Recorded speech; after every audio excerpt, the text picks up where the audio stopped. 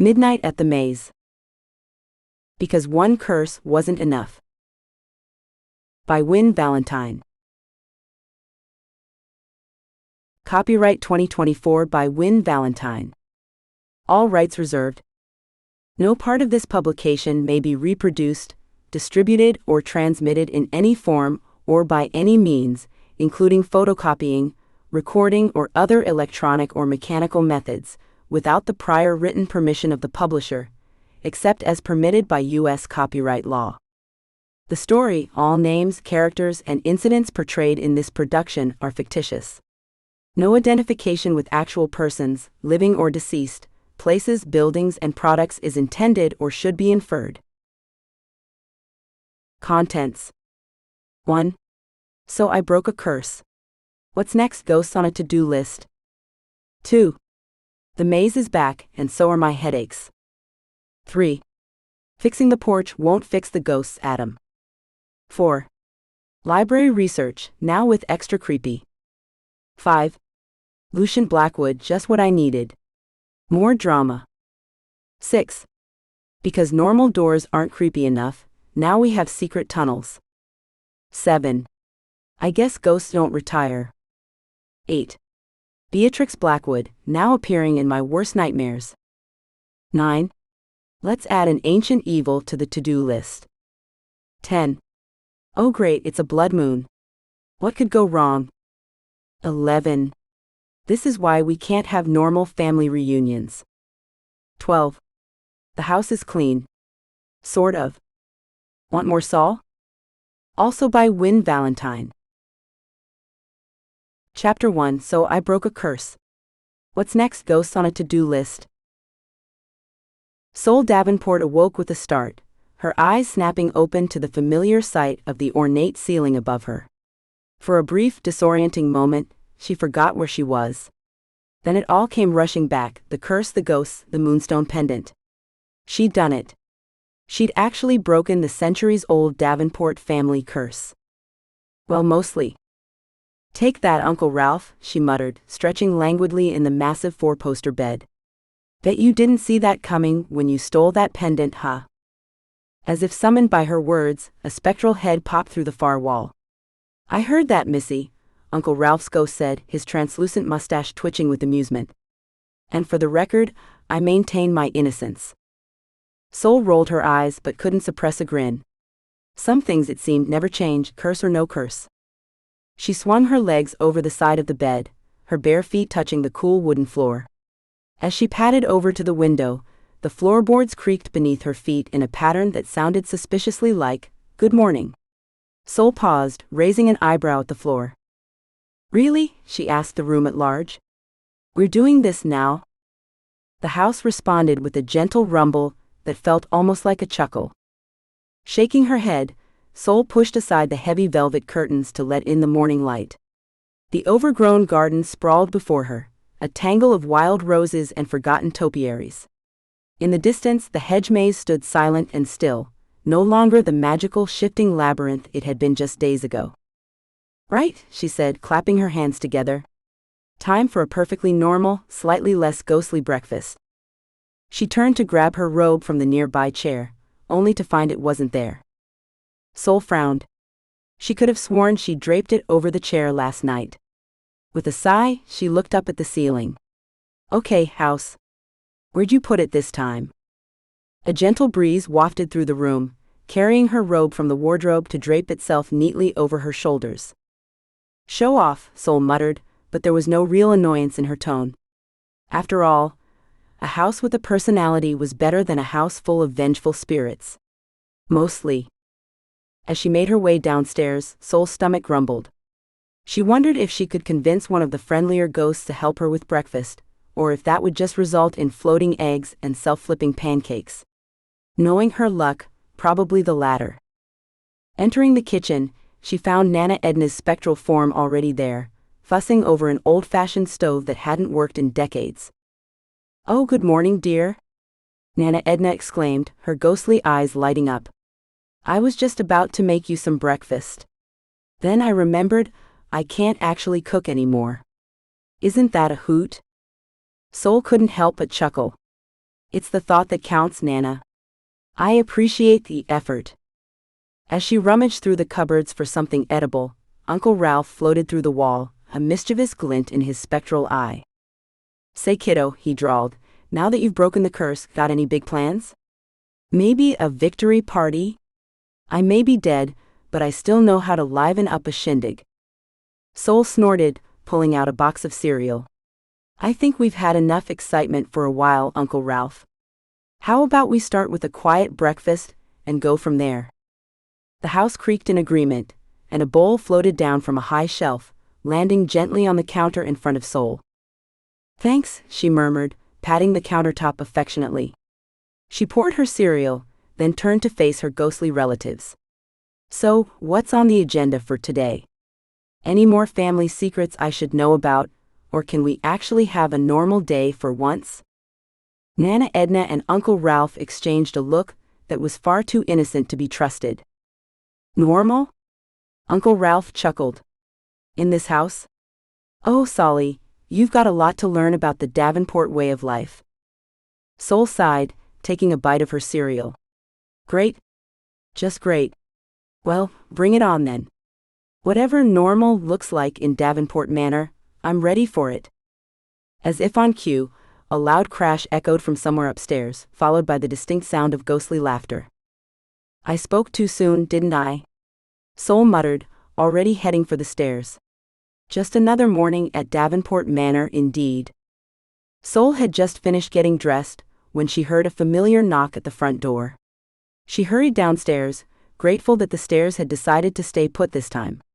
As she reached for the doorknob, it twisted on its own, swinging open to reveal Adam's surprised face. Adam chuckled as he entered, his toolbox in hand. Did you?" he started, gesturing at the door. "Nope," Sol said flatly. "The house is feeling hospitable today." Adam's eyebrows shot up, but a grin played at his lips.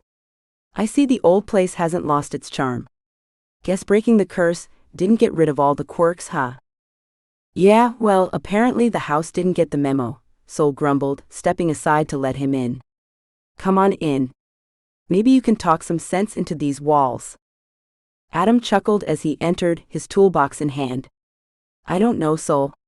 My expertise is more along the lines of leaky pipes and loose floorboards. Talking to houses? That's a bit out of my wheelhouse." "Oh please," Sol scoffed. "I've seen you sweet-talk that rust bucket you call a truck. This should be a piece of cake for you." "Hey now," Adam said, feigning offense. "Betsy's a classic. Show some respect." As they bantered, a nearby vase rattled ominously. Sol shot it a warning glance, and it stilled. "So," Adam said, clearing his throat, "what needs fixing today? Besides, the apparently not-so-broken curse." Sol sighed, running a hand through her hair. "Take your pick. The fridge door is acting up, there's a mess of pots and pans in the kitchen that I refuse to clean up on principle, and—" She trailed off, eyeing the letter opener still stuck in the wall.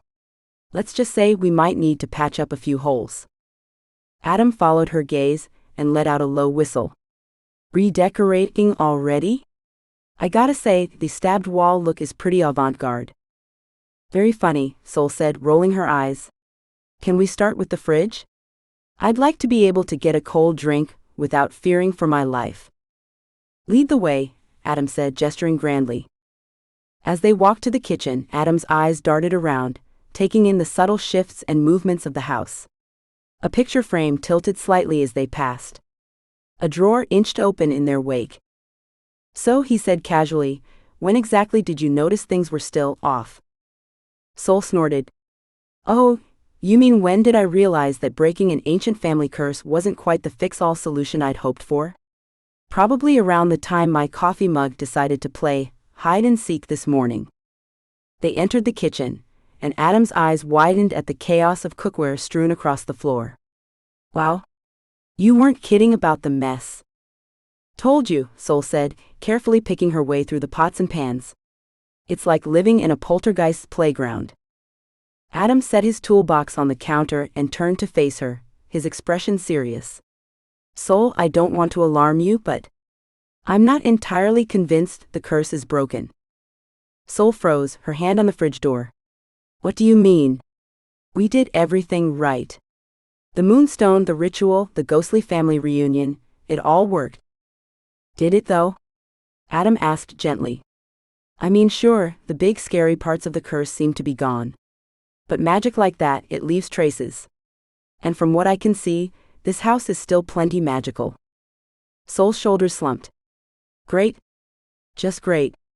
So what, I'm stuck with a semi-cursed house for the rest of my life? Adam shrugged, a small smile playing at his lips. Look on the bright side.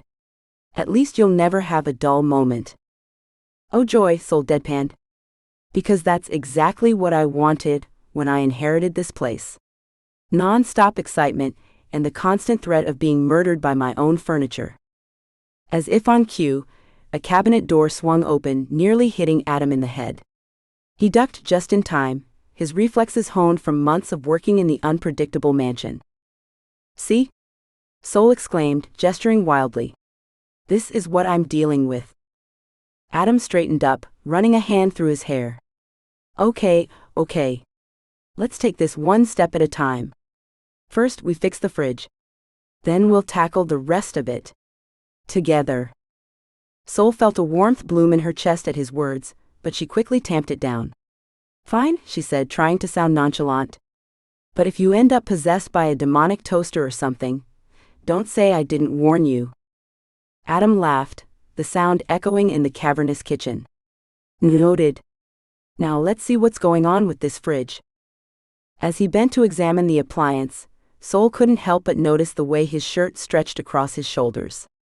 She quickly averted her gaze, focusing instead on a whisk that was slowly inching its way across the counter. Aha! Adam exclaimed, his voice muffled from inside the fridge. I think I found the problem. Can you hand me the Phillips head from my toolbox? Soul moved to grab the screwdriver, but the toolbox snapped shut just as she reached for it. She glared at it. Really? You two? Everything okay out there? Adam called. Oh, just peachy, Soul replied, wrestling with the toolbox. Your tools are feeling a bit shy today, that's all. After a brief struggle, she managed to pry the box open and retrieve the screwdriver. She handed it to Adam, their fingers brushing for a moment. Soul ignored the little jolt that ran through her at the contact. Thanks, Adam said, flashing her a grin that made her stomach do a little flip. You know, for someone who claims to hate this place, you seem to be handling all this pretty well. Soul leaned against the counter, arms crossed. What can I say? I'm adaptable. Plus, after everything we went through to break the curse, a few floating kitchen utensils seem pretty tame in comparison. Adam emerged from the fridge, wiping his hands on a rag.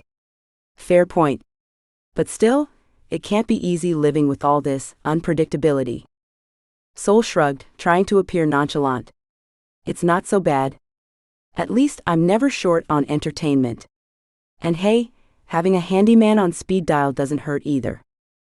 Oh, so that's all I am to you? Adam teased, his eyes twinkling.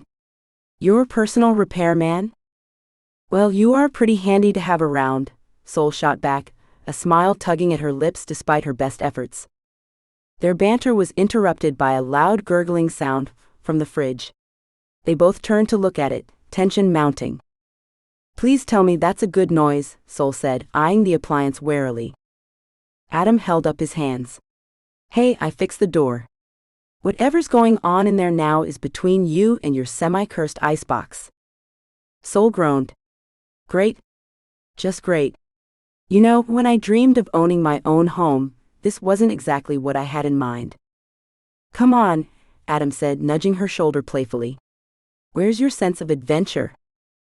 I think I left it somewhere between the possessed chandelier and the knife-throwing incident, Soul retorted. As they stood there, surrounded by the chaos of the kitchen and the low hum of supernatural energy, Soul couldn't help but feel a strange mix of exasperation and excitement. Sure, her life was far from normal, but with Adam by her side, facing the mysteries of Davenport Manor didn't seem quite so daunting. The fridge gave another ominous gurgle, and they both took a step back. So, Adam said, a hint of mischief in his voice. What do you say we tackle that haunted toaster next? Soul rolled her eyes, but she couldn't suppress her smile. Fine. But if it starts speaking in tongues, you're on your own. As they turned, the kitchen seemed to settle around them, as if the house itself was content to watch this unlikely pair take on whatever supernatural shenanigans lay ahead. Soul trudged back into the house, her arms laden with groceries. She'd left Adam tinkering with the toaster, which had started spewing purple sparks shortly after their fridge adventure. As she approached the kitchen door, a chill ran down her spine. She paused, glancing over her shoulder at the sprawling maze that dominated the eastern side of the property. Something felt off. The hedges seemed to ripple, as if caught in a breeze. But the air was still, heavy with the scent of late summer blooms. Soul narrowed her eyes, studying the maze's entrance. For a moment she could have sworn she saw a flicker of movement deep within its winding paths. Great, she muttered. Because a haunted house wasn't enough. Now I've got myself a creepy maze to deal with. She shook her head, trying to dispel the eerie sensation. It was probably just her imagination running wild after all the recent supernatural occurrences. Soul turned back to the door, determined to ignore the prickling feeling at the nape of her neck. As she stepped into the kitchen, she was greeted by the sight of Adam, covered in soot, holding the smoking remains of what used to be a toaster. Don't ask, he said, a sheepish grin on his face. Soul raised an eyebrow. Wasn't planning to. I'm more concerned about where my breakfast is going to come from now. She set the groceries on the counter, pointedly avoiding the charred appliance. As she began unpacking, her mind wandered back to the maze. The uneasy feeling lingered, like an itch she couldn't quite scratch. Hey Adam, she said, trying to keep her voice casual. Have you noticed anything weird about the maze lately? Adam looked up from where he was attempting to scrub the soot off his hands. Weirder than usual, you mean? Because I'm pretty sure a maze that rearranges itself on a whim is already pretty high on the weird scale. Soul rolled her eyes. Yes, weirder than usual. I just got this strange feeling when I walked past it. Like it was, I don't know, watching me or something. Adam's expression turned serious. That doesn't sound good. Want me to take a look? No, Soul said quickly, surprising herself with the vehemence in her voice. I mean, it's probably nothing. Just my overactive imagination after dealing with all this supernatural nonsense. Adam didn't look convinced. Soul, after everything we've been through, I think we can safely say your instincts are usually spot on. If something feels off, it's worth investigating. Soul sighed, running a hand through her hair. I know. It's just, I thought breaking the curse would make things simpler, you know? But it feels like I'm still stuck in this never-ending game of whack-a-mole with the paranormal. Adam's expression softened. He crossed the kitchen, careful not to track soot across the floor, and placed a comforting hand on her shoulder. Hey, you're not alone in this. Whatever's going on, we'll figure it out together. Soul felt a warmth bloom in her chest at his words. She allowed herself a small smile. Thanks. I appreciate that. Even if you are currently resembling a chimney sweep. Adam grinned, purposely wiping a sooty hand across his forehead. What, you don't think this is a good look for me? Soul laughed despite herself. Oh yes, very dashing. I'm sure all the local ghosts will be swooning. Their moment of levity was interrupted by a loud crash from the pantry. They both turned to see a cascade of canned goods rolling across the floor, propelled by an unseen force. Looks like someone's jealous, Adam quipped. Soul groaned. Or hungry. Come on, help me clean this up before the entire kitchen decides to revolt. As they gathered the scattered cans, Soul found her gaze drawn to the window overlooking the maze. The hedges stood motionless now, betraying nothing of the strange sensation she'd felt earlier. But as she watched, a tendril of fog began to curl around the maze's entrance, despite the clear summer day. Soul shivered, quickly looking away. Whatever was going on out there, she had a feeling it wasn't going to stay contained for long. But for now, she had a kitchen full of mischievous appliances and a soot-covered handyman to deal with. The maze and its mysteries would have to wait. So, Adam said, stacking the last of the cans. What's next on our list of supernatural home improvements? Sol glanced around the kitchen, taking in the smoking toaster, the still gurgling fridge, and the now suspiciously quiet pantry. She sighed, a wry smile tugging at her lips. How do you feel about exercising a blender? Chapter 2: The maze is back, and so are my headaches. Sol couldn't shake the nagging feeling about the maze. After cleaning up the kitchen disaster with Adam, she found herself drawn to the window, staring out at the neatly trimmed hedges that seemed to whisper secrets on the breeze. I'm just going to take a quick walk, she announced, grabbing her jacket. Adam looked up from the toaster he was attempting to resurrect. Want company? No, I'll be fine. Try not to burn the house down while I'm gone. He mock saluted with a screwdriver. No promises. Sol stepped out into the crisp afternoon air, her feet carrying her towards the maze entrance almost of their own accord. The tendrils of fog she'd spotted earlier had dissipated, leaving behind a deceptively peaceful scene. As she approached, a chill ran down her spine despite the warm sun overhead. Okay, creepy maze, she muttered. Let's see what you're up to now. She took a deep breath and stepped inside. The familiar scent of earth and greenery enveloped her, but there was something else, a faint metallic tang that made her wrinkle her nose. Sol ran her hand along the hedge wall as she walked, leaves rustling beneath her fingertips. 3 turns in, she paused. Something felt off. The path ahead seemed to shimmer, like heat rising from asphalt on a scorching day. Sol blinked hard, but the wavering persisted. Great, she grumbled. Either I'm going crazy, or the maze is having an identity crisis. She took another step forward, and the world seemed to tilt. When she regained her balance, the path had changed. Where there had been a right turn, now stretched a long straight corridor. Oh, come on. Sol threw her hands up in exasperation. I thought we were done with the whole magical rearranging thing. But as annoyed as she was, curiosity tugged at her. She pressed on, noting how each step seemed to trigger subtle shifts in the maze's layout. Left turns became right, dead ends opened up into new passages. It was as if the maze was leading her somewhere specific, rearranging itself to guide her path. If this ends with me falling down a rabbit hole, I'm going to be seriously upset, Sol muttered, pushing aside a branch that hadn't been there a moment before. She rounded another corner and stopped short. There, nestled in a small clearing she was certain hadn't existed before, stood an ornate mirror. Its tarnished silver frame was adorned with intricate carvings of twisting vines, and what looked unsettlingly like faces frozen in various states of anguish. The glass itself was dark, almost black, reflecting nothing of its surroundings.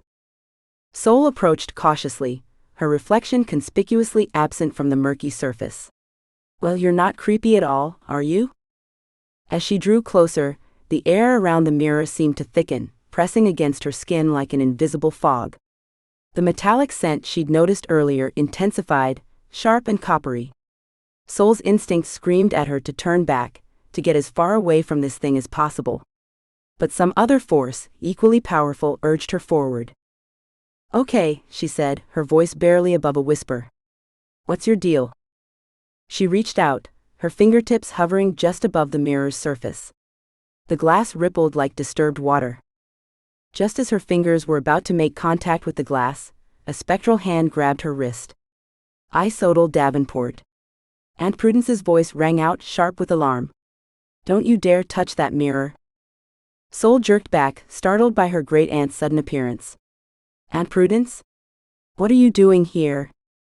The ghost's form flickered, her expression a mix of fear and determination. Protecting you from your own curiosity, child. That mirror is dangerous. It's not just a reflection of our world, but a window to others. It's all right, she said, backing away. I've seen enough horror movies to know where this is going. But before she could retreat, the mirror's surface swirled, darkness giving way to flickering images. Sol found herself rooted to the spot, unable to look away as visions flashed before her eyes. She saw a woman in Victorian dress, her face contorted with rage as she stood before the mirror, chanting words Soul couldn't hear. The scene shifted, and now the same woman was arguing with a man, gesturing wildly at a book clutched in her hands.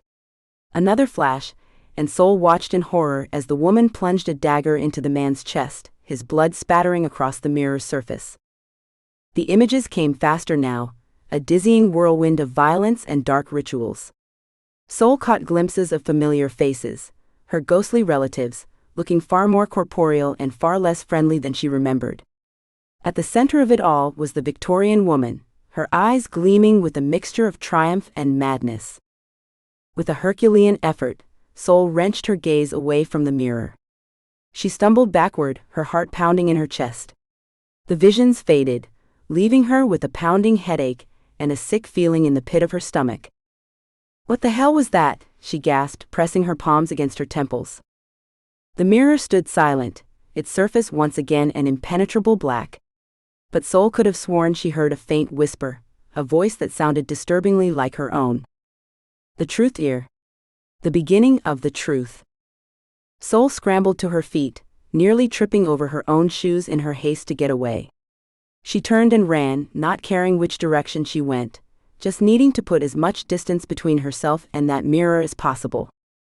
The maze seemed to sense her desperation, paths opening up before her without resistance. In what felt like seconds, she burst out of the entrance, gasping for air. Adam, who had apparently come outside to look for her, rushed over. "Soul? What happened? You look like you've seen a ghost." Soul bent over, hands on her knees as she tried to catch her breath. "Worse," she managed between gulps of air.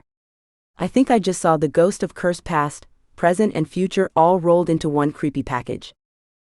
Adam's brow furrowed with concern. "What are you talking about?" Soul straightened up, her mind racing as she tried to process what she'd witnessed. "There's a mirror in there, Adam. A black mirror. And I think it just showed me how this whole mess started." She looked back at the maze, which now appeared as innocuous as any other garden feature. But Soul knew better.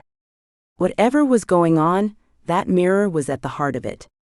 And something told her that breaking this new curse wasn't going to be as simple as finding a magical pendant.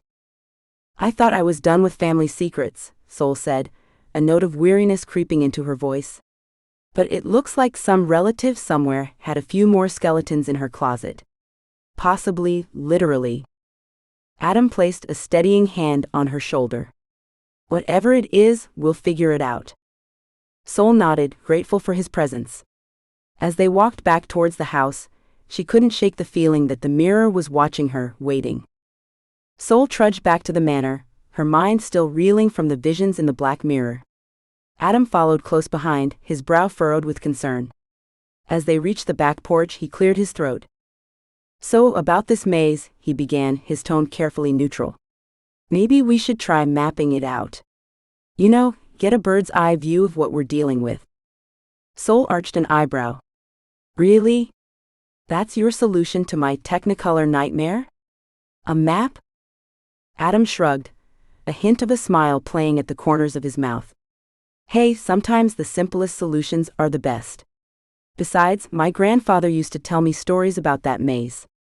Might be worth looking into." "Fine," Soul sighed, collapsing into a wicker chair. "Enlighten me with your maze lore, O wise one." Adam leaned against the porch railing, his eyes taking on a distant look. "Well, according to Gramps, that maze has been here almost as long as the manor itself. He used to say it was like a living thing, always changing, always growing." "Great," Soul muttered. "As if this place needed to be any creepier." "That's not even the half of it," Adam continued, undeterred. "He told me about this one time, back in the 1920s, when a bunch of kids decided to play hide and seek in there. Story goes, one of them got lost for days. When they finally found him, he was babbling about talking hedges and doors that led to nowhere." Soul felt a chill run down her spine, remembering the shifting paths she'd encountered. "And let me guess, your grandfather chalked it up to an overactive imagination and too much moonshine?" Adam chuckled. "Actually, he was pretty convinced there was something to it. Said he'd seen some strange things in there himself over the years."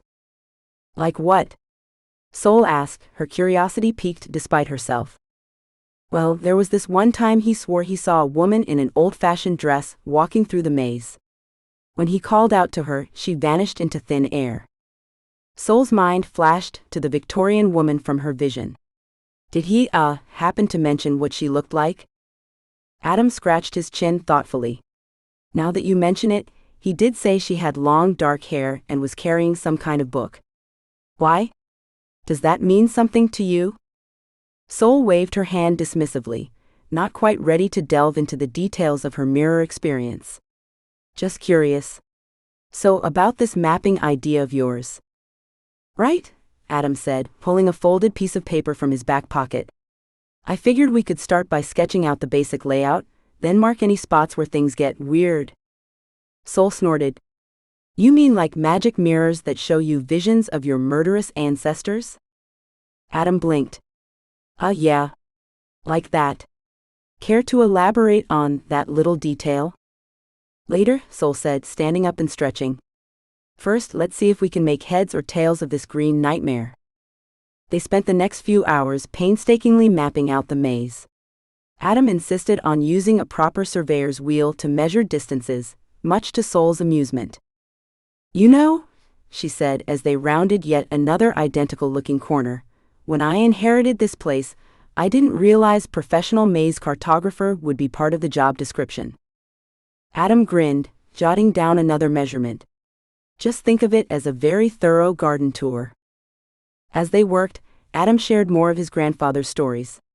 Tales of ghostly laughter echoing through the hedges on moonlit nights, of flowers that bloomed out of season, and of visitors who swore they'd seen glimpses of other worlds through gaps in the foliage.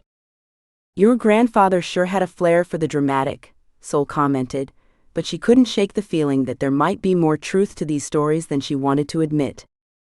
They were nearing the center of the maze when Soul felt it again, that eerie sensation she'd experienced earlier.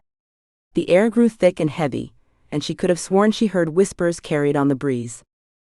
Adam, she said, her voice low, do you feel that? He looked up from his notes, frowning. Feel what? Before Soul could answer, the path ahead of them began to shift. The hedges groaned and creaked, leaves rustling as they rearranged themselves into a new configuration. That, Soul said, gesturing at the transformed pathway. Please tell me you saw that. Adam's eyes were wide as saucers. Yeah. I saw it. But that's impossible. Hedges don't just move on their own. Soul let out a humorless laugh. Welcome to my world, Hartley. Where the impossible is just Tuesday. They approached the new path cautiously. Soul half expected to see the black mirror waiting for them, but instead, they found themselves in a small circular clearing. At its center stood an ancient-looking sundial, its surface covered in strange symbols. Well, this is new, Soul muttered, circling the sundial. Any chance your grandfather mentioned a magical time-telling device in his stories? Adam shook his head, still looking a bit shell-shocked. Can't say that he did. But then again, I'm starting to think maybe I should have paid closer attention to those stories. Soul ran her fingers over the sundial's surface, tracing the unfamiliar symbols. As she did, she felt a jolt of energy course through her body. The air around them seemed to crackle with an unseen force. Okay, Adam said, taking a step back. I think maybe we should call it a day on the mapping. This is getting a little too X-Files for my taste. Soul nodded, suddenly feeling drained. Yeah, good call. I think I've had enough maze mysteries for one day. As they made their way back through the maze, Soul couldn't shake the feeling that they were being watched. The path seemed to open up before them, guiding them back to the entrance with unsettling ease. When they finally emerged from the maze, the sun was low on the horizon, casting long shadows across the grounds. Adam rolled up their makeshift map, his expression thoughtful. So, he said, breaking the silence that had fallen between them, I guess this means you believe me now about the curse not being entirely broken? Soul sighed, running a hand through her hair. Let's just say I'm open to the possibility that there might be a few more family secrets lurking in the shadows. And apparently, in the shrubbery. Adam nodded, his eyes meeting hers. Whatever's going on here, Soul, you don't have to face it alone. You know that, right? For a moment, Soul felt a warmth that had nothing to do with curses or magic. She offered Adam a small smile. Yeah, I know. Thanks. As they walked back to the house, Soul cast one last glance at the maze. In the fading light, she could have sworn she saw a flicker of movement among the hedges, a flash of dark hair and Victorian lace. But when she blinked, it was gone. Soul tossed and turned in her bed, the sheets tangling around her legs as she slipped deeper into a fitful sleep.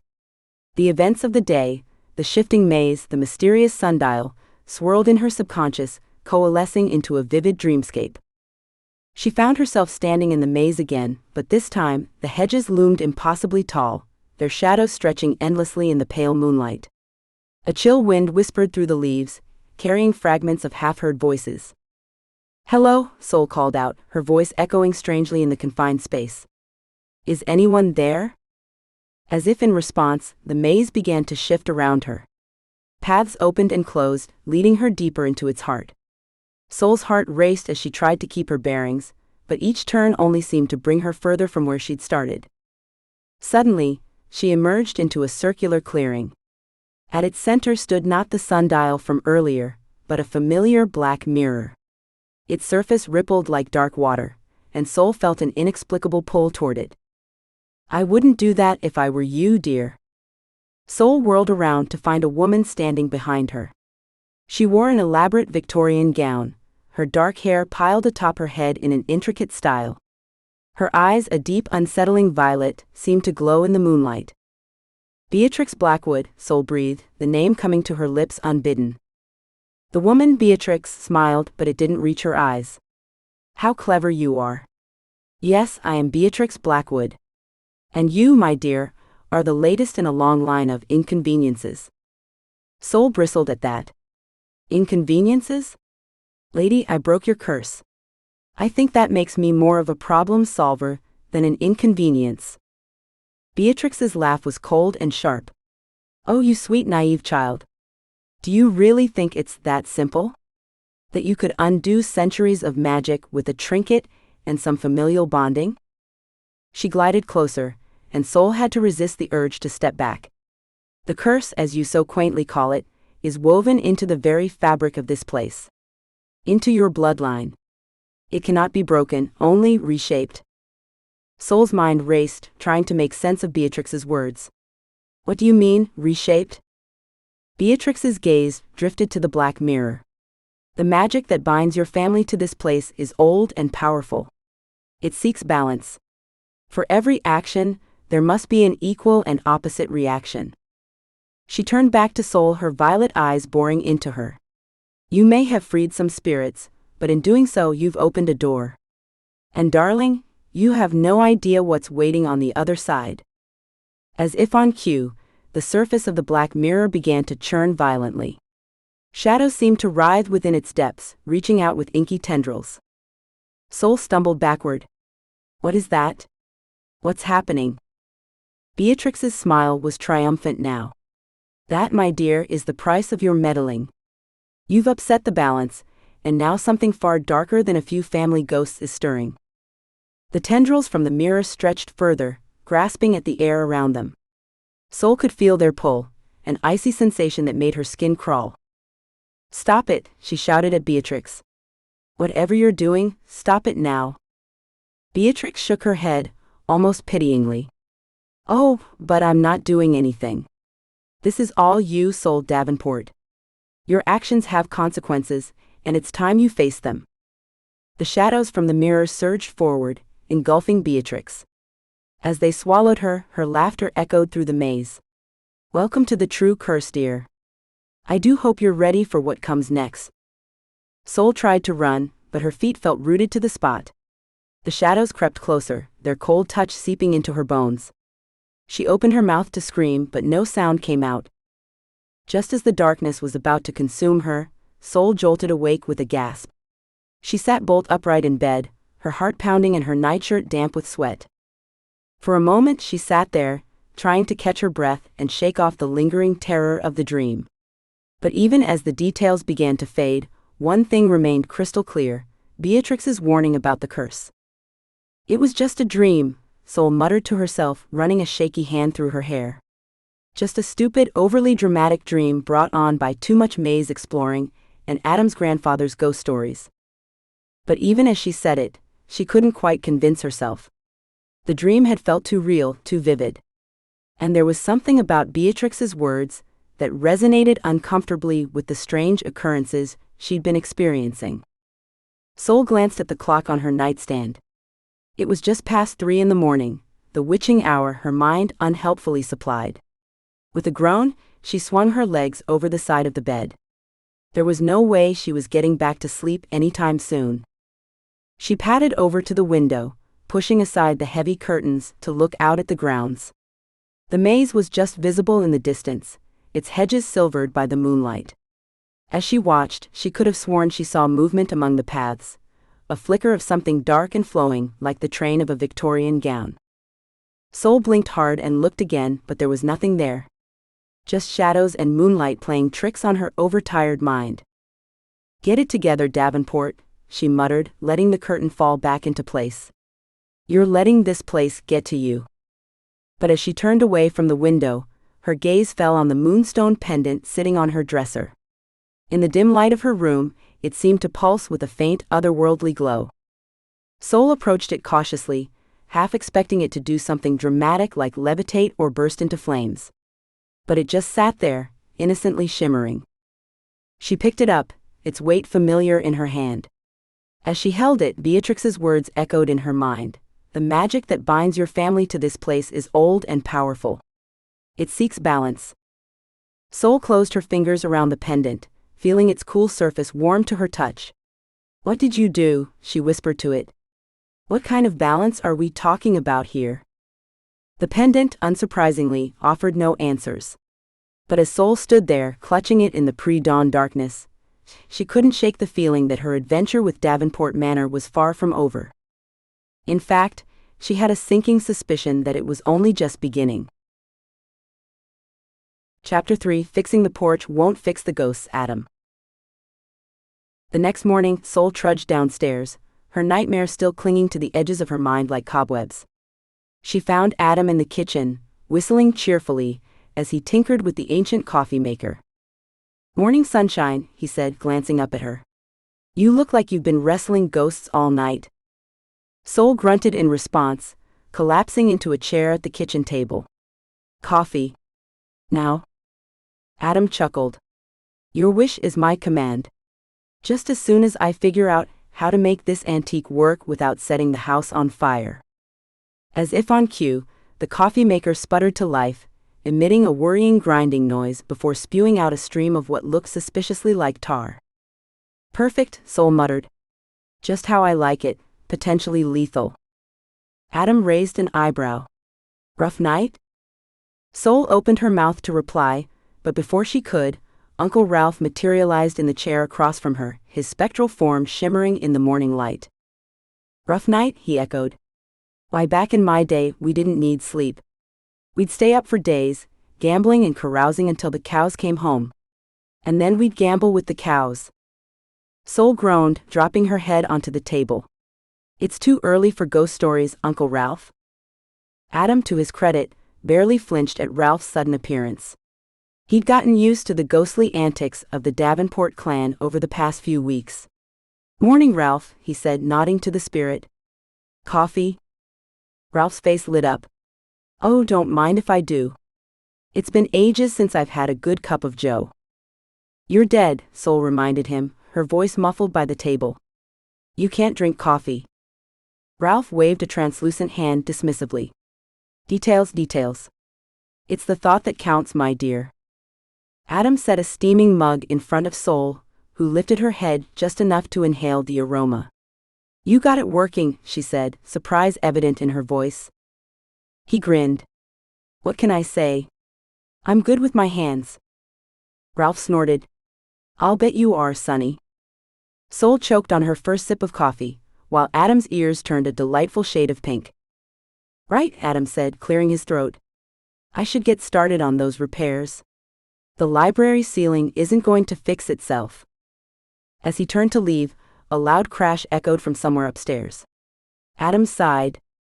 Or maybe I'll start with whatever that was. Sol groaned again. What now?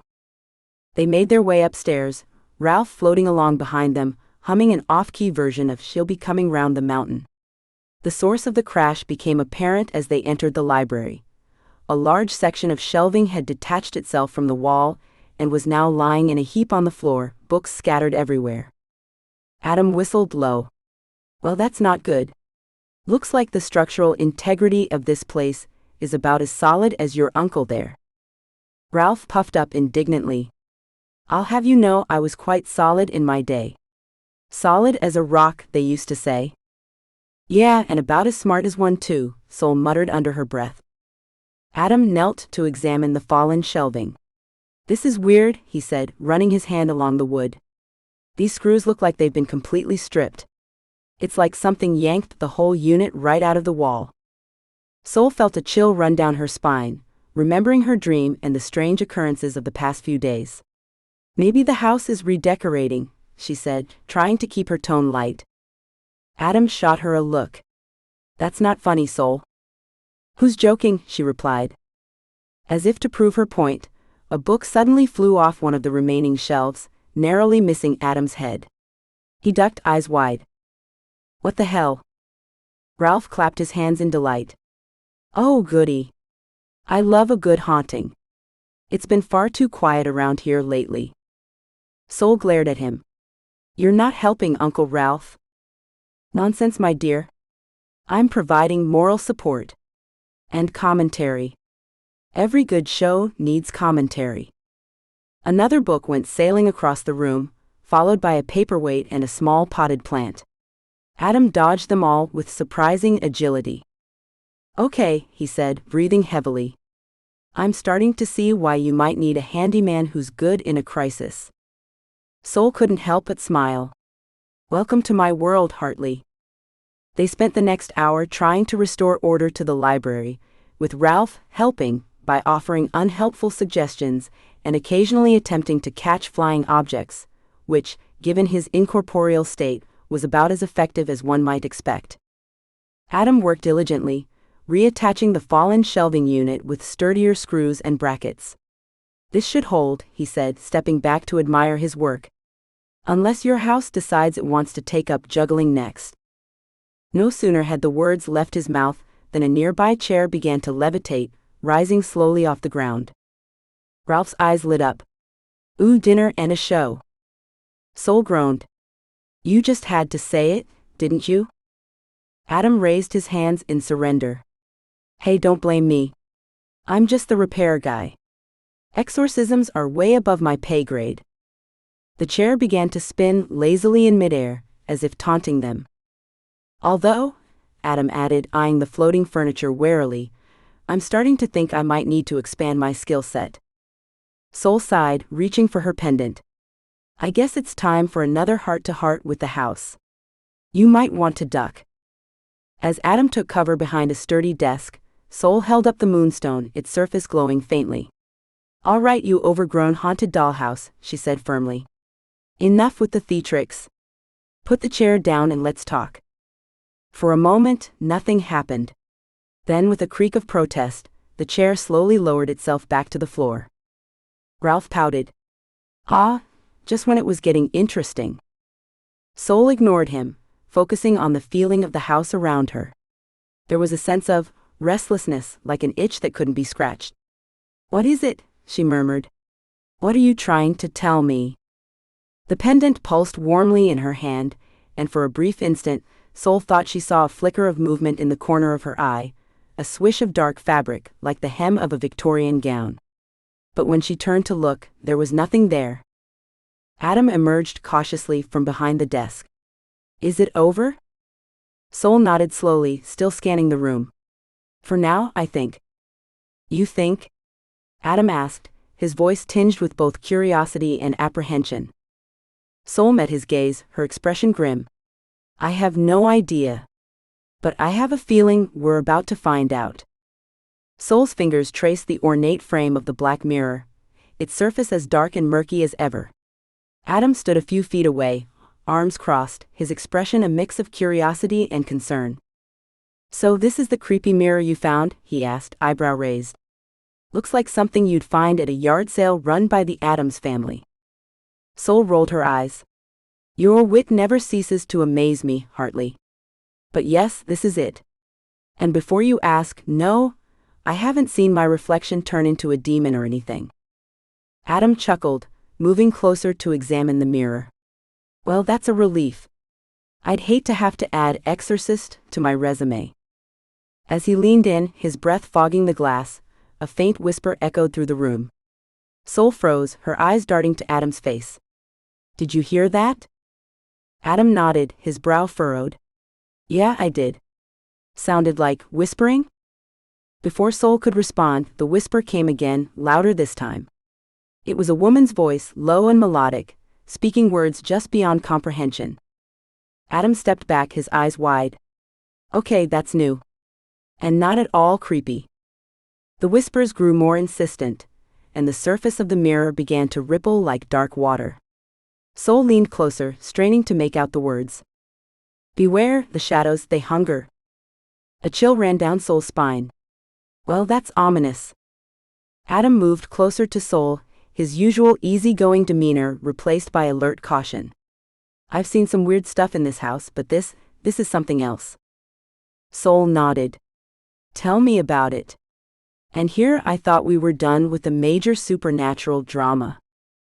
As if summoned by their conversation, Aunt Prudence materialized beside them, her spectral form flickering like a candle flame. "Isodal Davenport. What in heaven's name are you doing with that wretched mirror?" Sol jumped, nearly knocking the mirror off its stand. "Geez, Aunt Prudence. A little warning next time?" Prudence sniffed, adjusting her ghostly spectacles. "I shouldn't need to warn you about meddling with dark artifacts. Honestly, child, didn't I teach you anything?" "Oh, you taught me plenty," Sol muttered. "Like how to judge people silently, and the proper way to use a fishfork." Adam, now used to the ghost's sudden appearances, nodded respectfully to Prudence. "Ma'am, do you know anything about this mirror?" Prudence turned her stern gaze on him. "Ah, Mr. Hartley. Well, I suggest you both step away from that mirror. It's not meant for mortal eyes." As if to emphasize her point, the mirror's whispers grew louder, the words becoming clearer. "The veil thins, the dark one rises." Sol frowned.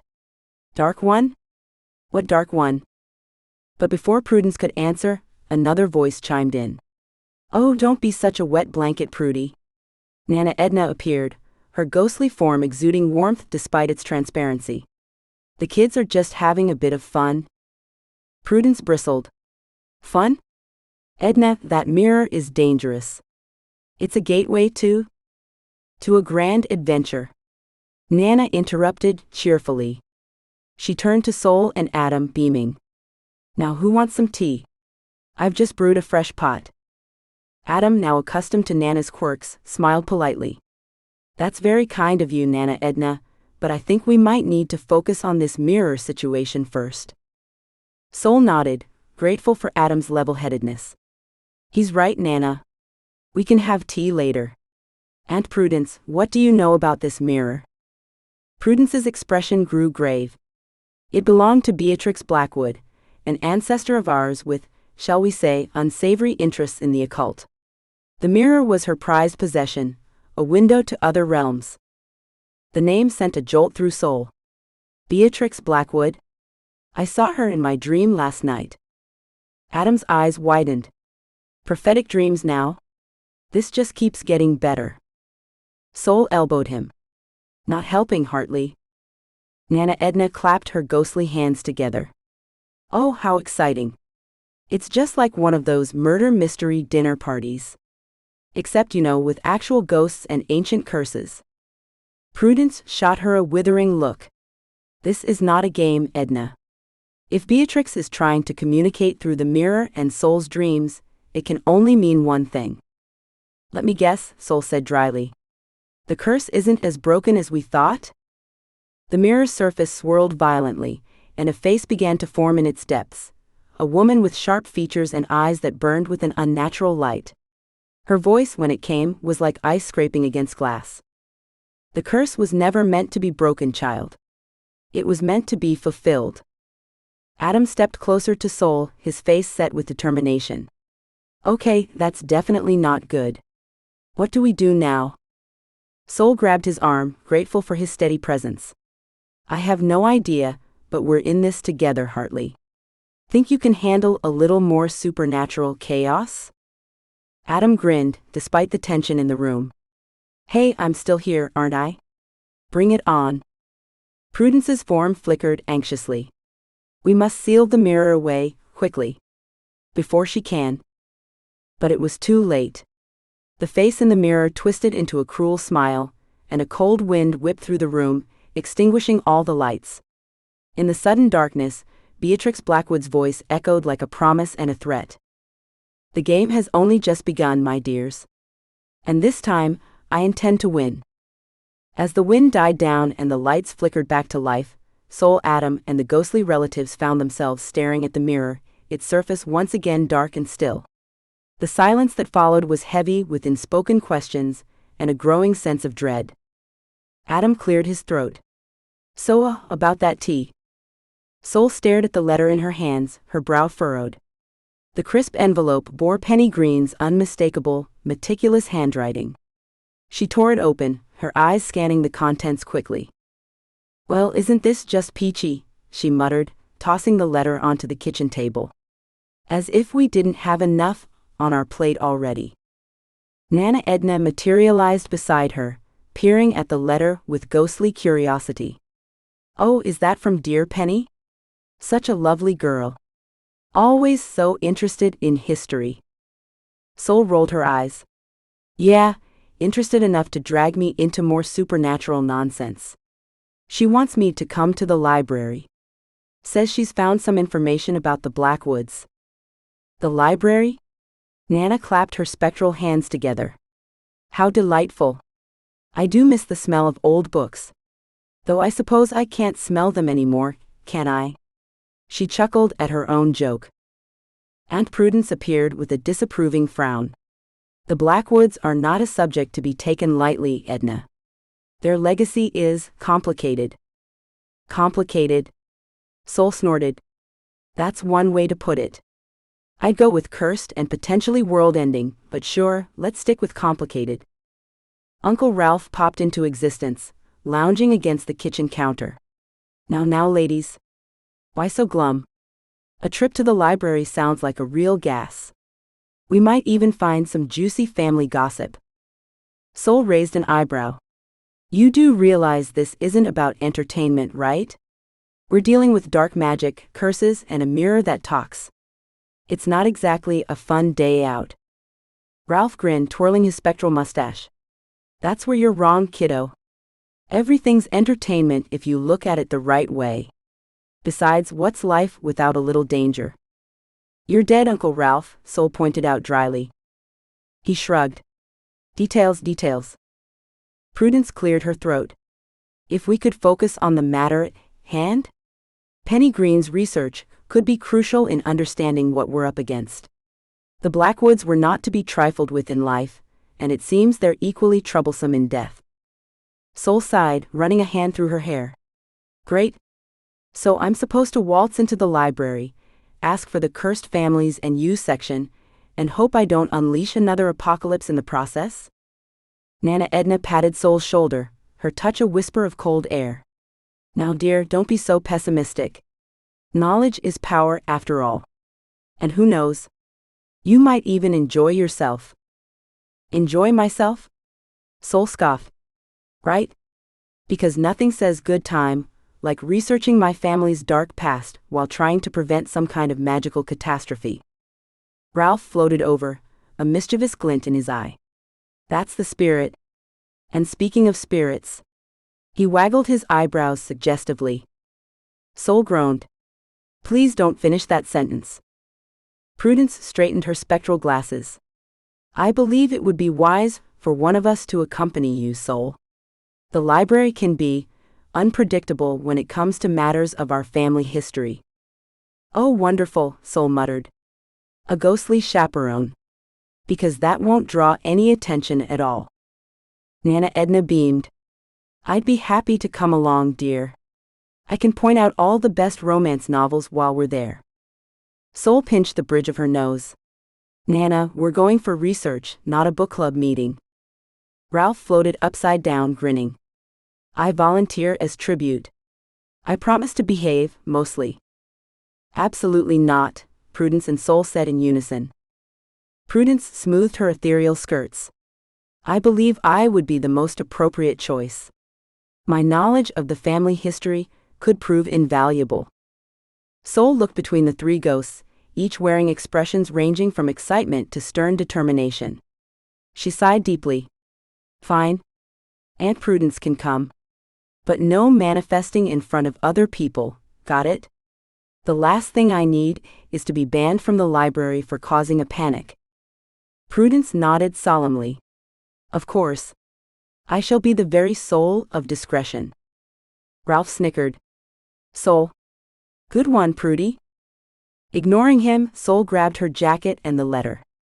All right, let's get this over with. Nana, try not to redecorate while I'm gone. Uncle Ralph, please don't antagonize the mirror.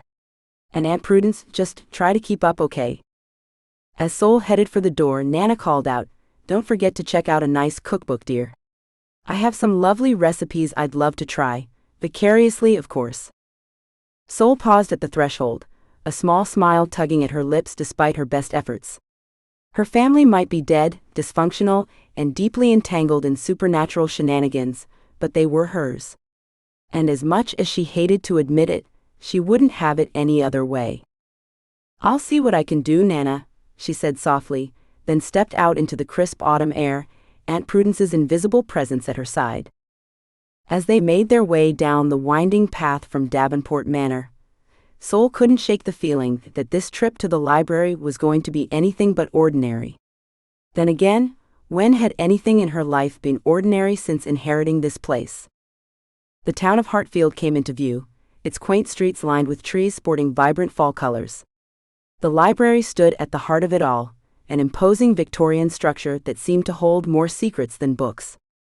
You know, Sol muttered to the air beside her, knowing Aunt Prudence was listening, I used to think libraries were boring. Now I'm half expecting the card catalog to come to life and attack us. Prudence's voice whispered back, Don't be ridiculous, Sol. The card catalog is perfectly harmless. It's the microfiche you need to watch out for. Sol stumbled, nearly tripping over her own feet. That was a joke, right? Please tell me that was a joke.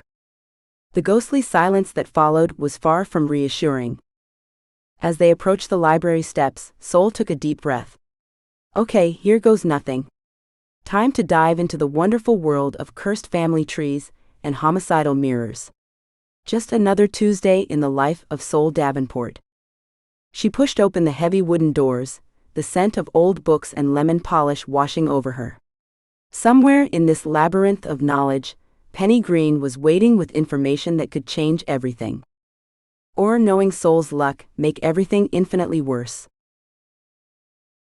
Chapter 4, Library Research, now with extra creepy. Sol stepped into the library, the familiar scent of old books and dust tickling her nose. Aunt Prudence's invisible presence hovered at her side, a constant reminder of the bizarre turn her life had taken. The library's interior was a maze of towering shelves, the late afternoon sun casting long shadows through the stained glass windows. Penny?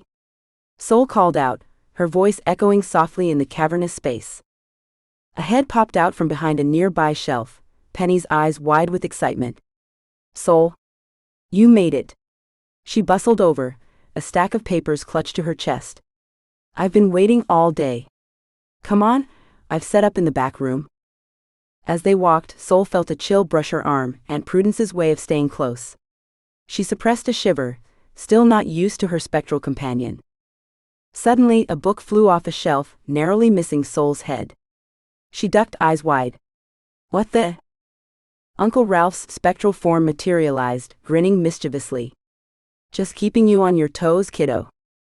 Penny jumped, startled by the ghost's sudden appearance. Oh my. Are you seeing this too, Sol? Before Soul could respond, Nana Edna popped into existence, tutting disapprovingly at Ralph. Now, dear. That's no way to greet our Soul. You'll scare the poor girl away from reading altogether. Soul sighed, pinching the bridge of her nose. Nana, Uncle Ralph, I thought we agreed you'd stay home. Ralph shrugged, still grinning. And miss all the fun? Not a chance, Solly. Penny's eyes darted between the ghosts and Soul, her expression a mix of awe and confusion. Soul, you didn't tell me your family would be joining us. Trust me, I didn't know either, Soul muttered. She turned to her spectral relatives. Look, can you three behave for just a little while? We're trying to do some important research here. Prudence sniffed. I, for one, am always on my best behavior. As if to contradict her, a nearby reading lamp flickered to life, then off again. Nana Edna giggled. Oops. Sorry, dear. Still getting the hang of this whole ghostly energy thing. Penny, who had been watching this exchange with growing fascination, finally found her voice. This is amazing. Soul, do you know what this means for my research? Living, well, sort of living, proof of the supernatural. Soul groaned. Penny, focus. Remember those documents you wanted to show me? Oh? Right, yes, of course. Penny shook her head, as if to clear it. This way. Though, are your relatives coming too? Uncle Ralph was already floating towards the back room. Wouldn't miss it for the world, Toots. As they made their way to Penny's office, books continued to rattle on their shelves, and the occasional paper airplane made of old newspaper clippings zoomed past their heads. Soul tried to ignore the antics, focusing on the task at hand. Penny's office was a cluttered mess of books and papers, with an ancient-looking microfiche reader covered in a thin layer of dust, sitting in the corner. As Penny began to spread out her research, Uncle Ralph peered over her shoulder, while Nana Edna examined the microfiche reader with interest. Now, what exactly are we looking at here? Prudence asked, adjusting her spectral glasses as she leaned in to examine the documents. Penny, still somewhat flustered by the ghostly audience, cleared her throat. Well, as I was telling Soul, I've been digging through the archives all week. You won't believe what I found about the Blackwoods. As Penny launched into her explanation about the marriage certificate and the shared magical artifact, Soul tried to focus. But between Uncle Ralph's running commentary, ooh, scandalous, Nana Edna's attempts to organize Penny's desk with her limited ghostly abilities, and Aunt Prudence's disapproving sniffs at certain historical details, it was proving to be a challenge. Guys, please, Soul finally interrupted, exasperation clear in her voice. This is important. Can we save the ghostly shenanigans for later? The spirit settled down, though Ralph couldn't resist one last bit of mischief, sending a pencil rolling across the desk. Penny, to her credit, seemed to be adapting to the supernatural presence, her initial shock giving way to scholarly interest. Actually, Penny said, a glint in her eye, having your family here might be helpful. Do any of you remember anything about this mirror, mentioned in the records? The ghosts exchanged looks, a silent communication passing between them. Finally Prudence spoke, her voice grave. The mirror is not something to be trifled with, my dear. It holds secrets best left buried. Soul leaned forward, intrigued. What kind of secrets, Aunt Prudence? But before Prudence could answer, a loud crash echoed from somewhere in the library, followed by the distinct sound of books tumbling from shelves. Ralph grinned sheepishly. That wasn't me this time. I swear. Soul sighed, pinching the bridge of her nose. Okay, that's it. I think we've overstayed our welcome. She turned to Penny, who was still staring wide-eyed at the ghostly commotion. Penny, I hate to cut this short, but I should probably get my family home before they accidentally exorcise the entire non-fiction section. Penny nodded, still looking a bit dazed. Of course. I'll keep digging and let you know if I find anything else. Thanks, Penny. You're a lifesaver. Soul gathered up the notes and documents they'd been reviewing. I'll go through these at home and get back to you. As they made their way out of the office, Nana Edna floated alongside Soul. Oh dear, I do hope we didn't cause too much trouble. It's just so exciting to be out and about. I know, Nana, Sol said, trying to keep the exasperation out of her voice. But maybe next time we can aim for a little less excitement and a little more subtlety? Uncle Ralph snorted. Subtlety? In this family? Good luck with that, kiddo. Aunt Prudence huffed. Really, you two? We must learn to comport ourselves with more dignity. We are Davenports, after all. As they reached the library's main entrance, Sol turned to her spectral relatives. All right, everyone. Let's head home. We've got a lot to process, and I'd rather do it somewhere where we're less likely to terrify the general public. With a chorus of ghostly agreements, and one last mischievous book tumble from Uncle Ralph, Sol and her supernatural entourage made their way out of the library. As they stepped into the crisp evening air, Sol couldn't help but shake her head, a mixture of fondness and exasperation washing over her. Just another day in the life, she muttered to herself, heading towards home with her notes clutched tightly and her ghostly relatives in tow. Sol's mind whirled with everything she'd learned as she trudged up the winding driveway to Davenport Manor. The gravel crunched beneath her feet, a steady rhythm that did little to calm her racing thoughts. Lucian Blackwood was back in town, sniffing around for information on magical artifacts. And then there was that mirror. A flicker of movement caught her eye. Sol froze, her hand instinctively reaching for the flashlight in her pocket. A tall figure emerged from behind an overgrown hedge, and for a heart-stopping moment, she thought it might be one of the manor's spectral residents deciding to take a stroll outside. But no, this was very much a living, breathing person. As he stepped into the fading afternoon light, Sol's breath caught in her throat. The man before her was undeniably handsome, with sharp aristocratic features and piercing blue eyes that seemed to look right through her. His black hair was slicked back, not a strand out of place, and he wore an impeccably tailored suit that looked absurdly out of place among the manor's wild grounds. Ah, you must be Isodel Davenport, the man said, his voice smooth as silk. He flashed a smile that was all charm and no warmth. I was hoping I'd run into you. Sol's eyes narrowed. There was only one person this could be. Lucian Blackwood, I presume? His smile widened, and he gave a slight bow. The very same. I see my reputation precedes me. Something like that, Sol muttered, her hand still gripping the flashlight in her pocket. She didn't draw it yet, but the cool metal against her palm was oddly reassuring. Lucian's gaze swept over the overgrown grounds, lingering on the maze in the distance. I must say, your family's estate is quite impressive, though it seems to have fallen into a bit of disrepair.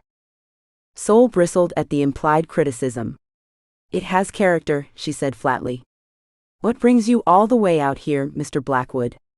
Feeling nostalgic for the old family stomping grounds? Lucian chuckled, the sound setting Sol's teeth on edge. Please call me Lucian. And yes, I suppose you could say I'm indulging in a bit of nostalgia. He pulled an antique pocket watch from his vest, absently winding it as he spoke. I've been away for far too long, and I find myself curious about certain family matters. The way he said curious made Sol's skin crawl. She forced a tight smile. Well, I'm afraid I can't be of much help. I'm still learning about the family history myself.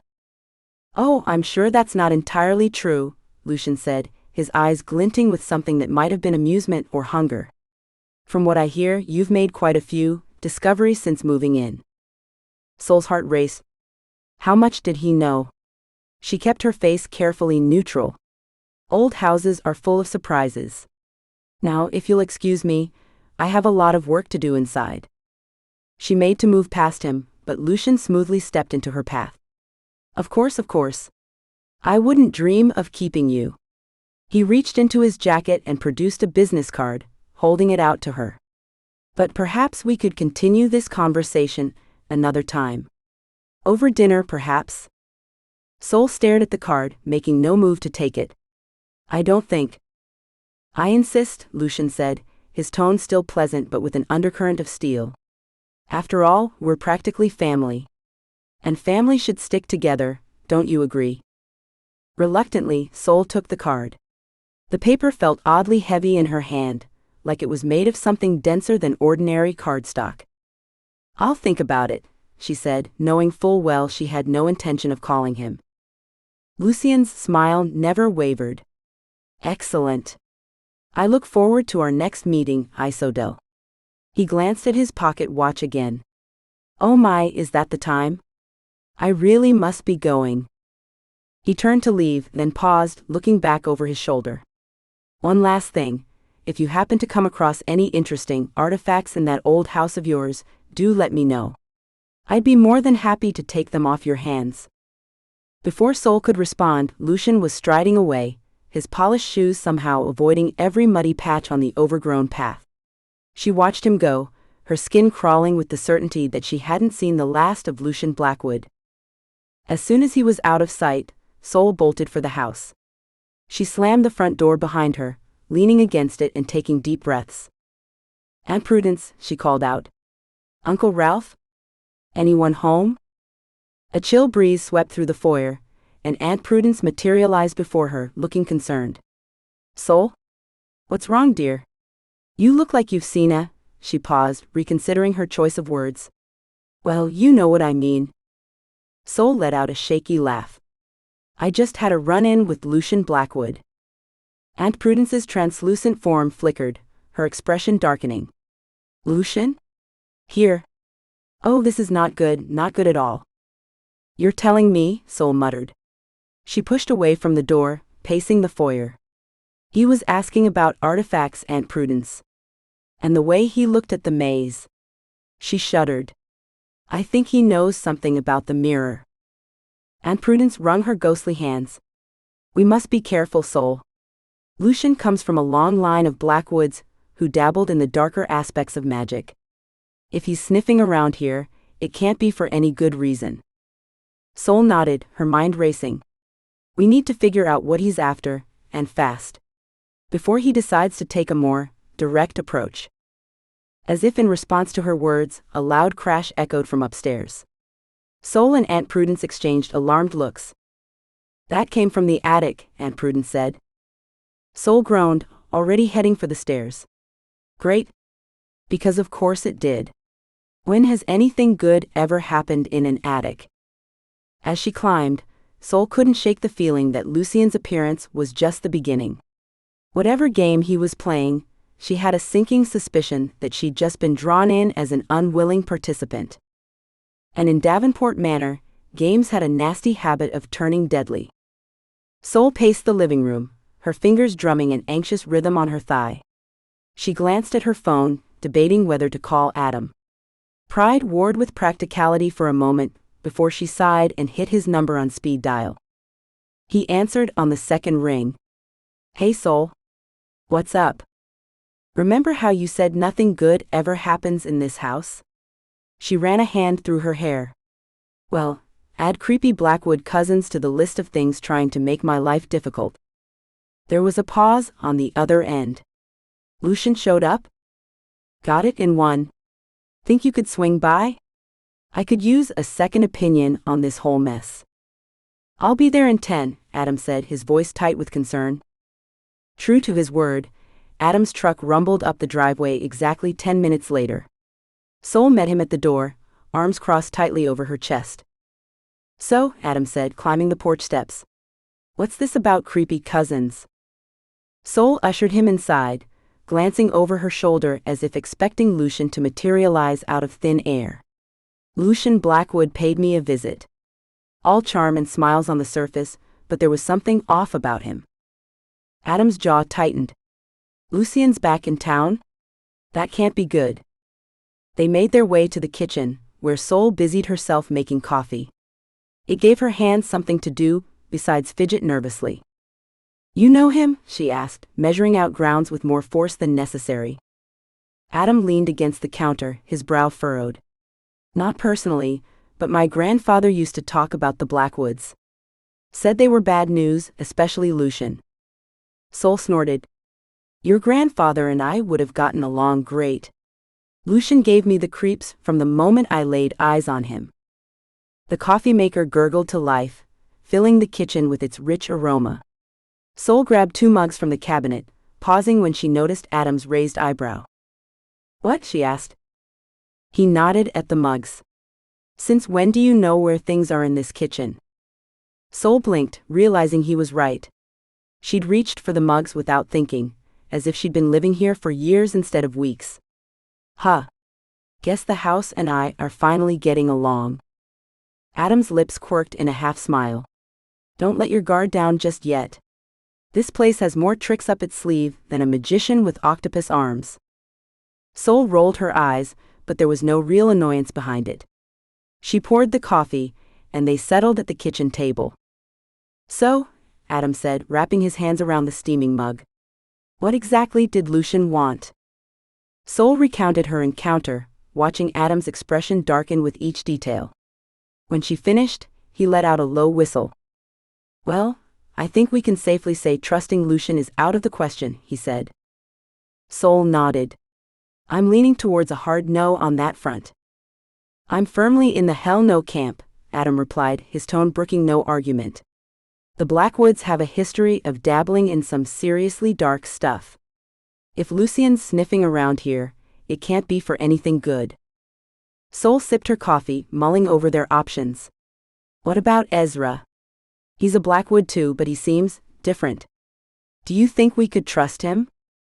Adam's brow furrowed. "Ezra's always been a bit of an oddball, but he's never given anyone trouble. Still, I'd be careful. Family loyalties can run deep." "Maybe we could at least talk to him?" Sol suggested. "He might know what Lucian's after." Adam drummed his fingers on the table, considering. "It's risky, but you might be right. Ezra's got a better grasp on the family history than anyone else in town. If anyone knows what Lucian's up to, it'd be him." Sol nodded, feeling a small spark of hope.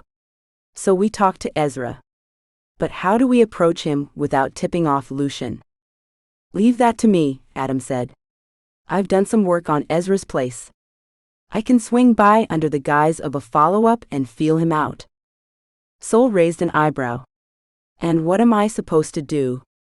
Sit here and twiddle my thumbs while you play detective?" Adam's lips quirked in a half-smile.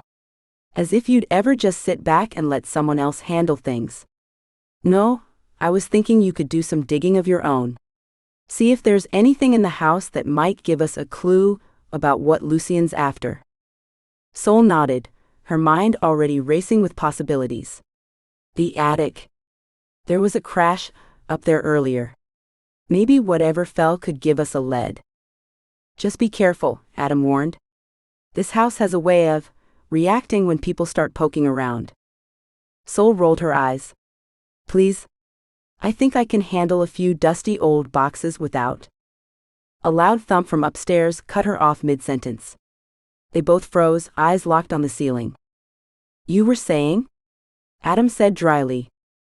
Sol stood, squaring her shoulders. "Right? Time to see what other surprises this house has in store for us." As they headed for the stairs, Sol couldn't shake the feeling that they were stepping into something much bigger than a simple family feud. Whatever Lucian was after, whatever secrets the house was hiding, she had a sinking suspicion that uncovering the truth would be far more dangerous than she'd initially thought. Even if it meant tangling with the Blackwoods and all their dark secrets. Chapter 5, Lucian Blackwood, just what I needed.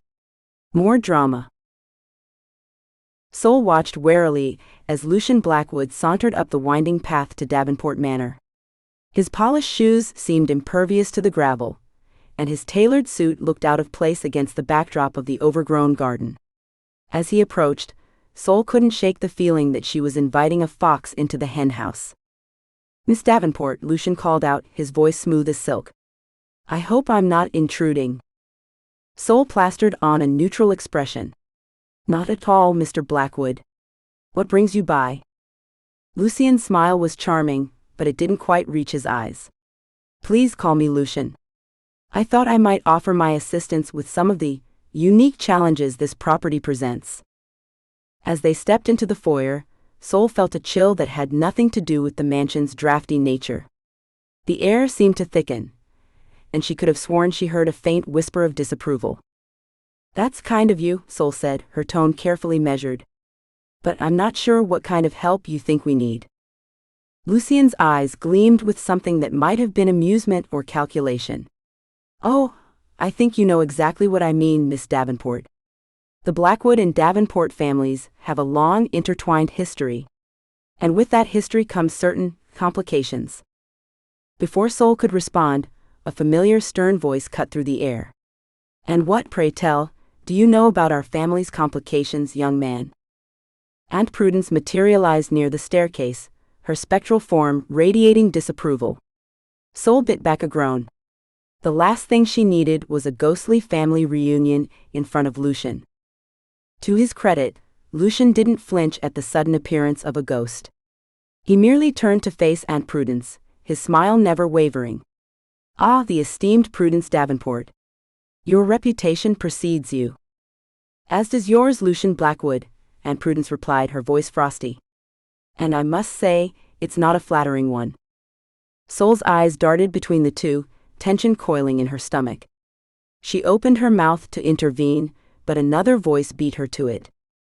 Now, Prudence, Uncle Ralph said, materializing next to a dusty suit of armor. Let's not be hasty. Perhaps young Lucian here has some valuable information to share. Lucian inclined his head toward Uncle Ralph. I appreciate your open-mindedness, sir.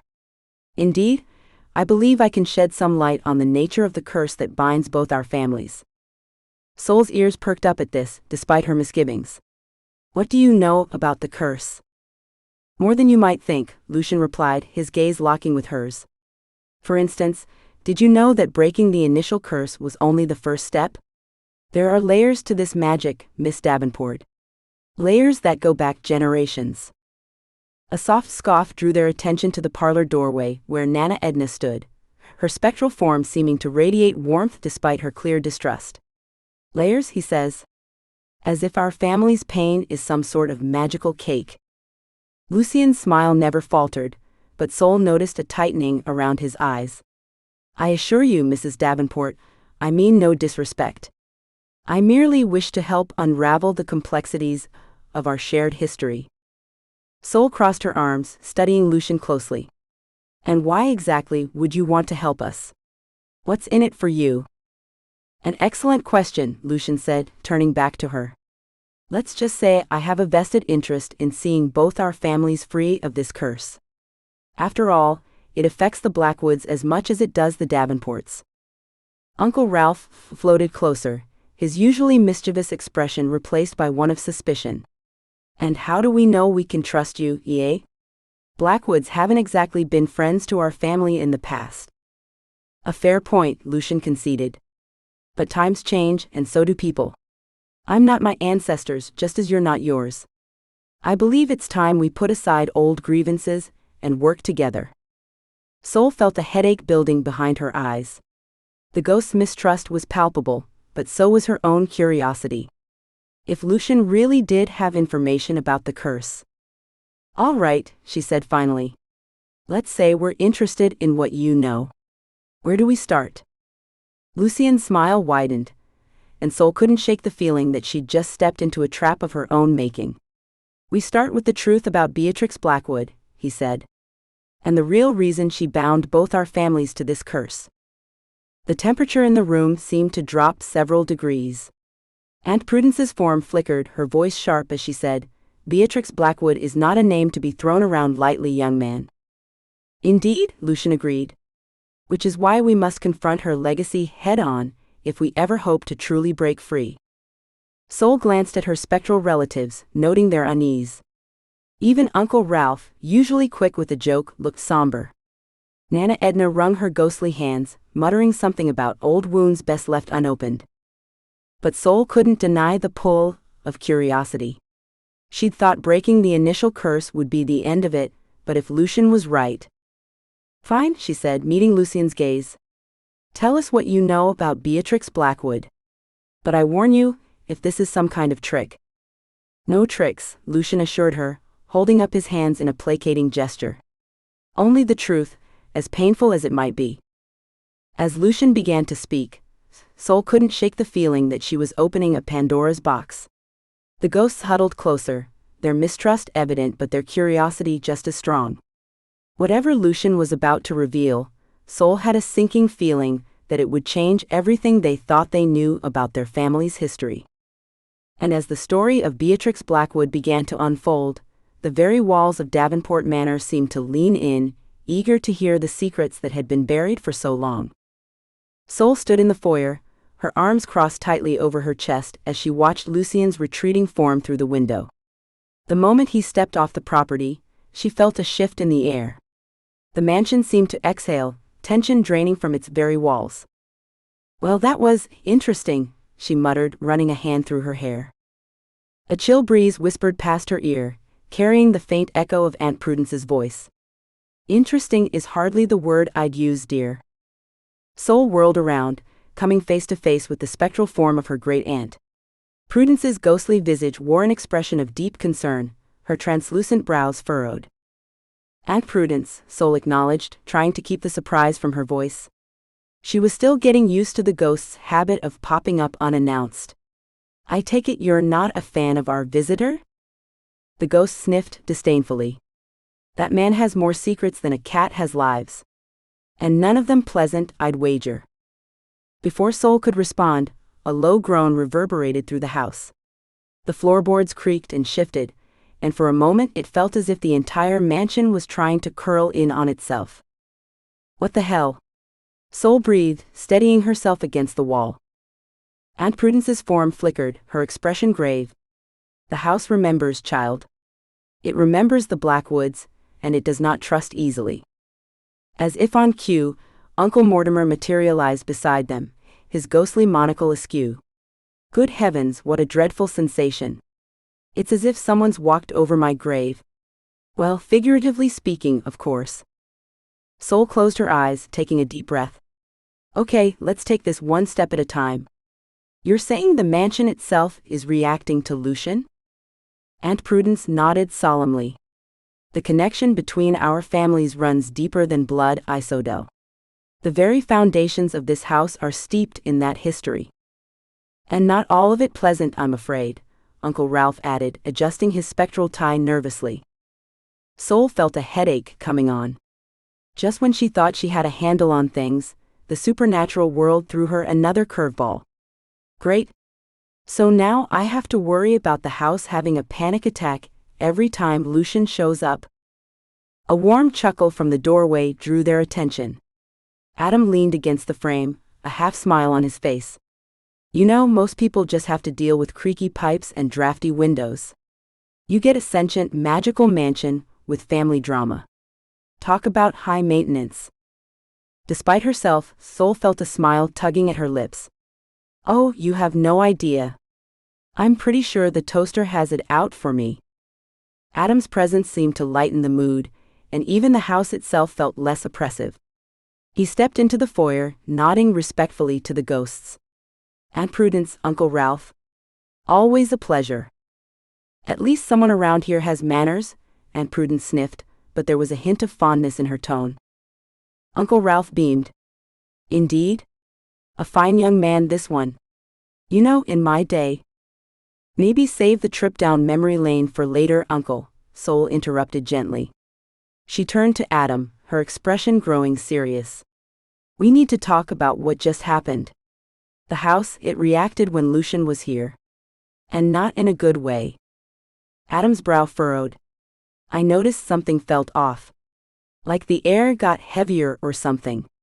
You think it's connected to all that family history we've been digging into?" Sol nodded, running a hand through her hair. "Aunt Prudence seems to think so. And given that the house is currently doing its best impression of a sulking teenager, I'm inclined to believe her." As if to punctuate her point, a nearby vase rattled ominously on its shelf. Adam eyed the vase warily. "Right? So what's our next move?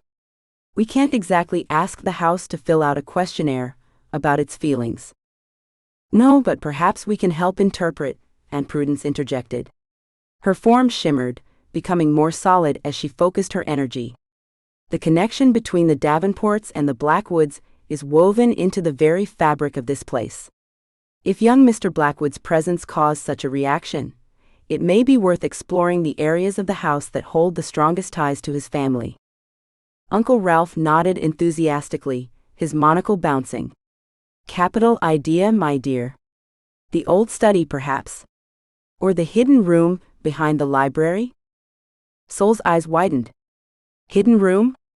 What hidden room?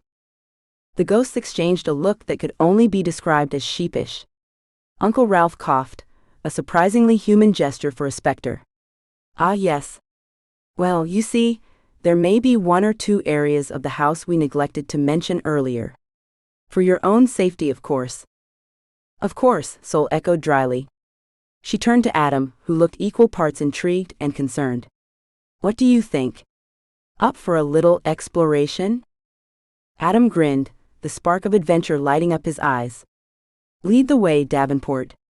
Just try not to get us trapped in any more cursed rooms, yeah? As they made their way towards the library, Sol couldn't help but feel a mix of excitement and trepidation. The mansion creaked and groaned around them, as if aware of their intentions.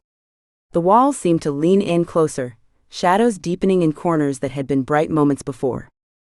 You know, Adam murmured as they walked, I'm starting to think the house has a mind of its own isn't just a saying around here.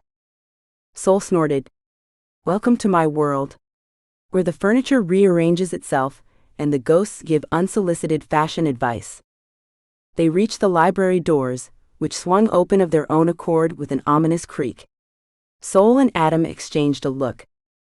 Ladies first? Adam offered with a wry smile. Sol rolled her eyes but stepped forward. Gee, thanks. Such a gentleman. As they entered the library, the air grew thick with the scent of old books and secrets. The ghosts of Aunt Prudence and Uncle Ralph flickered into view, their expressions a mix of anticipation and worry. Now, my dears, Aunt Prudence began, her voice echoing slightly in the cavernous room, what we're about to show you has been hidden for generations. The connection between our families, it's not just history. It's magic, woven into the very bones of this house. Sol felt a shiver run down her spine, and not just from the ghostly presence. Well, that was about as pleasant as a root canal, Adam's voice cut through her thoughts. She turned to find him leaning against the doorframe, arms crossed and a scowl etched on his face. You're not exactly hiding your feelings there, Hartley, Sol quipped, closing the heavy oak door with a satisfying thud. Adam shrugged, pushing off from the doorframe. Not trying to. That guy's slicker than a greased pig at a county fair. Sol snorted despite herself. Colorful analogy. But he might have useful information about the curse. Or he might be feeding us a line longer than the Mississippi, Adam countered, following her into the study. You really buy all that talk about layers to the curse? Sol sank into the worn leather armchair behind the massive mahogany desk, sighing as she rubbed her temples. I don't know what to believe anymore. But I can't ignore the possibility that he's right. If there's more to this curse. Adam's expression softened. He perched on the edge of the desk, his proximity sending a flutter through Sol's chest that she pointedly ignored. Look, I get it. You want answers. But trusting a Blackwood? That's like asking a fox to guard the chicken coop. What is it with you and farm analogies today? Sol asked, quirking an eyebrow. Adam grinned, some of the tension leaving his shoulders. Spent too much time helping old man Jenkins with his cows this morning. But seriously, Sol, we need to be careful here. She nodded, her gaze drifting to the stack of documents Penny had given her at the library. They sat on the corner of the desk, edges yellowed with age, practically begging to be examined. Adam followed her gaze. Those the papers from the library? Yeah, Sol confirmed. Penny said they might shed some light on the Blackwood family history. I haven't had a chance to go through them yet. Adam drummed his fingers on the desk, a habit Sol had noticed he did when he was thinking. After a moment, he spoke. What if we went through them together? Sol blinked, surprised. You want to help me research? Don't sound so shocked, Adam chuckled. I may be more comfortable with a wrench than a book, but I'm not completely useless when it comes to investigating. I never said you were useless, Soul protested, but Adam waved her off. I know. But look, 2 sets of eyes are better than 1, right? And maybe having someone who isn't caught up in all this family drama might help spot something you'd miss. Soul considered his offer. Part of her wanted to tackle this alone, as she always had. But another part, a part that was growing stronger the longer she stayed in Hartfield, recognized the value in having someone to lean on. All right, she said finally. But I warn you, it's probably going to be a lot of dry, boring historical documents. Adam's face lit up with a grin that made Soul's heart do a little flip. Please, I've read instruction manuals for German car engines. I think I can handle a few dusty old papers. They spent the next few hours poring over the documents, spreading them across the massive desk. Soul found herself grateful for Adam's presence.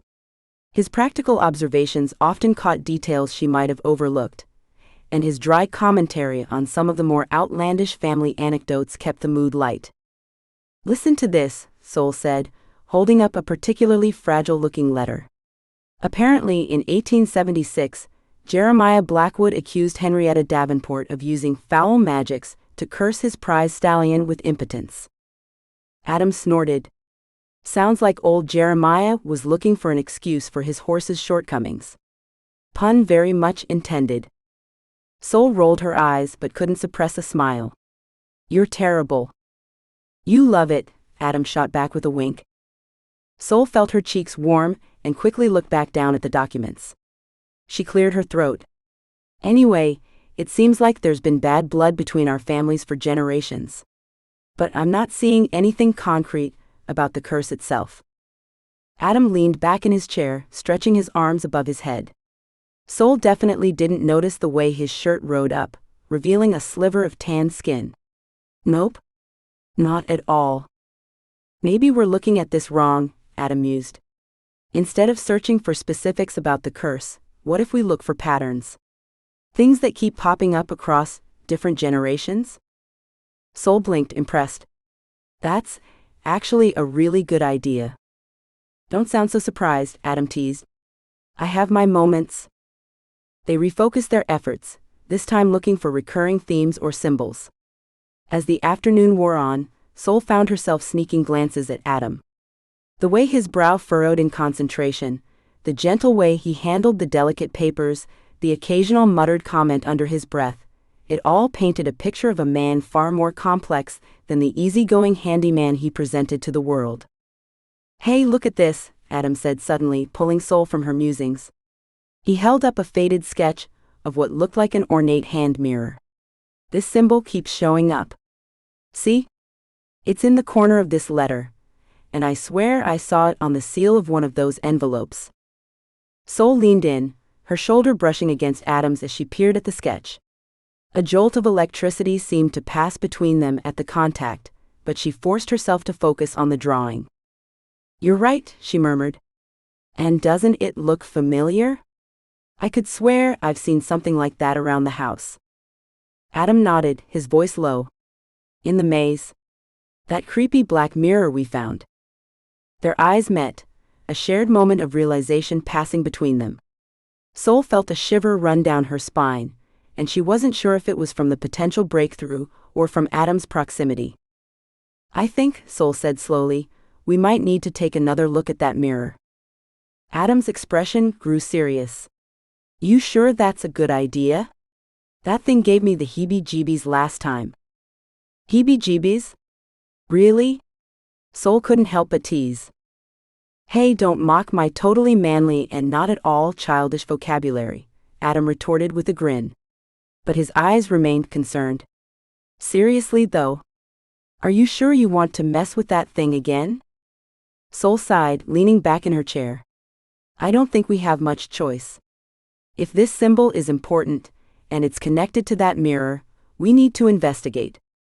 Adam studied her for a long moment, then nodded. All right. But we do this together, okay? No solo heroics. Deal, Soul agreed, feeling a warmth in her chest at his protective tone. As they began to gather up the documents, Soul couldn't help but feel grateful for Adam's steady presence. Chapter 6. Because normal doors aren't creepy enough, now we have secret tunnels. Sol's fingers traced the edge of a dusty bookshelf, her mind still churning over the documents they'd examined. As she absently pulled out a leather-bound tome, a soft click echoed through the library. The bookcase swung inward, revealing a dark passageway. "Adam," she called, her voice a mix of excitement and trepidation. "You might want to see this." Adam appeared at her side, his eyebrows shooting up. "Well, I'll be damned. Secret passages? Your family really went all out on the whole mysterious mansion thing, didn't they?" Sol rolled her eyes but couldn't suppress a grin. "Come on, let's check it out." Adam's hand on her arm stopped her. "Whoa there, Indiana Jones. We're not going down some creepy tunnel without proper equipment." He pulled out his ever-present multi-tool and a small flashlight from his pocket. "Never leave home without 'em." "My hero," Sol deadpanned, but she was secretly grateful for his practicality. As they stepped into the passageway, the air grew thick with dust and the musty scent of age. Their footsteps echoed off stone walls, the beam from Adam's flashlight cutting through the gloom. "You know," Adam mused, his voice low, "my granddad used to tell stories about tunnels under the mansion. I always thought he was pulling my leg." Sol arched an eyebrow. "And you didn't think to mention this earlier because—" Adam shrugged, a sheepish grin on his face. "Hey, the old man also claimed he once arm-wrestled Bigfoot. I learned to take his tales with a grain of salt." A familiar, spectral voice cut through the darkness. "I'll have you know, young man, that your grandfather was a paragon of honesty." Sol and Adam whirled around to find Nana Edna and Aunt Prudence floating behind them, their ghostly forms casting an eerie glow in the tunnel. "Jesus!" Adam yelped, nearly dropping the flashlight. "I don't think I'll ever get used to that." Aunt Prudence sniffed disapprovingly. "Language, Mr. Hartley. And do try not to gawk. It's unbecoming." Sol bit back a laugh at Adam's chastened expression. "What are you two doing down here?" "We could ask you the same thing, dear," Nana Edna replied, her spectral form drifting closer. "These tunnels haven't been used in decades." "Used for what exactly?" Sol pressed, her curiosity piqued. Aunt Prudence's stern expression softened slightly. "Many things over the years. During Prohibition, your great-grandfather used them to smuggle liquor. Before that, they were part of the Underground Railroad."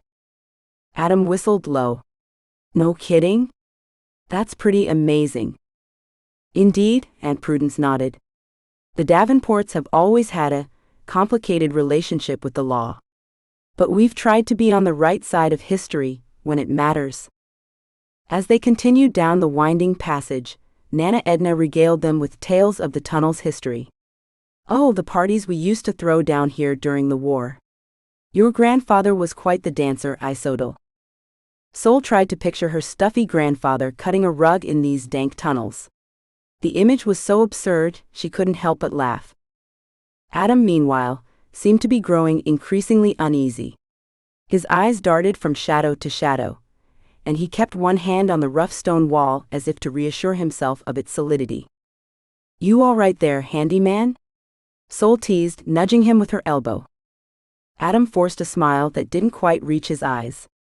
"Just peachy. Who doesn't love a stroll through a creepy underground labyrinth with a couple of ghosts?"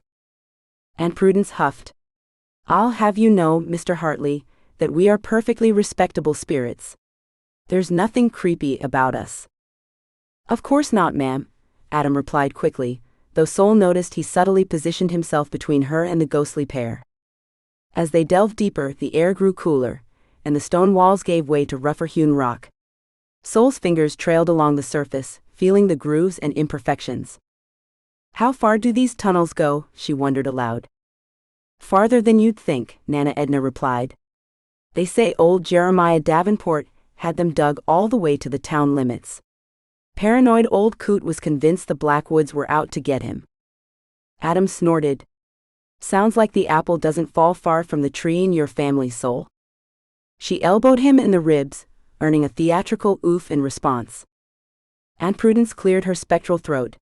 "While I hesitate to agree with Mr. Hartley's crude assessment, there is some truth to it. The rivalry between our families has shaped much of Hartfield's history. Soul frowned, her mind racing. But why? What started all this bad blood in the first place? A heavy silence fell over the group.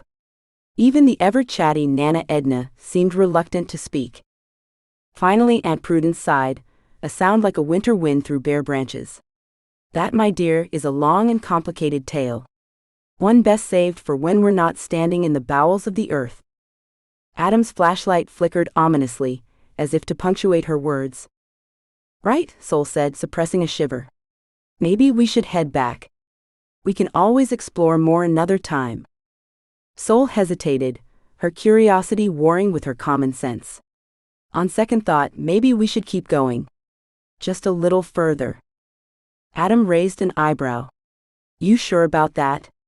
These tunnels don't exactly scream structurally sound. Oh, don't be such a wet blanket, Nana Edna chided. Where's your sense of adventure? I think I left it topside with my sanity, Adam muttered, but he fell in step beside Soul as they pressed on. The tunnel narrowed, forcing them to walk single file. Soul led the way, with Adam close behind, his hand hovering near her back as if ready to catch her at any moment. The ghosts brought up the rear, their spectral forms casting eerie shifting shadows on the walls. As they rounded a bend, Soul's flashlight beam caught something etched into the stone. She leaned closer, her breath catching in her throat. Adam, she whispered, look at this. He peered over her shoulder, his warm breath tickling her ear. Huh. Some kind of symbols? Soul nodded, her fingers tracing the rough-hewn lines. The carvings were crude but unmistakable. A series of interlocking circles and triangles, with what looked like a stylized eye at the center. I've seen these before, she murmured. In my dreams? Adam's brow furrowed. Dreams? What kind of dreams? Soul hesitated, unsure how to explain the vivid nightmares that had plagued her since breaking the curse. Before she could answer, Aunt Prudence's voice cut through the darkness. Oh dear, the ghost said, her usually stern tone tinged with worry. I was afraid of this. Soul turned to face her spectral great-aunt. Afraid of what? Do you know what these symbols mean? Aunt Prudence exchanged a loaded glance with Nana Edna. They're remnants from a darker time in our family's history. Darker than cursing your own descendants? Soul asked dryly. Much darker, Nana Edna replied, her usual cheerful demeanor subdued. These symbols are tied to old magic. The kind that demands a heavy price. Adam let out a low whistle. Great. Because regular magic wasn't complicated enough. Soul shot him a look, but couldn't entirely disagree. She turned back to the wall, her flashlight revealing more symbols stretching into the darkness. There's more up ahead. Come on. As they ventured deeper, the carvings became more frequent and elaborate. Some were accompanied by faded sketches, twisted trees, crescent moons, and what looked disturbingly like human figures contorted in pain. This is some serious nightmare fuel, Adam muttered, his earlier skepticism giving way to unease. Soul nodded absently, her mind racing. The symbols were identical to the ones from her visions. Visions of Beatrix Blackwood performing some kind of ritual. But what did it all mean? Nana, she said, turning to the ghost. You said these symbols are tied to old magic. What kind of magic? Nana Edna's spectral form flickered, as if she was considering whether to answer. Finally, she sighed. Blood magic, dear. The kind that binds souls and twists fates. A chill ran down Soul's spine. Is that what Beatrix used to curse our family?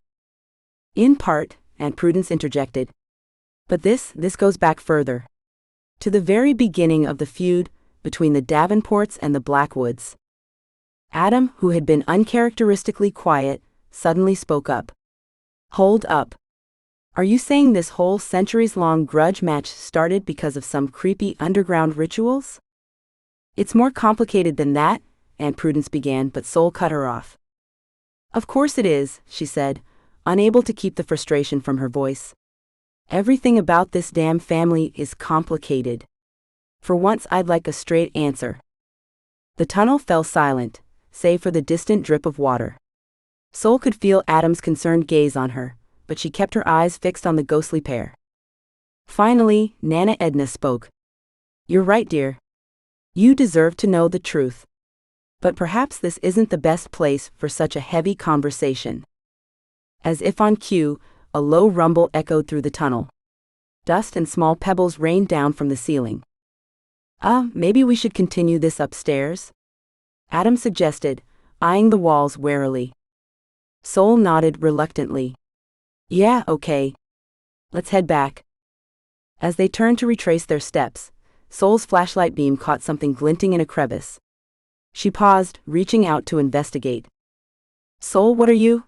Adam began, but his words were cut off by a sharp crack. The floor beneath Soul's feet suddenly gave way. She let out a startled cry as she plummeted into darkness, the flashlight flying from her grasp. "Soul!" Adam's panicked shout was the last thing she heard before everything went black. She came to with a groan, her head throbbing. Disoriented, Soul blinked in the pitch darkness, trying to get her bearings. "Adam," she called out, her voice hoarse. "Nana? Aunt Prudence?" No response. Soul fumbled in her pocket for her phone, letting out a relieved breath when she found it unbroken.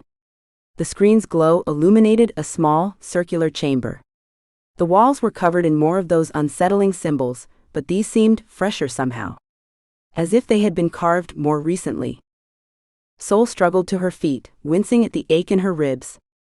She did a slow turn, searching for a way out. That's when she saw it, an ornate full-length mirror standing against the far wall. It was identical to the black mirror from the maze. Soul approached it cautiously, her reflection warping and shifting in the glass. As she drew closer, she could have sworn she saw other faces flickering behind her own, unfamiliar yet somehow familiar at the same time. "What the hell?" she muttered, reaching out to touch the mirror's surface. The moment her fingers made contact, a jolt of energy surged through her. Soul gasped as her vision blurred, replaced by a rapid-fire series of images. A woman in old-fashioned dress, her face contorted in anguish. A man with Soul's eyes, his hands stained with blood. A crackling bonfire, faces hidden by hoods gathered around it. And at the center of it all, a pendant, half of it jet black, the other half gleaming white. The visions faded as quickly as they had come, leaving Soul breathless and shaken. She stumbled back from the mirror, her mind reeling. What had she just seen? And more importantly, what did it all mean? Before she could process it further, a voice called out from above. "Soul? Can you hear me? Are you okay?" Adam. Soul had never been so relieved to hear his voice. "I'm here," she shouted back. "I'm okay, but I'm stuck. There's something down here you need to see." Soul's heart raced as she took in the eerie chamber around her. The beam from her phone's flashlight danced across the walls, illuminating symbols that made her skin crawl. These weren't like the ancient carvings they'd seen in the tunnels above. No, these looked fresher, more deliberate, as if someone had etched them recently. "Soul?" Adam's voice echoed from above, tinged with worry. "Can you see a way back up?" She tore her gaze from the unsettling symbols. "Not yet," she called back, her voice steadier than she felt. "But I'm okay. Just give me a minute to look around." As her eyes adjusted to the gloom, Soul's breath caught in her throat. In the center of the circular chamber stood an altar, a massive slab of stone that seemed to absorb what little light there was. Its surface was worn smooth by time, but there was no mistaking its purpose. This wasn't some quaint family heirloom or cursed trinket. This altar spoke of rituals far older and darker than anything Soul had encountered so far. She approached it cautiously, phone held high. Intricate carvings adorned the altar's base, depicting scenes that made Soul's stomach churn. Hooded figures gathered around bonfires, hands raised in supplication. A woman with wild hair, her mouth open in a silent scream. And there, repeated throughout the frieze, was that same pendant from her vision, half black, half white. "Oh, Nana Edna," Soul muttered, "what the hell have you gotten me into now?" She ran her fingers along the edge of the altar, feeling the grooves and notches worn into the stone. Something about it felt alive, as if it was waiting for something. Or someone. "Soul?" Adam's voice broke through her reverie. You still there? Yeah, she called back, reluctantly tearing herself away from the altar. I'm fine. But Adam, you need to see this. There's an altar down here and it's not like anything we've seen before. There was a pause, then Adam's reply came, laced with skepticism. An altar? You sure it's not just some old table or something? Sol rolled her eyes, grateful for the moment of normalcy amid the weirdness. Yes, I'm sure. Unless your average end table comes with carvings of human sacrifice. Point taken, Adam conceded. All right, hang tight. I'm going to see if I can find a way down to you. As Adam's footsteps faded, Sol turned back to the chamber. The walls seemed to close in around her, the carvings taking on an almost lifelike quality in the dim light. She shivered, pulling her jacket tighter. Nana? Aunt Prudence, she called out softly. You two still around? Silence greeted her. Great. The one time she actually wanted the ghosts to show up, and they were nowhere to be found. Sol's gaze was drawn back to the altar. Despite its ominous presence, she felt an undeniable pull towards it. She approached again, this time noticing a series of small depressions along its surface. They were arranged in a pattern that niggled at the back of her mind, like a half-remembered dream. Without thinking, she reached out to trace the pattern with her fingertips. The moment her skin made contact with the stone, a jolt of energy surged through her. Sol gasped, stumbling back as the room began to spin. Images flashed before her eyes, too quick to fully comprehend. A moonlit clearing. A group of people, their faces hidden by shadow. The glint of a knife. And blood, so much blood. Sol came back to herself with a start, finding herself on her knees beside the altar. Her phone lay on the ground, its beam illuminating a small object that must have fallen from her pocket in the fall. It was the moonstone pendant, the very thing that had started this whole mess. With trembling hands, Sol picked it up. In the glow of her phone, she could see that half of the stone had turned jet black. What the? She breathed, turning it over in her palm. A scraping sound from above made her jump. Sol? Adam called out. I think I found a way down. You still okay? Sol quickly pocketed the pendant, her mind racing. Yeah, she replied, trying to keep her voice steady. I'm fine. Just be careful coming down. As she waited for Adam to make his way to her, Sol couldn't shake the feeling that she'd stumbled onto something far bigger than a family feud or a generations-old curse. The symbols on the walls, the altar, the visions, it all pointed to a history darker and more complex than she'd ever imagined. And somehow she knew, the Blackwoods were at the center of it all. The sound of Adam's boots hitting the chamber floor snapped Sol out of her thoughts. He let out a low whistle as he took in their surroundings. Okay, he said, his usual skepticism noticeably absent. I take back what I said about the table. This is something else. Sol nodded, grateful for his steady presence. Adam, she said quietly, I don't think this is just about breaking the curse anymore. There's something else going on here, something older. And I have a feeling we've only scratched the surface. Adam's eyes met hers, concern etched across his features. What do you want to do? Sol took a deep breath, squaring her shoulders. We need to figure out what all this means. And I think our first step is paying a visit to Ezra and Lucian Blackwood. Chapter 7, I Guess Ghosts Don't Retire. Sol and Adam emerged from the hidden tunnels, their footsteps echoing in the dusty hallway of the mansion's basement. Sol's mind whirled with the images she'd seen, her hand unconsciously clutching the pocket where the moonstone pendant rested. You okay? Adam asked, his brow furrowed with concern. You look like you've seen a ghost. Well, another ghost, I mean. Sol managed a weak smile. I'm fine. It's just a lot to process. Before she could elaborate, the air around them chilled. Sol recognized the telltale sign of a ghostly presence, and wasn't surprised when Aunt Prudence materialized before them, her spectral form more agitated than usual. Oh good, you're back, Prudence said, her voice tinged with urgency. I've been trying to reach you for hours. It's only been 30 minutes since you left us, Aunt Prudence, Sol stated as she rolled her eyes at the dramatics. Adam, to his credit, didn't even flinch at the ghost's sudden appearance. "What's the rush, Mrs. Davenport?" he asked, leaning against the wall with an air of casual interest. Prudence shot him a withering look. "This is no time for your nonchalance, young man. We have a serious problem on our hands." Sol stepped forward, her earlier fatigue forgotten.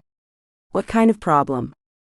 Prudence's form flickered, her agitation causing her to fade in and out of view. "It's about what you've uncovered in those tunnels. I should have known this day would come, but I'd hoped." She trailed off, shaking her head. "Hoped what?" Sol pressed. "That the traces would fade with time," Prudence said softly. "But dark magic has a way of lingering." Adam straightened up, his casual demeanor slipping away. "Dark magic? What are you talking about?" Prudence turned to face them both, her ghostly eyes intense. "Long ago, Beatrix Blackwood performed a dangerous ritual in this very house. It was meant to harness the power of the blood moon, to bind the magical energy of this land to her family's will." Sol felt a chill run down her spine, remembering the visions she'd seen at the altar. "The altar in the chamber, that's where she did it, isn't it?" Prudence nodded gravely. "Yes. And while the ritual was interrupted, it left traces. Echoes of that dark power have remained dormant in the walls of this house for generations. And now that Sol's uncovered the chamber," Adam began, realization dawning on his face. "Those forces are awakening," Prudence finished. "The blood moon is approaching once again, and with it, the potential for that ritual to be completed." Sol's mind raced. "But the Blackwoods? Lucian, do they know about this?" Prudence's form wavered. "I cannot say for certain. But I fear they may be more aware than we'd like to believe." Adam ran a hand through his hair, his earlier skepticism completely gone. "So what do we do? How do we stop this?" "That," Prudence said, her form beginning to fade, "is what you must discover. The answers lie in the history of our families, in the artifacts scattered throughout this house, and in the very land itself." As Prudence's ghost disappeared, Sol and Adam were left in stunned silence. The weight of what they'd learned settled over them like a heavy blanket. Adam was the first to speak. "Well," he said, his voice a mixture of resignation and determination, "I guess we've got our work cut out for us." Sol nodded, her mind already racing with possibilities. "We need to go through those documents from the library again. And the tunnels, there might be more hidden passages we haven't found yet." "Don't forget about Lucian," Adam added, his jaw tightening. "If the Blackwoods are involved in this, we need to keep a close eye on him." Sol couldn't help but notice the protective edge in Adam's voice. Despite the gravity of the situation, she felt a warmth in her chest at his unwavering support. "You're right," she agreed. "But we need to be careful. If Lucian suspects we're onto something, who knows what he might do?" Adam nodded, his eyes meeting hers. "We're in this together, Sol. Whatever happens, you're not facing it alone." For a moment they stood there, the weight of their task hanging between them. Then, with a shared nod of determination, they headed upstairs to begin their investigation. As they climbed the stairs, Sol's mind whirled with questions. What exactly had Beatrix Blackwood been trying to achieve with that ritual? How were the Davenports involved? And most pressingly, what would happen if the ritual was completed during the upcoming blood moon? One thing was certain, the stakes had just gotten a lot higher. This wasn't just about breaking a family curse anymore. The very fabric of reality in Hartfield seemed to be at risk, and somehow Sol found herself at the center of it all.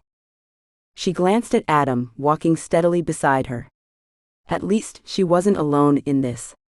Whatever came next, they'd face it together. As they reached the main floor, the mansion creaked and groaned around them, as if aware of the secrets that had just been unearthed. Sol couldn't shake the feeling that the house itself was reacting to the awakening of those long-dormant forces.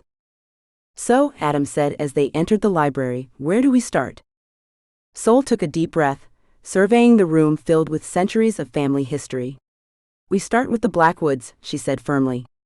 If we're going to unravel this mystery, we need to understand our enemy. Sol and Adam made their way back through the mansion, the weight of Aunt Prudence's revelation hanging heavy between them. As they climbed the stairs from the hidden tunnels, Sol couldn't shake the feeling that something had fundamentally shifted in the house's atmosphere. A portrait on the wall suddenly tilted, its frame creaking ominously. Sol jumped, her nerves already frayed from their underground discoveries. "Did you see that?" she asked, gesturing at the now straightened painting. Adam nodded, his usual skepticism noticeably absent. "Yeah, I did.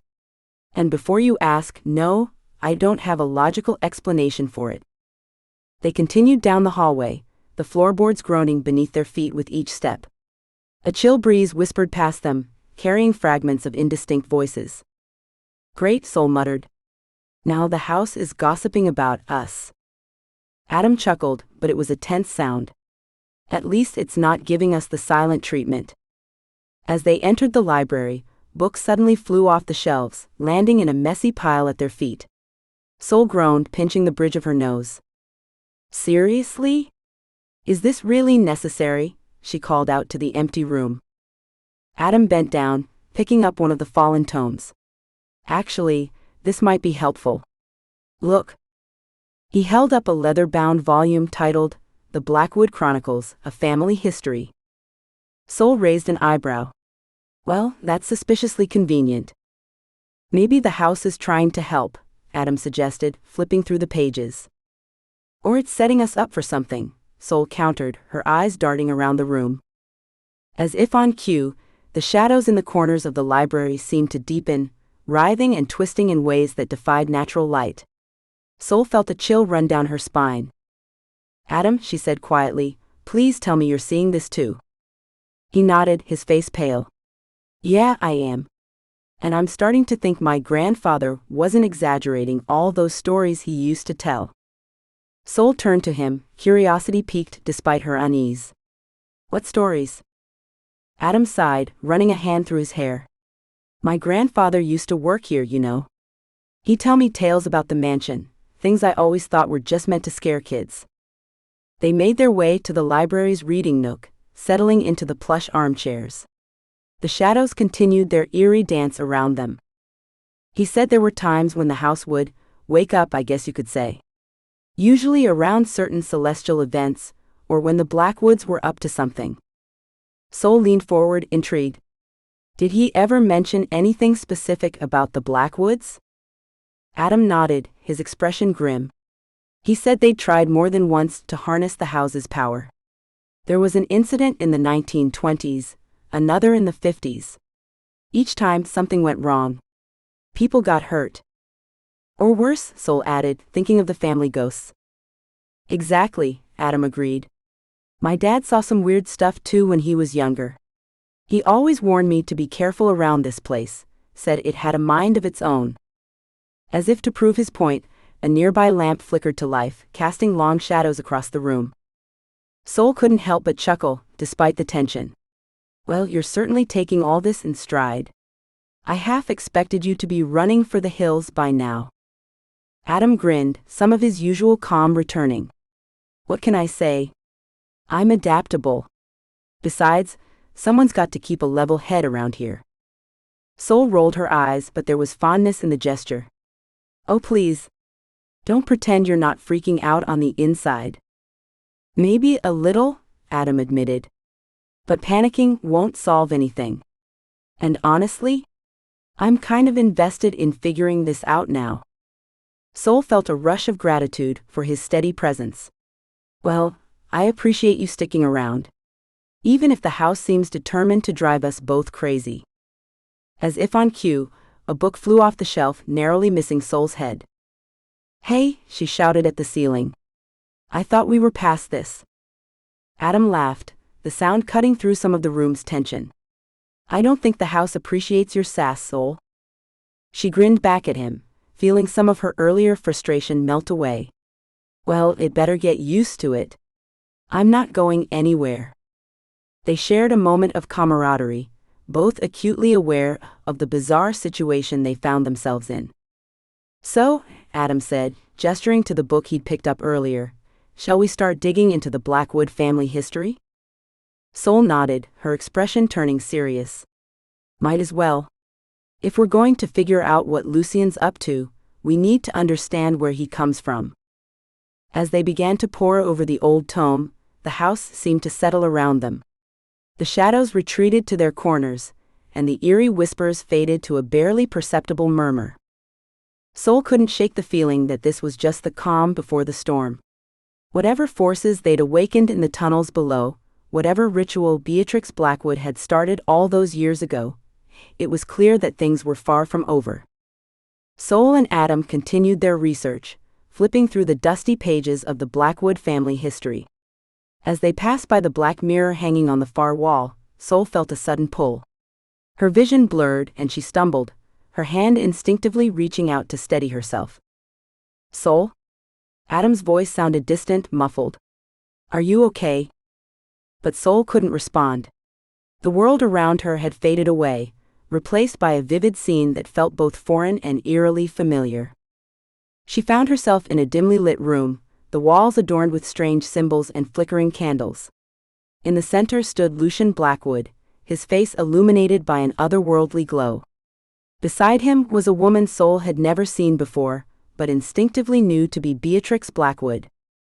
The ritual must be performed precisely, Lucian, Beatrix's voice echoed, cold and commanding.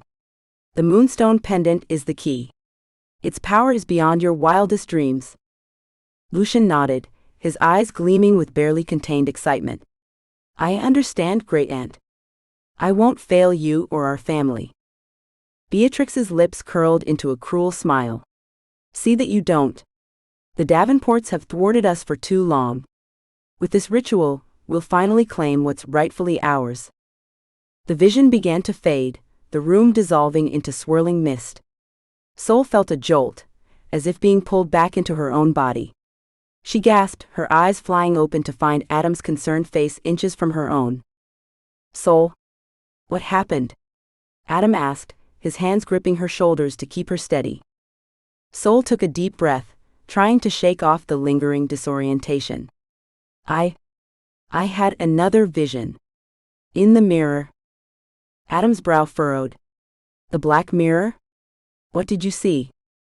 Sol recounted the vision, her voice growing more urgent as she described Lucian and Beatrix's conversation. They're planning something, Adam. Something big. And it involves that moonstone pendant we found in the tunnels. Adam's expression darkened. I was afraid of this. My grandfather used to warn me about the Blackwoods and their obsession with the mansion's power. What do you mean? Sol asked, her curiosity piqued despite the lingering unease from her vision. Adam ran a hand through his hair, a habit Sol had noticed he did when deep in thought. The Blackwoods have always been after the magic in this place. My grandfather said they'd tried multiple times over the years to harness it, but something always went wrong. Sol felt a chill run down her spine. And now Lucian's trying again. Adam nodded grimly. Looks like it. And if he's working with Beatrix's spirit, they might be closer than ever to succeeding. Sol paced the room, her mind racing. We need to figure out what they're planning. And fast. Agreed, Adam said, moving to the bookshelf. There might be something in these old records that could give us a clue about the ritual they mentioned. As they dove back into their research, Sol couldn't shake the image of Lucian's eager face from her mind. The man she'd met earlier had seemed charming, if a bit off-putting. But the Lucian in her vision was something else entirely, dangerous, power-hungry, and willing to do whatever it took to get what he wanted. Hours passed as they combed through dusty tomes and crumbling scrolls. The library seemed to sense their urgency, books occasionally flying off shelves to land open at their feet, pages flipping of their own accord to reveal potentially useful information. Here, Adam said suddenly, holding up a weathered journal. This mentions a ritual performed by Beatrix Blackwood in the late 1800s. It talks about harnessing the power of a blood moon and using a stone of celestial origin to amplify magical energy. Sol leaned in, her eyes scanning the faded text. The moonstone pendant. It has to be. Adam nodded. And look at this. It says the ritual was interrupted by a Davenport, which caused a magical backlash that... Oh. What? Sol prompted, not liking the look on Adam's face. He met her eyes, his expression grim. It says the backlash is what originally cursed both families. The Davenports were trapped in the mansion, and the Blackwoods were cut off from its power. Sol felt a weight settle in her stomach. So if Lucian completes the ritual, he could undo the curse entirely, Adam finished. But not in the way we did. This would give the Blackwoods full control over the mansion's magic. Sol shuddered at the thought. She'd seen firsthand what the house was capable of, both good and bad. In the wrong hands, that power could be devastating. We can't let that happen, she said, her voice firm despite the fear gnawing at her insides. Adam reached out, giving her hand a reassuring squeeze. We won't. We'll figure this out, Sol. Together. As if in response to their determination, the house creaked and groaned around them. Books reshuffled themselves on the shelves, and a gust of wind blew through the room despite the closed windows. Sol couldn't help but smile, despite the gravity of the situation. I think the house agrees with us. Adam chuckled, some of the tension easing from his shoulders. Well, that's something at least.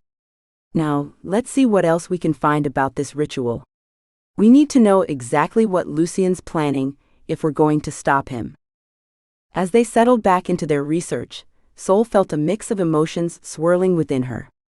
Fear, certainly, at the threat looming over them. But also a sense of purpose, and an odd feeling of belonging. This house, with all its quirks and dangers, had become her home. And she'd be damned if she let Lucian Blackwood take that away.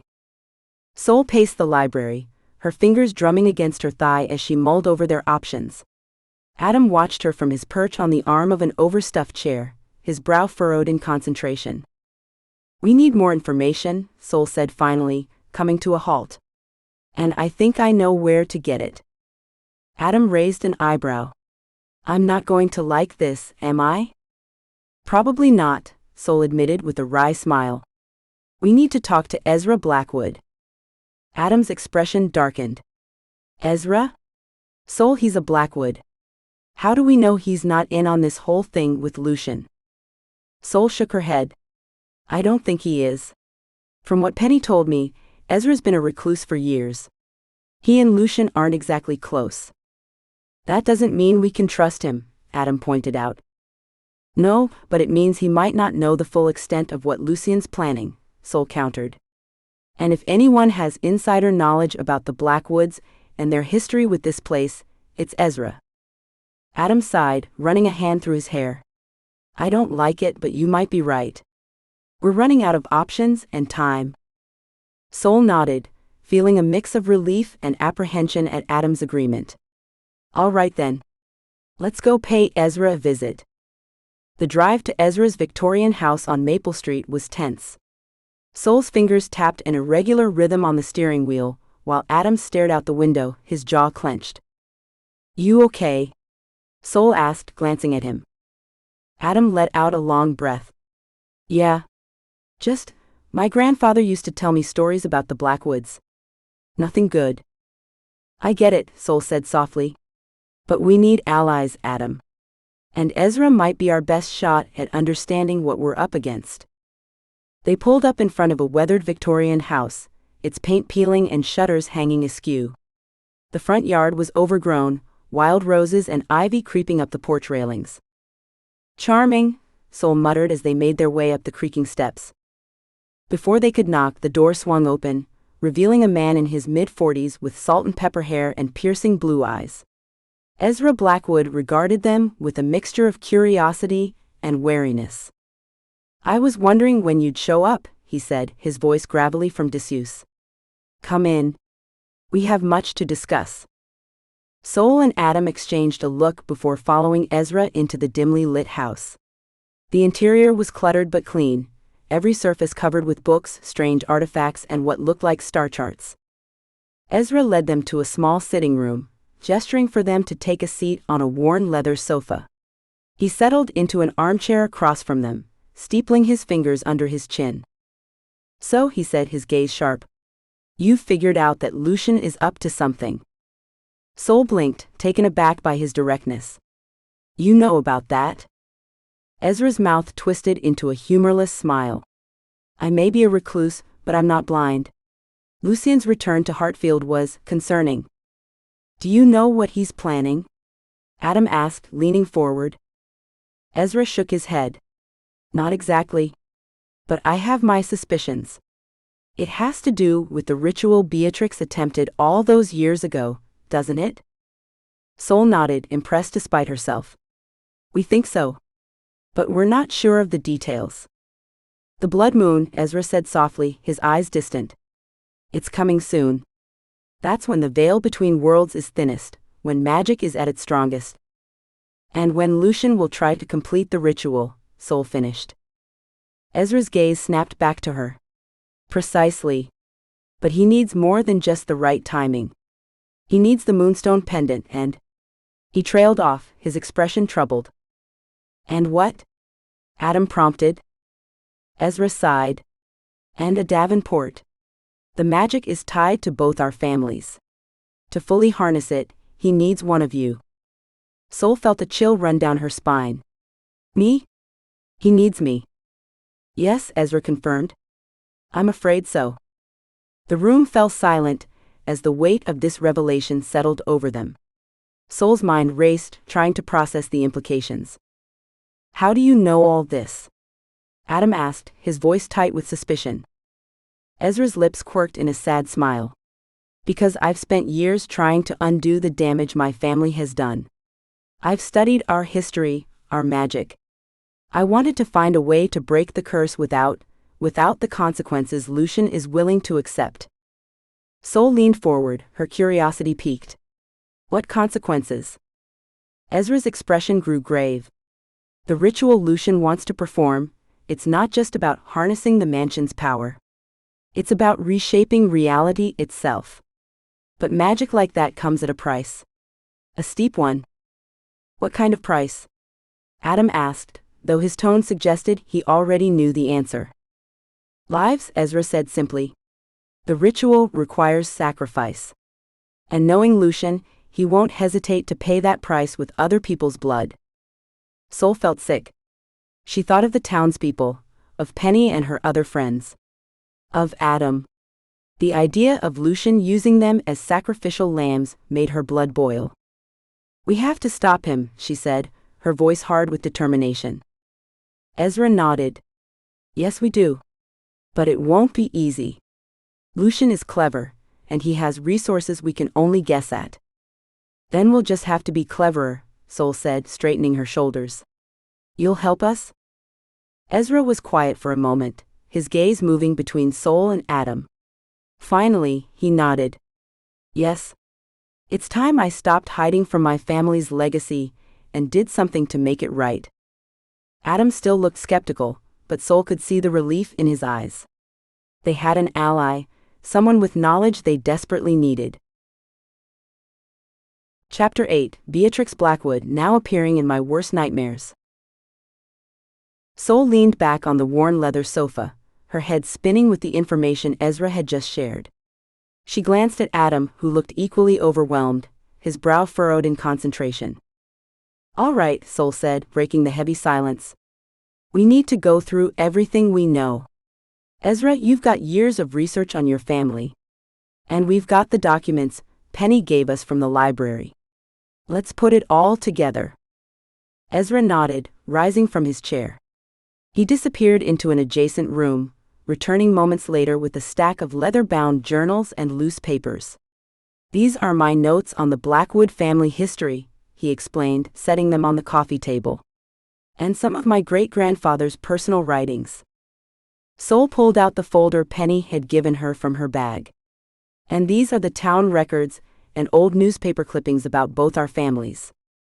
Adam leaned forward, rubbing his hands together. All right, let's dig in.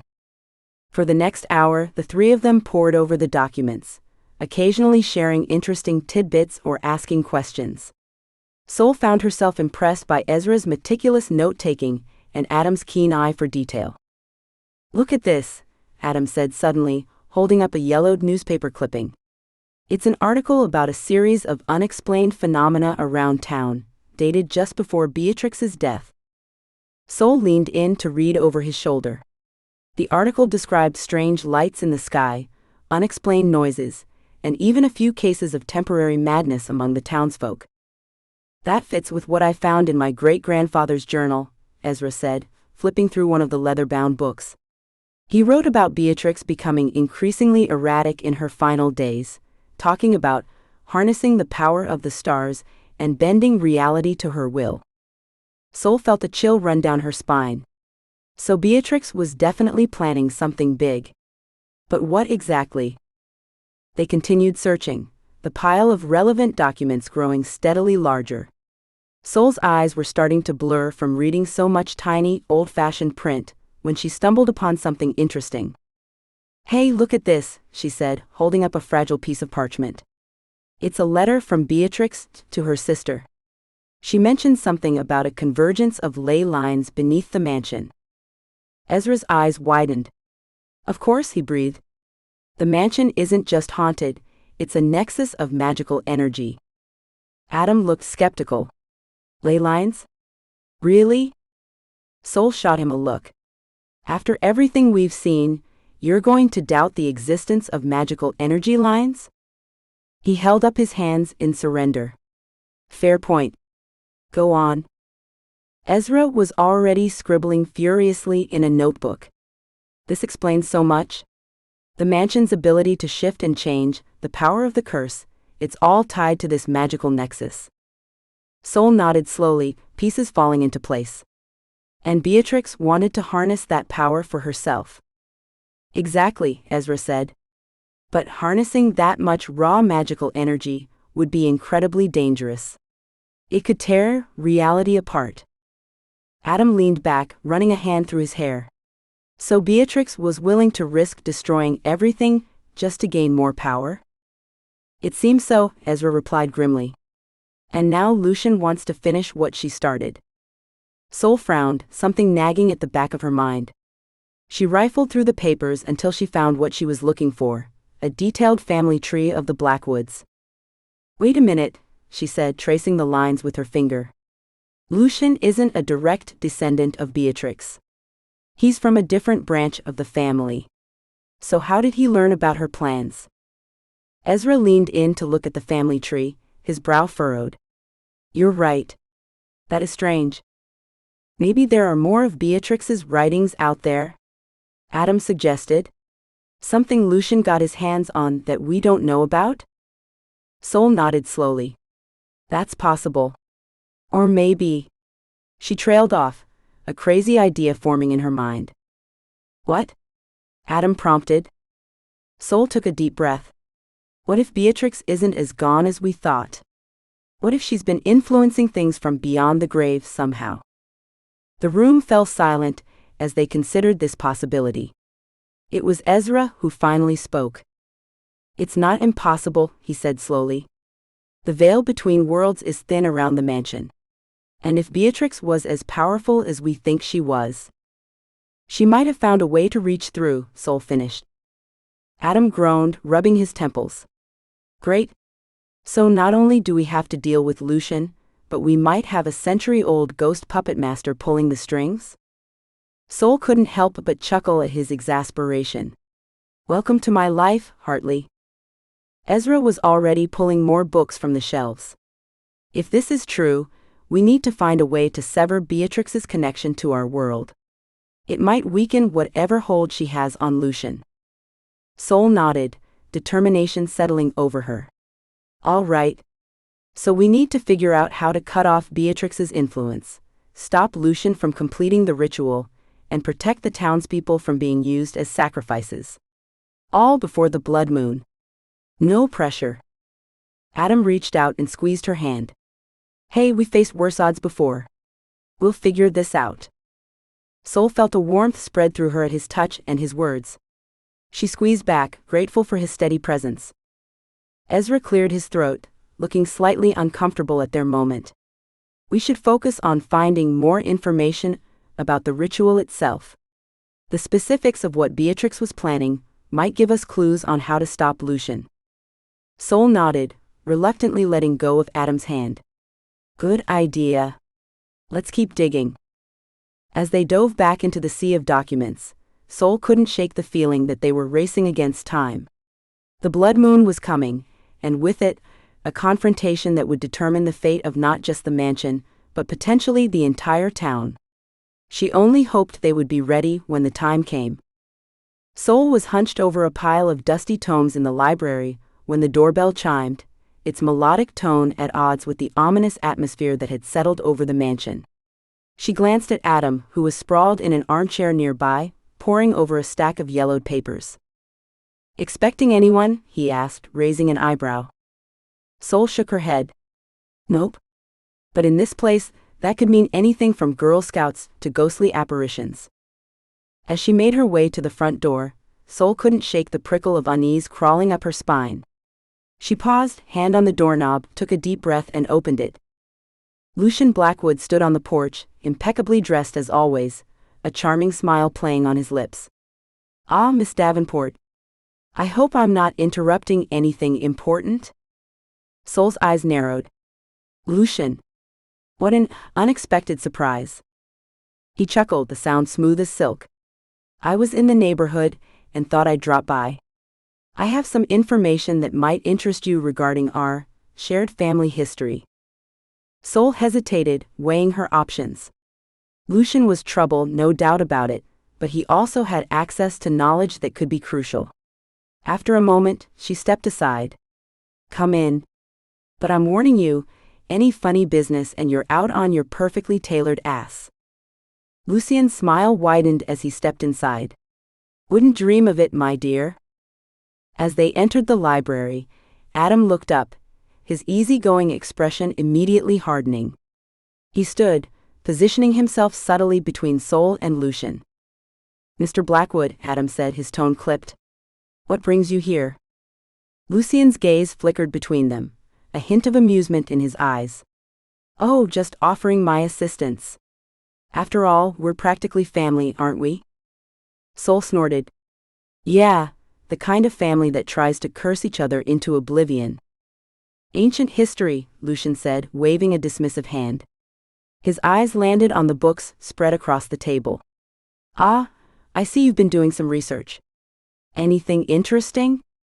"Nothing we're inclined to share at the moment," Adam said firmly. Lucian raised an eyebrow. "Come now, Mr. Hartley. Surely you can see the benefit of pooling our resources?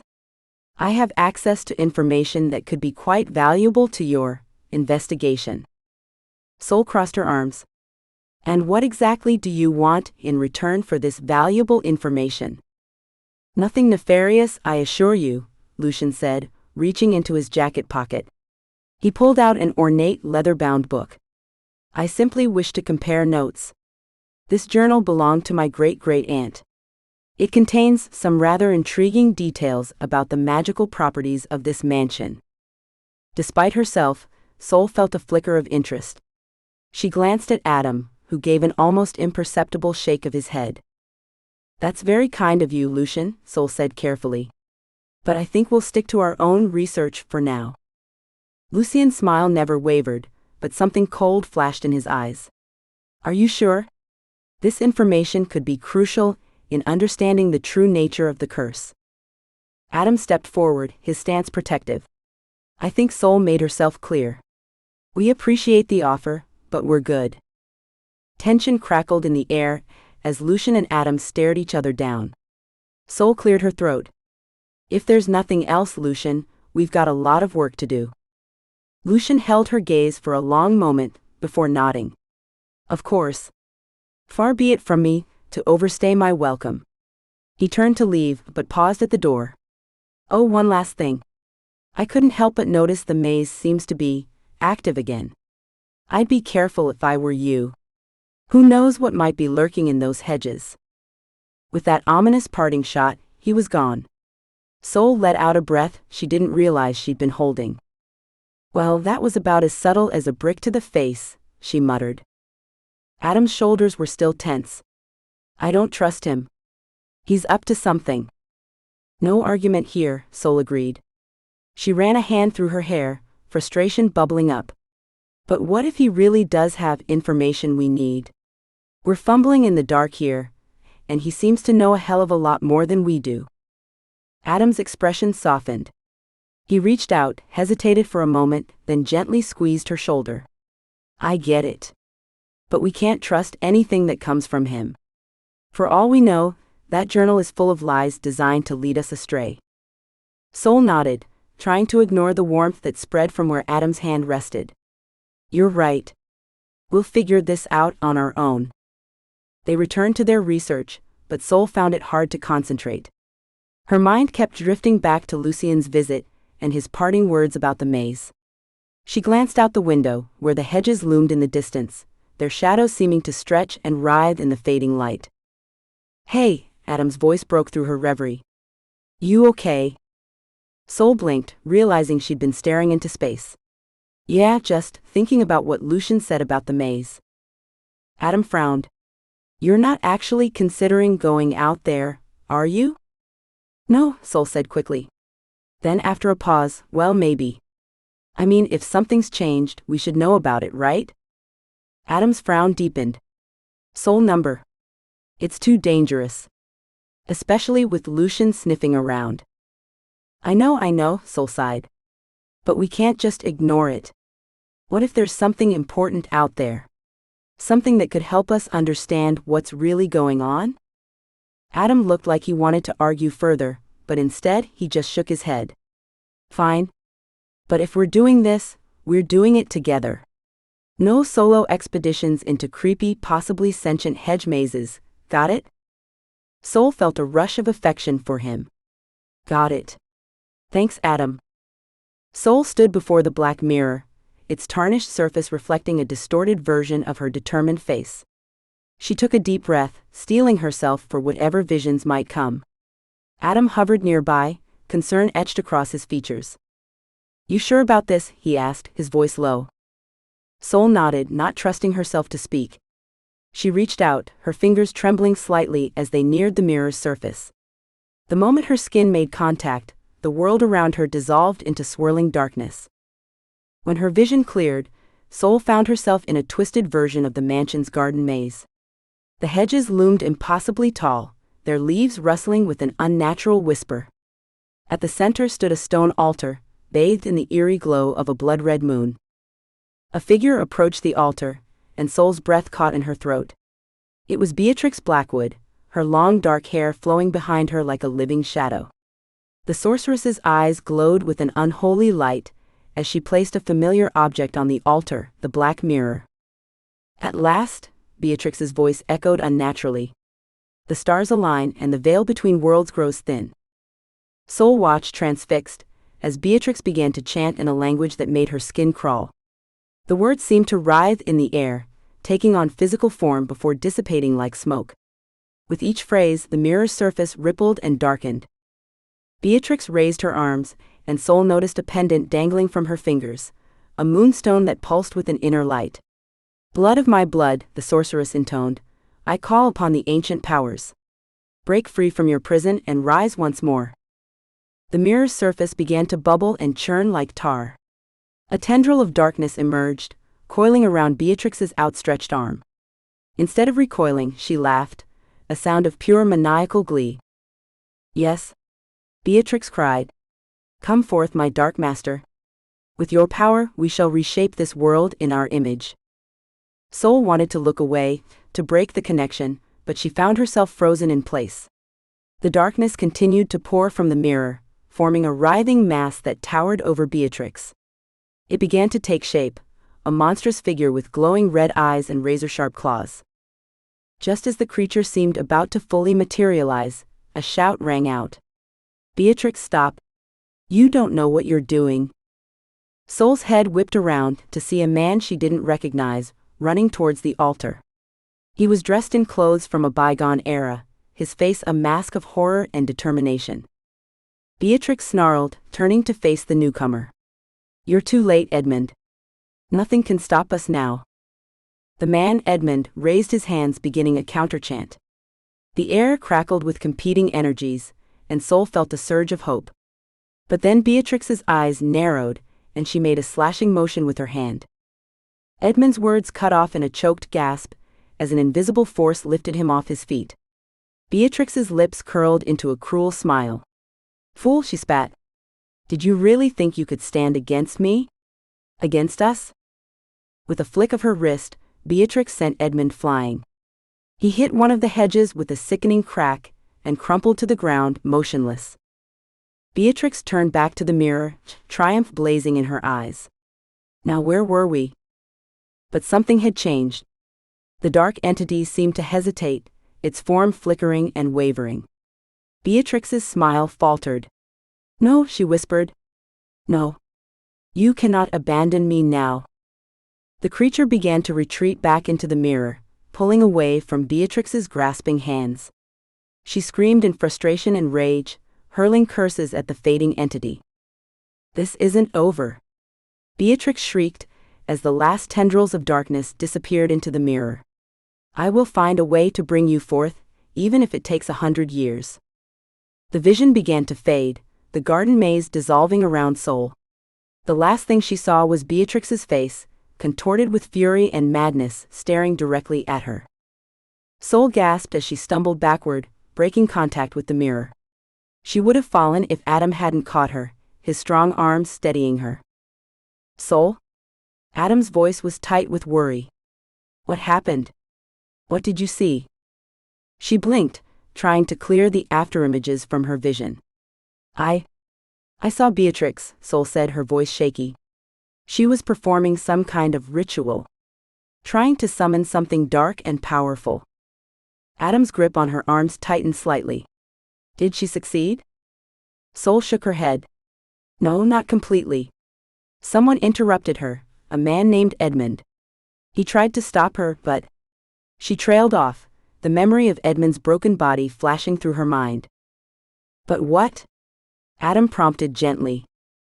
"Beatrix killed him," Soul whispered. "Just tossed him aside like he was nothing. And then the thing she was summoning, it retreated. But she swore she'd find a way to bring it back, no matter how long it took." Adam was quiet for a moment, processing this information. "Do you think that's what's happening now? Is Beatrix trying to complete the ritual she started back then?" Soul ran a hand through her hair, frustration and fear warring within her. "I don't know. Maybe? But Beatrix is dead, isn't she? How could she be doing this? Unless she found a way to reach out from beyond the grave," Adam mused. "Or someone else is trying to finish what she started." Soul's eyes widened as a thought struck her. "Lucian," she breathed. "He's been so interested in the mansion, in our family history. What if he's not just curious? What if he's trying to follow in Beatrix's footsteps?" Adam's expression darkened. "It would explain a lot. His convenient appearance, that journal he tried to give us. We need to figure out what Beatrix was trying to summon," Soul said, her mind racing. "And we need to find that pendant, the moonstone. It seemed important to the ritual."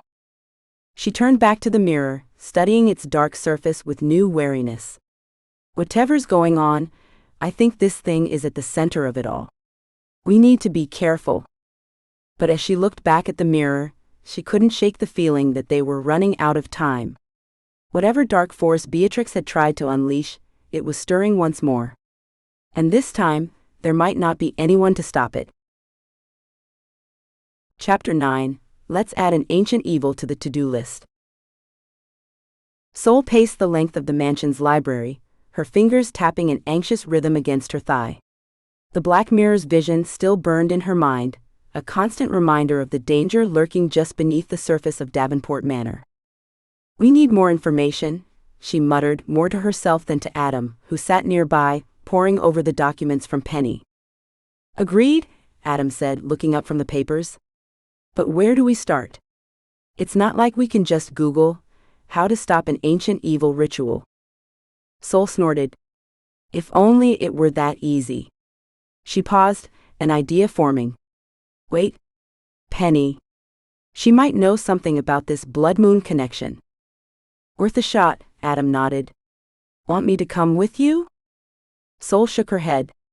No, you keep digging here. I'll head into town and see what Penny can tell us.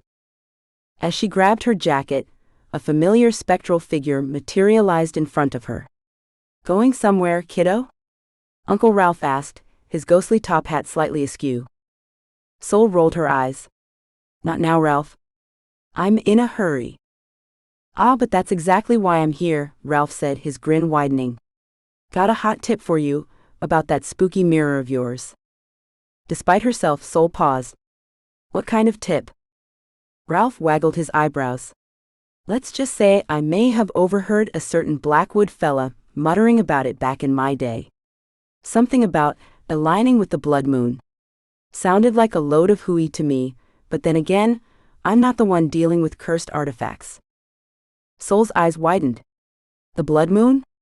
That's exactly what I was going to ask Penny about. Well, ain't that a coincidence, Ralph winked.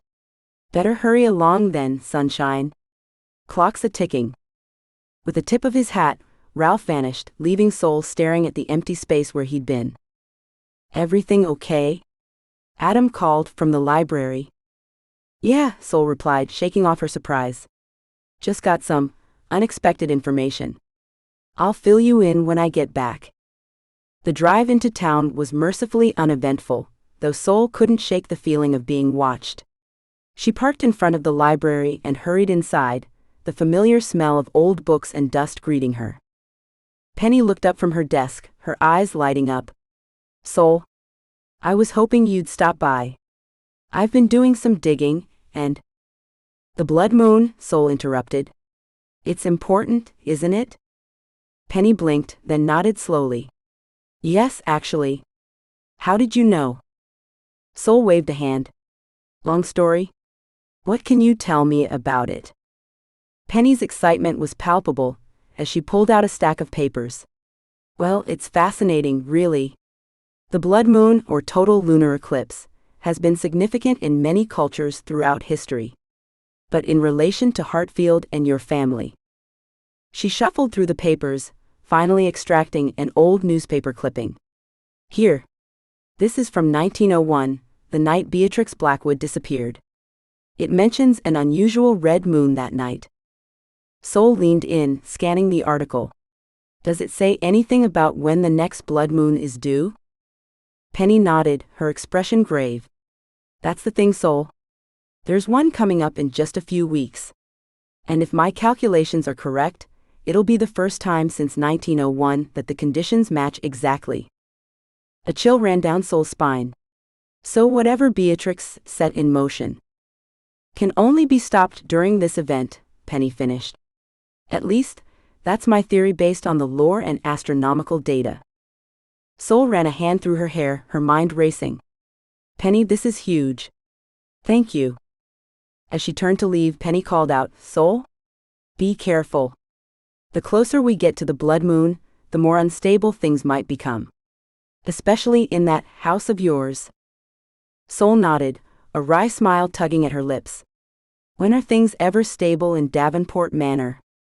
The drive back to the mansion seemed to take forever, Sol's mind whirling with possibilities and plans. As she pulled up the long driveway, she noticed Adam waiting for her on the porch, his face etched with concern. What is it? She asked as she climbed out of the car. Did something happen while I was gone? Adam nodded, his expression grim. You could say that. We've got company. Before Sol could ask what he meant, a familiar ghostly figure appeared beside them. Nana Edna, looking as prim and proper as ever in her spectral form, fixed Sol with a stern gaze. There you are, young lady, Nana Edna huffed. Gallivanting about town while your ancestors are trying to warn you of impending doom. Honestly, the manners of this generation. Sol blinked, momentarily thrown by the juxtaposition of Nana Edna's scolding tone and the mention of impending doom. I'm sorry, Nana. What do you mean, warn me? Nana Edna sniffed, adjusting her ghostly glasses. The veil is thinning, child. We can feel it. Something's coming, something big. And it's not just us saying so. She gestured towards the house, and Sol noticed for the first time that the windows were alive with ghostly activity. Faces pressed against the glass, some familiar, some not, all wearing expressions of worry or fear. "They've been showing up all afternoon," Adam explained. "Apparently, word spreading in the ghost community that Davenport Manor is the place to be for whatever's coming." Sol felt a headache forming behind her eyes. "Great. Just great. As if we didn't have enough to deal with." Nana Edna's expression softened slightly.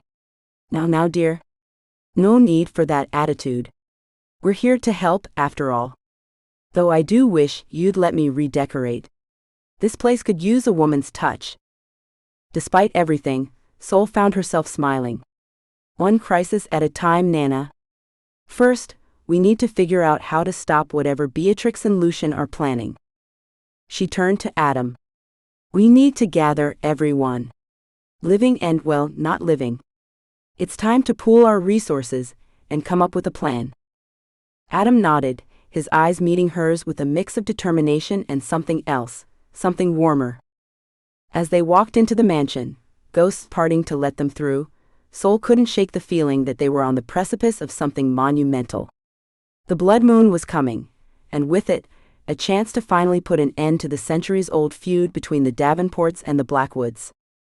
But as Uncle Ralph's spectral form winked at her from across the room, Sol was reminded that in Davenport Manor nothing was ever simple.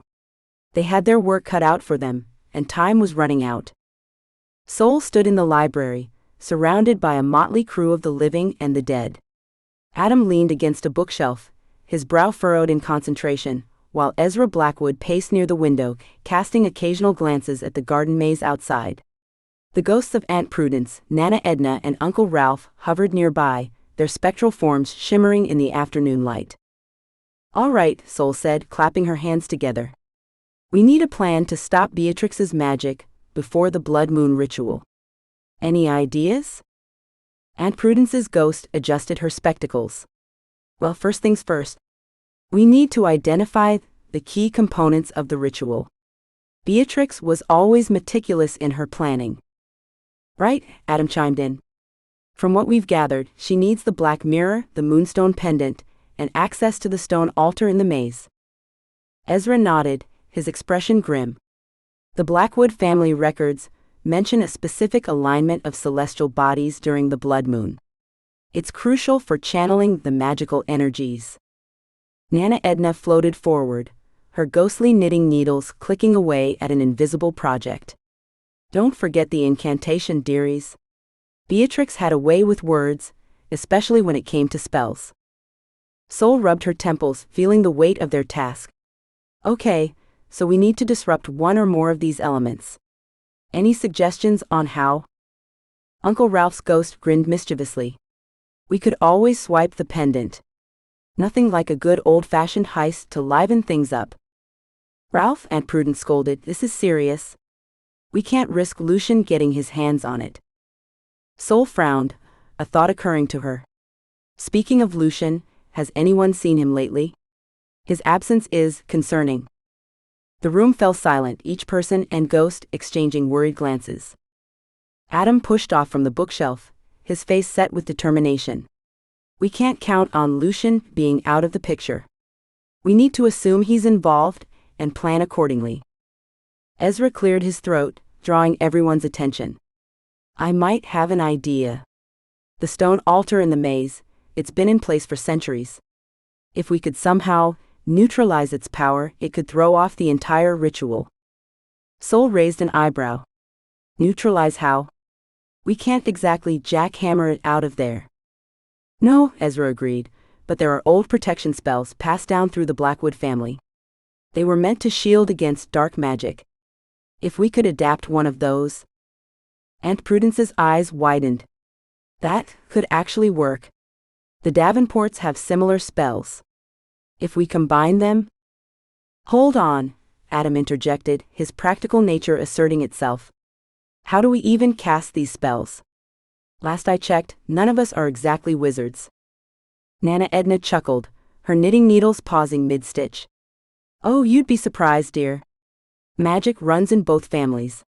It's just a matter of tapping into it." Sol felt a mixture of excitement and trepidation building in her chest. Okay, so we have a potential plan. But we still need to figure out the details. Ezra, can you get us those Blackwood protection spells? Ezra nodded. I'll need to retrieve some old family grimoires, but yes, I can get them. Good, Sol said. Aunt Prudence, Nana, can you two work on digging up the Davenport spells? And maybe give us a crash course in basic magic while you're at it? The two ghostly women nodded, already beginning to bicker good-naturedly about whose spells were more potent. What about me? Uncle Ralph asked, looking slightly put out. Sol smirked. You, Uncle Ralph, have a very important job. Keep an eye out for Lucian. If he shows up anywhere near the mansion or the maze, we need to know immediately. Ralph's face lit up with a mischievous grin. Spying on the enemy? Now that's my kind of assignment. Adam stepped closer to Sol, lowering his voice. And what about us? What's our next move? Sol met his gaze, feeling a flutter in her stomach that had nothing to do with impending magical doom. We need to study that black mirror. If we can figure out how it works, maybe we can find a way to disrupt its power during the ritual. Adam nodded, a small smile playing at the corners of his mouth. Research and potentially dangerous magical artifacts. Just another Tuesday at Davenport Manor, huh? Sol couldn't help but laugh. You know, most guys would be running for the hills by now. What can I say? Adam shrugged, his eyes twinkling. I like a challenge. Their moment was interrupted by Ezra clearing his throat. I hate to break up, whatever this is, but we're on a tight schedule. The blood moon is in 3 days. Reality came crashing back, and Sol straightened her shoulders. Right? Ezra, go get those grimoires. Adam and I will start examining the mirror. Everyone else, you know your tasks. Let's move, people. As the group dispersed, Sol couldn't shake the feeling that they were missing something. The absence of Lucian nagged at her, like an itch she couldn't quite scratch. What was he planning? And more importantly, how much did he already know about their efforts to stop the ritual? She pushed the thoughts aside, focusing on the task at hand. They had a plan, not a perfect one, but a start. As she and Adam made their way to the room where the black mirror was stored, Sol allowed herself a moment of hope. They had faced impossible odds before and come out on top. With the combined knowledge of the Davenports and Blackwoods, maybe they stood a chance of stopping whatever dark force Beatrix had set in motion all those years ago. But as they entered the room and Sol's eyes fell on the obsidian surface of the mirror, a chill ran down her spine. The glass seemed to ripple, like the surface of a pond disturbed by an unseen force. For a moment, just a fleeting second, she could have sworn she saw a face reflected there, not her own, but one with piercing eyes and a cruel smile. Beatrix Blackwood's face. Sol stood in the library, her fingers tracing the spines of ancient books as an unsettling energy pulsed through the air. The mansion creaked and groaned around her, as if stretching awake after a long slumber. She couldn't shake the feeling that the house was preparing for something big. You feel it too, don't you? Aunt Prudence's spectral form materialized beside her, causing Sol to jump. Geez, Aunt Prudence. A little warning next time? Sol muttered, her heart racing. Prudence adjusted her ghostly glasses. My apologies, dear. But there are more pressing matters at hand. The blood moon approaches and the house, well, it's restless. Sol nodded, a chill running down her spine. Yeah, I've noticed. It's like the walls are humming with energy. Uncle Ralph popped his head through a nearby bookshelf, his incorporeal top hat slightly askew. Humming? More like screaming, if you ask me. This place hasn't been this worked up since the Great Poltergeist Poker Tournament of 1922. Ralph, must you always make light of serious situations? Prudence chided. Ralph grinned, fully emerging from the bookshelf. Someone's got to keep things lively around here, Prue. Besides, a little humor never hurt anyone. No, but Beatrix's magic might, Sol interjected, her voice tight with worry. We need to figure out how to stop whatever's coming, and fast. As if on cue, a tremor ran through the house. Books rattled on their shelves, and a vase teetered precariously on a nearby table. Sol lunged to catch it, her fingers closing around the porcelain just as it toppled over the edge. "Nice save, kiddo," Ralph whistled appreciatively. Sol set the vase back on the table, her hands shaking slightly. "This is getting out of hand. Where's Nana Edna? We need to pool our resources." "Did someone call for me?" Nana Edna's gentle voice floated through the room as she materialized in her favorite armchair, phantom knitting needles clicking away. "Nana, thank goodness," Sol breathed. "The house is going haywire. Please tell me you found something in those old Davenport spells that can help us." Edna's needles paused mid-stitch. "Well, dear, I've been looking into our family's protective magic. It's powerful stuff, but..." "But what?" Sol pressed, sensing her grandmother's hesitation. "But it's tied to the house itself," Edna explained. "And with the blood moon approaching, the mansion's own magic is amplifying everything, including Beatrix's curse." Another tremor shook the room, stronger this time. A painting crashed to the floor, its frame splintering on impact. Sol felt a surge of frustration and fear. "So what you're saying is, we're basically living in a magical powder keg?" she asked, running a hand through her hair. "More like a magical nuclear reactor," Ralph chimed in, earning glares from both Prudence and Edna. Sol paced the length of the library, her mind racing. "Okay, so we can't rely solely on Davenport magic. What about combining it with the Blackwood spells Ezra brought over? Could that give us an edge?" Prudence nodded thoughtfully. "It's possible. The two families' magic has always been at odds, but if we could find a way to harmonize them." "It might just be crazy enough to work," Edna finished, a spark of hope in her eyes. As they spoke, the energy in the house seemed to pulse and swell. The air grew thick, almost oppressive. Sol found herself struggling to breathe, as if the very atmosphere was pressing down on her. Folks." Ralph's usually jovial tone was tinged with worry. "Not to alarm anyone, but I think the house is trying to tell us something." Sol followed his gaze to the far wall, where the wallpaper was beginning to peel away of its own accord. Beneath it, symbols began to glow with an eerie, pulsating light. "Those markings," Prudence gasped. "They're part of the original foundation spell. I haven't seen them active in decades." Sol approached the wall cautiously, drawn by an inexplicable pull. As she neared, the symbols seemed to writhe and dance, their light growing brighter. She reached out, her fingertips mere inches from the glowing marks. "Sol, wait!" Edna called out, but it was too late. The moment Sol's skin made contact with the wall, a jolt of energy surged through her body. Images flashed through her mind in rapid succession. The maze at night, bathed in the red light of the blood moon.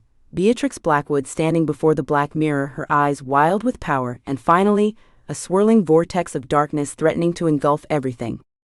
Sol stumbled backward, gasping for air. Adam, who had just entered the library, rushed to catch her before she fell. "Sol, what happened?" he asked, concern etched on his face. She leaned against him, her legs shaky. I saw it. What Beatrix is trying to do. It's worse than we thought." The ghosts gathered around, their faces grave. Even Ralph had lost his usual smirk. "Tell us everything," Prudence urged. Sol took a deep breath, steadying herself. "Beatrix isn't just trying to harness the house's magic. She's planning to use the blood moon to tear open a portal between worlds. If she succeeds, all hell breaks loose," Adam finished, his voice grim. Sol nodded, her determination growing despite the fear coursing through her veins. "We need to stop her. Whatever it takes." As if in response to her words, the house gave another violent shudder. Books flew from their shelves, and the chandelier swayed ominously overhead. "Well," Ralph said, attempting to lighten the mood, "looks like we've got our work cut out for us. Who's up for a little interdimensional portal crashing?" Despite the gravity of the situation, Sol couldn't help but crack a smile. They were in for the fight of their lives, but at least she wasn't facing it alone. With her ghostly family and Adam by her side, maybe, just maybe, they stood a chance of stopping Beatrix and saving not just the mansion, but the world itself. Chapter 10. Oh great, it's a blood moon. What could go wrong?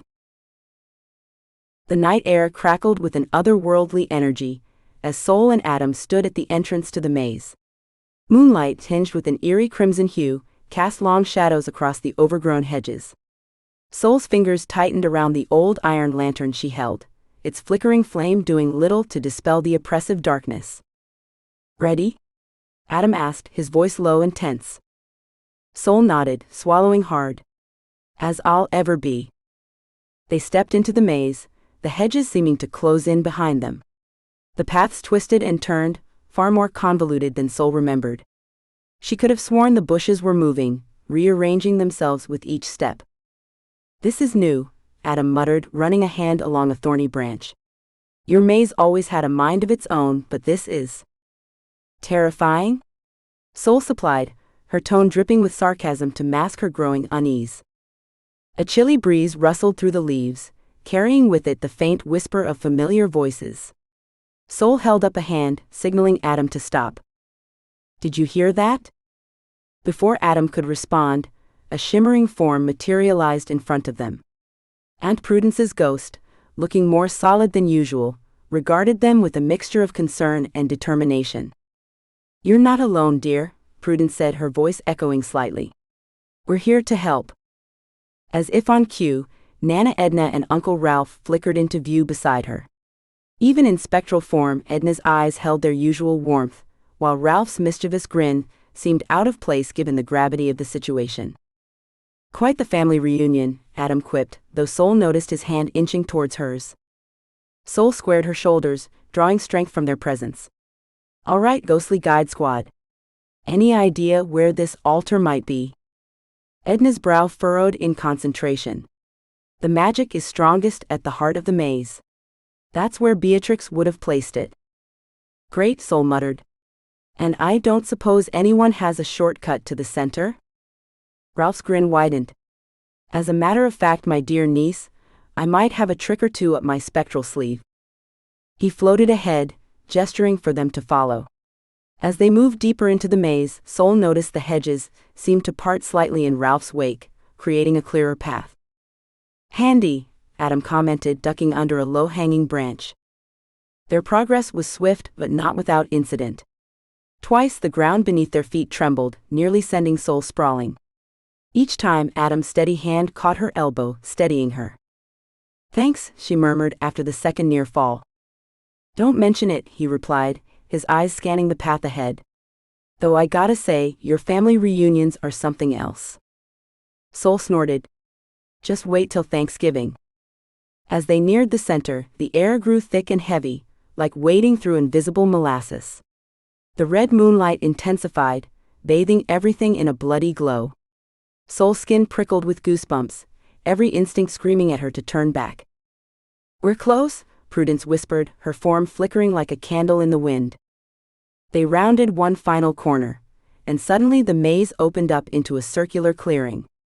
At its center stood a crude stone altar, its surface stained dark with what Sol hoped wasn't blood. Atop it sat the black mirror, its surface rippling like disturbed water.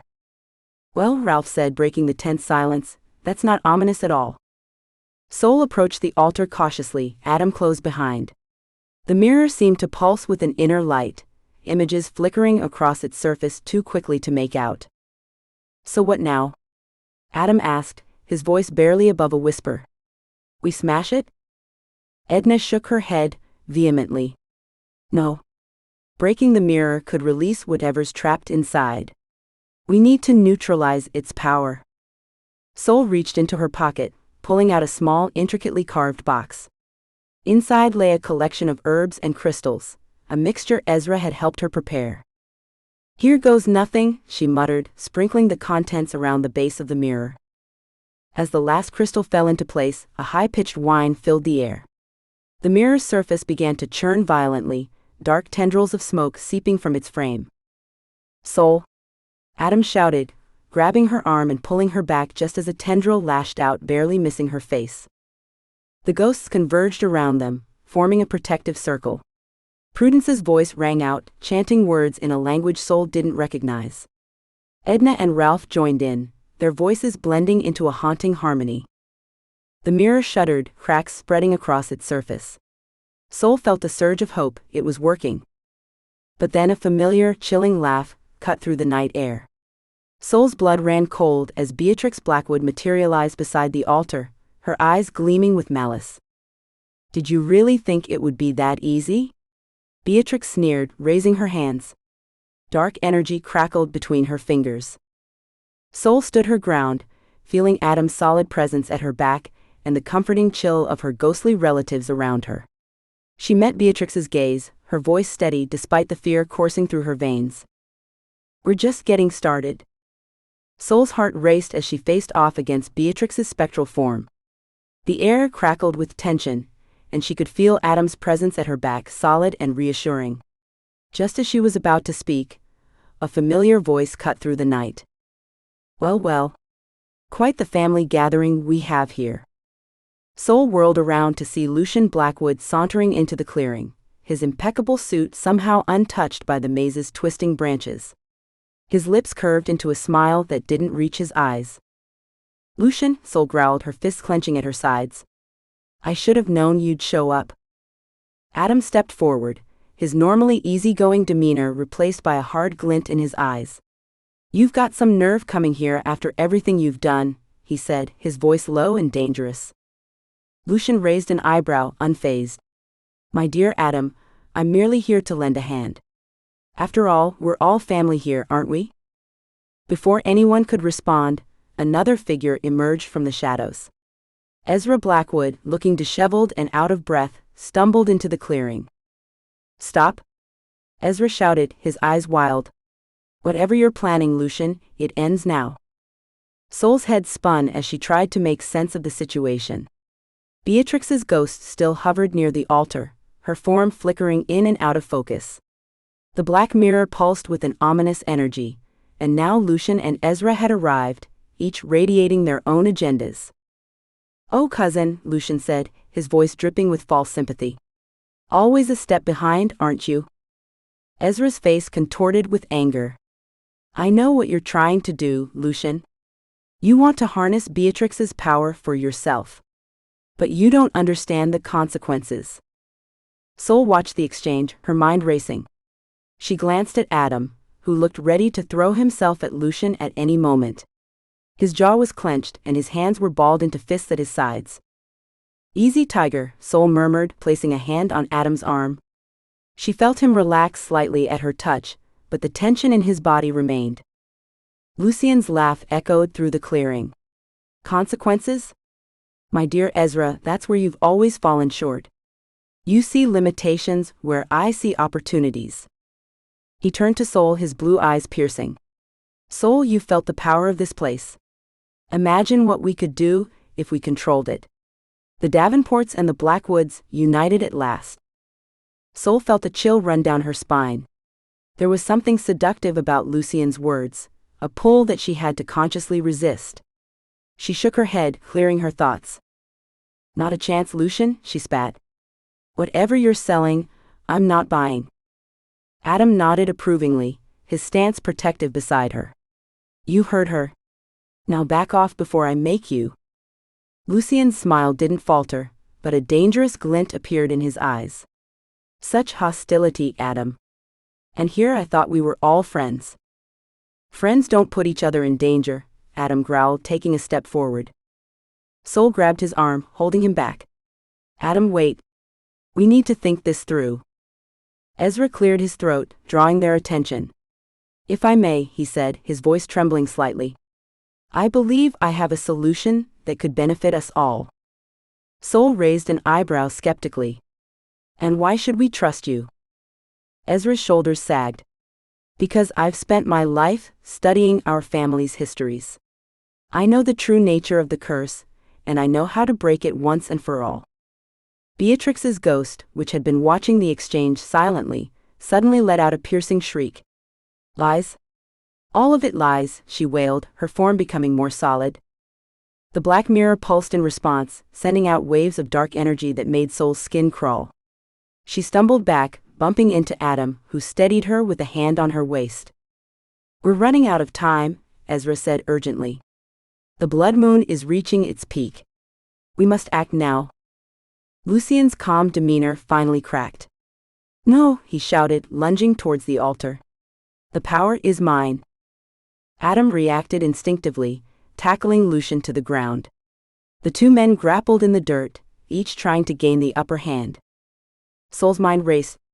She looked at Ezra, who seemed genuinely concerned, then at her ghostly relatives, who watched the scene with a mix of horror and determination. "Okay, Ezra," she said quickly. "What's your plan?" Ezra's eyes lit up. He reached into his pocket and pulled out a small, ornate key. "This," he said, holding it up. "It's the key to unlocking the true power of the mirror. But it requires the blood of both families to activate." Soul's eyes widened. "Blood magic? Are you kidding me?" Ezra shook his head, frantically. "It's the only way to break the cycle. To end the feud once and for all." Soul glanced at Adam, still wrestling with Lucian, then at Beatrix's increasingly corporeal form. The mirror's pulsing had intensified, and she could feel the magic of the place swirling around them like a tornado. "All right," she said, making a split-second decision. "What do we do?" Ezra quickly explained the ritual, his words tumbling out in a rush. Soul listened intently, her heart pounding in her chest. It was risky, potentially dangerous, but if it could end this madness once and for all. "Adam," she called out. "I need you." Adam looked up, his face streaked with dirt and sweat.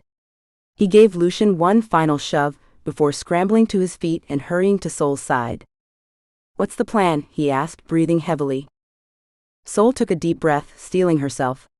"We're going to break this curse," she said. "For good?" As she began to explain, Lucian struggled to his feet, his perfect composure shattered. "You fools," he shouted. "You have no idea what you're dealing with." But Soul tuned him out, focusing on Adam's steady gaze and the task at hand. Soul's heart raced as she stood at the center of the swirling chaos. The blood moon hung low in the sky, casting an eerie crimson glow over the maze. Around her, ghostly figures materialized, some familiar, others unknown, but all bearing the unmistakable features of Davenport's and Blackwood's past. Aunt Prudence appeared first, her spectral form rigid with disapproval. "Isodal Davenport," she said, pushing up her ghostly spectacles. "I hope you realize the gravity of this situation." "Oh, lay off, Prudy," Uncle Ralph's voice drawled as he materialized, spinning a phantom coin between his fingers. "The girl's got moxie, I'll give her that." Nana Edna popped into existence, clutching her ever-present teacup. Now, let's not argue. Would anyone care for some chamomile? It's excellent for calming the nerves. Oh, silly me, I forgot we can't actually drink it." Soul couldn't help but roll her eyes, despite the tension. "Really? Family squabbles? Now?" Adam squeezed her hand, a silent reminder of his presence. She glanced at him gratefully, before turning back to the scene unfolding before them. More ghosts appeared, stern-faced Blackwoods with piercing eyes, haughty Davenports with upturned noses. The air crackled with centuries of rivalry and resentment. Ezra stepped forward, key in hand. "We must act quickly," he urged. "The ritual?" "Don't listen to him," Lucian snarled, struggling to his feet. "He'll betray you, just like every Blackwood before him." Soul's mind raced. Who could she trust? Ezra seemed sincere, but so had others who'd betrayed her. Lucian was clearly dangerous, but was he telling the truth about Ezra? "Soul," Adam murmured, his voice steady despite the chaos. "Whatever you decide, I'm with you." She met his gaze, finding strength in his unwavering support. Taking a deep breath, Soul turned to address the assembled ghosts. "All right, listen up," she shouted, her voice cutting through the spectral murmurs. "I need answers, and I need them now. What exactly are we dealing with here?" Aunt Prudence cleared her throat. "The cursed child. It's far more complex than we initially believed." "No kidding," Soul muttered. Uncle Ralph floated closer, his expression unusually serious. "It's not just about the feud between our families. The curse, it's tied to something older. Something darker." Nana Edna nodded solemnly. "The land itself, dearie. This place has always had power, long before our families came along. A chill ran down Soul's spine. She glanced at the pulsing black mirror, remembering the visions of Beatrix's ritual. And Beatrix tried to harness that power? Tried and failed, a new voice rang out. The crowd of ghosts parted, revealing Beatrix Blackwood herself. Her form was more solid than the others, pulsing in time with the mirror. But I won't fail again. Lucian's eyes gleamed. Grandmother, he breathed, a note of reverence in his voice. Soul tensed, feeling Adam shift into a protective stance beside her. So what now? She demanded. Another showdown? More family drama? Beatrix laughed, the sound sharp and cold. Oh, you foolish girl. This was never about our petty squabbles. The power here, it's beyond your comprehension. Then enlighten us, Adam growled. Ezra stepped forward, his face pale. The ritual Beatrix attempted, it wasn't just to control the mansion's magic. It was to open a gateway. A gateway to what? Soul asked, dreading the answer. To a realm of pure magic, Beatrix answered, her ghostly form growing more substantial by the second. Imagine it, unlimited power, the ability to reshape reality itself. Soul's mind reeled. This was so much bigger than she'd imagined. She looked at her ghostly relatives, seeing fear and determination in their translucent faces. And the cost? She asked, already knowing the answer wouldn't be pretty. Sacrifice, Lucian said, his voice thick with anticipation. The blood of both families, willingly given. Adam's grip on Soul's hand tightened. Not happening, he growled. Soul's thoughts raced. The key Ezra held, the blood magic he'd mentioned, was it truly to break the curse, or was it the final piece needed to complete Beatrix's ritual? Time's running out, Soul, Ezra urged. We need to make a decision. Soul looked around at the assembled ghosts, her family, Adam, Ezra, Lucian, and the imposing figure of Beatrix. The weight of centuries of conflict and magic pressed down on her. Okay, she said, taking a deep breath. Here's what we're going to do. She stepped forward, her voice ringing out clear and strong. I propose a truce. Not just between our families, but with this land itself. Murmurs rippled through the ghostly crowd. Beatrix's eyes narrowed. Explain, she demanded. The power here is clearly too much for any one person or family to control, Soul continued. So instead of fighting over it, why don't we become its guardians? Guardians? Lucian scoffed. Why settle for that when we could wield it ourselves? Because that kind of power corrupts, Adam interjected, moving to stand beside Soul. Look what it's done to our families already. Soul nodded gratefully. Exactly. We've been so focused on controlling the magic that we've forgotten our responsibility to it. She turned to Ezra. That key, it's not just for unlocking power, is it? It's for sealing it too. Ezra's eyes widened in surprise. How did you? Just a hunch, Soul said with a wry smile. So what do you say? Instead of opening gateways or breaking curses, we use that key to seal this place properly. Become its protectors instead of its exploiters. The ghosts murmured among themselves. Aunt Prudence looked thoughtful, while Uncle Ralph grinned approvingly. Nana Edna beamed with pride. Beatrix's form flickered, her expression a mix of fury and, was that respect? You would give up such power? She asked incredulously. Soul shrugged. I'm giving up the illusion of controlling it. Big difference. She looked around at the assembled crowd, living and dead alike. So, what's it going to be? Do we keep fighting over something that's nearly destroyed both our families? Or do we start something new? The clearing fell silent as everyone considered Soul's words. The blood moon hung heavy in the sky, waiting for their decision. Chapter 11. This is why we can't have normal family reunions. Soul stood her ground, facing the shimmering form of Beatrix Blackwood. The spirit's eyes glowed with an otherworldly light, her spectral form pulsing in sync with the eerie black mirror. You think you can simply decide the fate of centuries of magic? Beatrix sneered, her voice echoing through the maze. Soul felt a chill run down her spine but kept her voice steady. I think it's time someone made a decision that wasn't based on greed or power. Adam stepped closer, his presence a comforting warmth at her side. She's right, he said, his voice firm. This curse has done enough damage. Beatrix's laugh was cold and sharp. Oh, you simple fools. You have no idea of the true power at stake here. As the spirit spoke, Adam's eyes darted around the clearing. Soul could almost see the gears turning in his head, that practical mind of his searching for a solution. Suddenly, his gaze fixed on a section of the maze wall. Soul, he whispered, I think there's something off about that wall. Before Soul could respond, Uncle Ralph materialized beside them, his spectral form flickering with excitement. Well, what have we here? The handyman's onto something, eh? Adam nodded, already moving towards the wall. It's the mortar, he explained, running his fingers along the stones. It's different here, newer. Ralph grinned, floating closer. Ooh, I do love a good secret passage. Shall we take a peek? Soul glanced nervously at Beatrix, who was watching their movements with narrowed eyes. We don't have much time, she hissed. Then let's make it count, Adam replied, his hands working quickly along the wall. Ralph, can you? I don't know, goes through this and see what's on the other side? Ralph's eyes lit up. Can I? Watch and learn, youngsters. With a theatrical flourish, he plunged his spectral form into the wall. Beatrix's form flickered angrily. What are you doing? She demanded, her voice rising. Step away from there.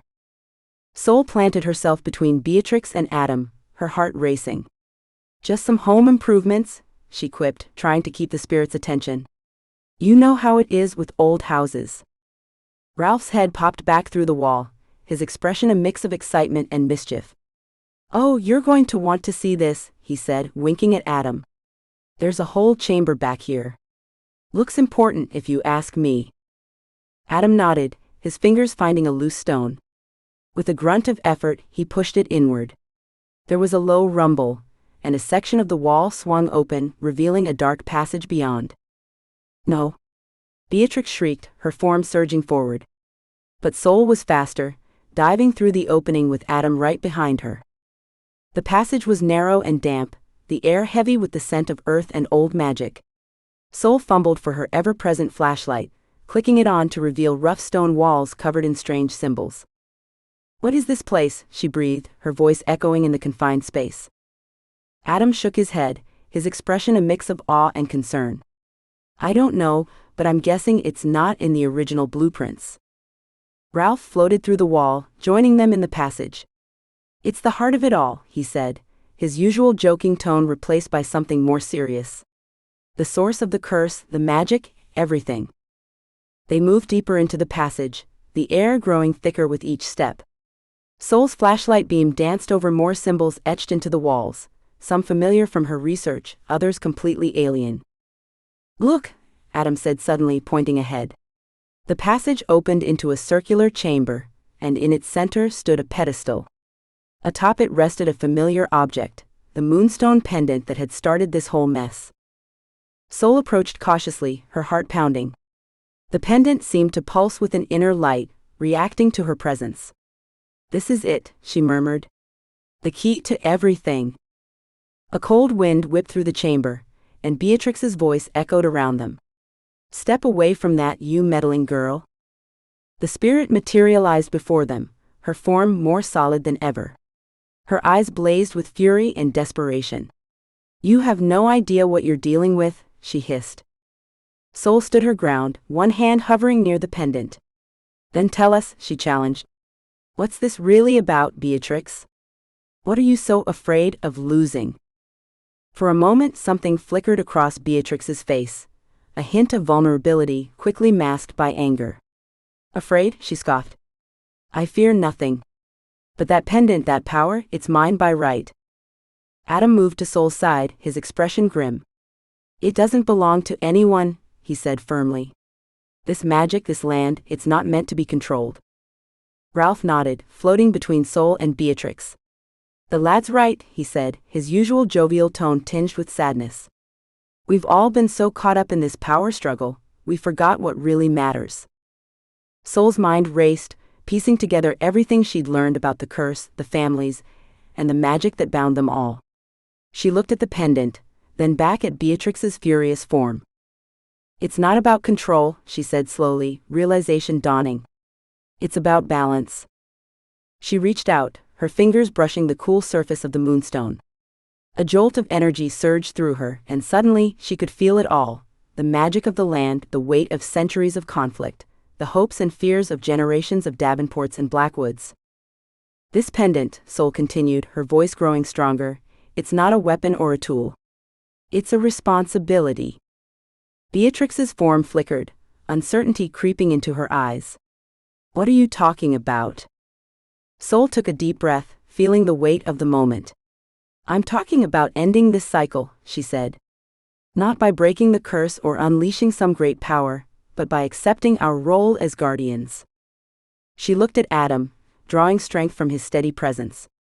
Then she turned to Ralph, seeing a glimmer of hope in his spectral eyes. Finally she faced Beatrix, her voice firm and clear. "It's time to let go of the past," Sol said. "To stop fighting over control, and start working together to protect what really matters." The chamber fell silent, the air thick with tension and possibility. Sol held the pendant, feeling its power thrumming through her veins. She knew that whatever happened next would change everything, for her, for the Davenports, for the Blackwoods, and for the very land itself. Sol's heart raced as she clutched the moonstone pendant, its cool surface pulsing with energy against her palm. The circular chamber seemed to close in around them, the air thick with tension and the crackle of dark magic. Lucian Blackwood stood before her, his handsome face twisted into a sneer that revealed his true nature. "Did you really think I was here to help?" Lucian laughed, his voice dripping with disdain. "Oh, Sol. So naive, just like your ancestors." Adam stepped forward, positioning himself protectively between Sol and Lucian. "Back off, Blackwood," he growled, his usual easygoing demeanor replaced by steely determination. Lucian's eyes flashed with amusement. "Or what, handyman? You'll fix me to death?" Sol felt a chill run down her spine as she realized the full extent of Lucian's betrayal. All those charming smiles, the offers of assistance, it had all been a ruse to get closer to the source of power. "You wanted Beatrix's magic all along," she said, her voice barely above a whisper. Lucian's grin widened. "Give the girl a prize." "Yes, dear cousin. Beatrix may have been a formidable witch, but she was short-sighted. All that power wasted on petty family squabbles." He took a step closer, his eyes fixed on the pendant in Sol's hand. "But I see the bigger picture. With that kind of magic at my command, I could reshape the world."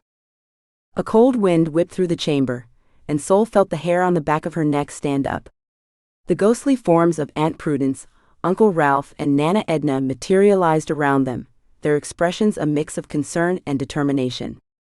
"Not if we have anything to say about it," Prudence declared, her spectral form seeming to grow more solid as she spoke. Ralph floated closer to Sol, his usual jovial demeanor replaced by a fierce protectiveness. "You'll have to go through us first, you pompous windbag." Nana Edna's gentle face hardened as she glared at Lucian. "We may be dead, but we're still Davenports. And we protect our own." Lucian's laugh echoed off the stone walls. "How touching. A family reunion of failures." He raised his hands, dark energy crackling between his fingertips. "But you're too late. The power is already awakening, and once I harness it, not even your pathetic spirits will be able to stop me." Sol felt the pendant grow warmer in her hand, its glow intensifying. She looked at Adam, seeing the worry in his eyes, then back at her ghostly relatives. They were all counting on her, but what could she do against Lucian's dark magic? As if in answer to her unspoken question, a familiar voice cut through the chaos. "The mirror, Sol." Beatrix's spirit materialized, her face a mask of fury and desperation. "Use the black mirror." Sol's mind raced. The black mirror, the source of so many visions, so much pain. Could it really be the key to stopping Lucian? Lucian's eyes widened in recognition. "No," he snarled, lunging forward. But Sol was already moving. She dodged Lucian's grasp, the pendant clutched tightly to her chest as she sprinted toward the far wall where the black mirror hung. Its surface seemed to ripple and swirl, as if alive with dark energy. "Adam," she called out. "Keep him back." Without hesitation, Adam tackled Lucian, using his larger frame to pin the other man to the ground. They grappled fiercely, magic crackling around them. Sol reached the mirror, her breath coming in short gasps. She held up the pendant, its glow reflecting off the mirror's dark surface. "What do I do?" she asked, glancing frantically at Beatrix. The ghost of her ancestor moved closer, her eyes fixed on the pendant. "The mirror is a conduit," Beatrix explained, her voice urgent. "It can trap magical energy, but it needs a focus." Understanding dawned on Sol. She pressed the pendant against the mirror's surface, feeling a surge of power flow through her. The glass began to glow, pulsing with an eerie light. "No!" Lucian roared, throwing Adam off with a burst of magical energy. He staggered to his feet, his handsome face contorted with rage. "You don't know what you're doing." Sol gritted her teeth, keeping the pendant pressed firmly against the mirror. "I know exactly what I'm doing," she said, her voice steadier than she felt. "I'm putting an end to this." The ghostly forms of Prudence, Ralph, and Edna moved to surround Sol, lending their spectral energy to her efforts. The mirror's glow intensified, spreading outward in tendrils of light. Lucian raised his hands, dark magic swirling around him. "You think you can trap me," he sneered. "I am a Blackwood. This power is my birthright." But as he tried to unleash his magic, something strange happened. Instead of flowing outward, the dark energy seemed to be pulled toward the mirror. Lucian's eyes widened in panic as he realized what was happening. "No," he cried out, struggling against the mirror's pull. "This isn't possible." Sol watched in amazement as Lucian's power was drawn into the mirror, swirling and mixing with the trapped energy of Beatrix's curse. The pendant in her hand grew hotter, almost painfully so, but she refused to let go. Beatrix's spirit wavered, her form growing less distinct as her own magical essence was pulled into the vortex. She looked at Sol, a mix of emotions playing across her face. "You're more worthy than I ever was," she said softly, before dissolving into streams of light that were sucked into the mirror. Lucian fell to his knees, his strength ebbing as the last of his stolen power was ripped away. He looked up at Sol, his eyes filled with a mixture of hatred and disbelief. "This isn't over," he gasped. Sol met his gaze steadily. "Yes it is," she said, her voice firm. "It's time to let go of the past." With a final desperate cry, Lucian's form seemed to collapse in on itself, drawn into the swirling vortex of the mirror. The pendant in Sol's hand pulsed one last time, then went dark. For a moment, the chamber was utterly silent. Sol stared at the mirror, its surface now as smooth and unremarkable as any other piece of glass. She could hardly believe what had just happened. Adam approached cautiously, placing a hand on her shoulder. "Sol," he asked softly, "are you okay?" She turned to look at him, her mind still reeling from the intensity of what had just transpired. The ghosts of her relatives hovered nearby, their expressions a mix of awe and concern. Sol took a deep breath, feeling the weight of everything that had happened, and everything that was still to come. She knew that trapping Beatrix and Lucian's power in the mirror wasn't the end of the story. There were still so many questions, so many loose ends to tie up. But for now, she allowed herself a small smile. "I'm okay," she said, her voice growing stronger. "We did it. We stopped them." Adam squeezed her shoulder gently.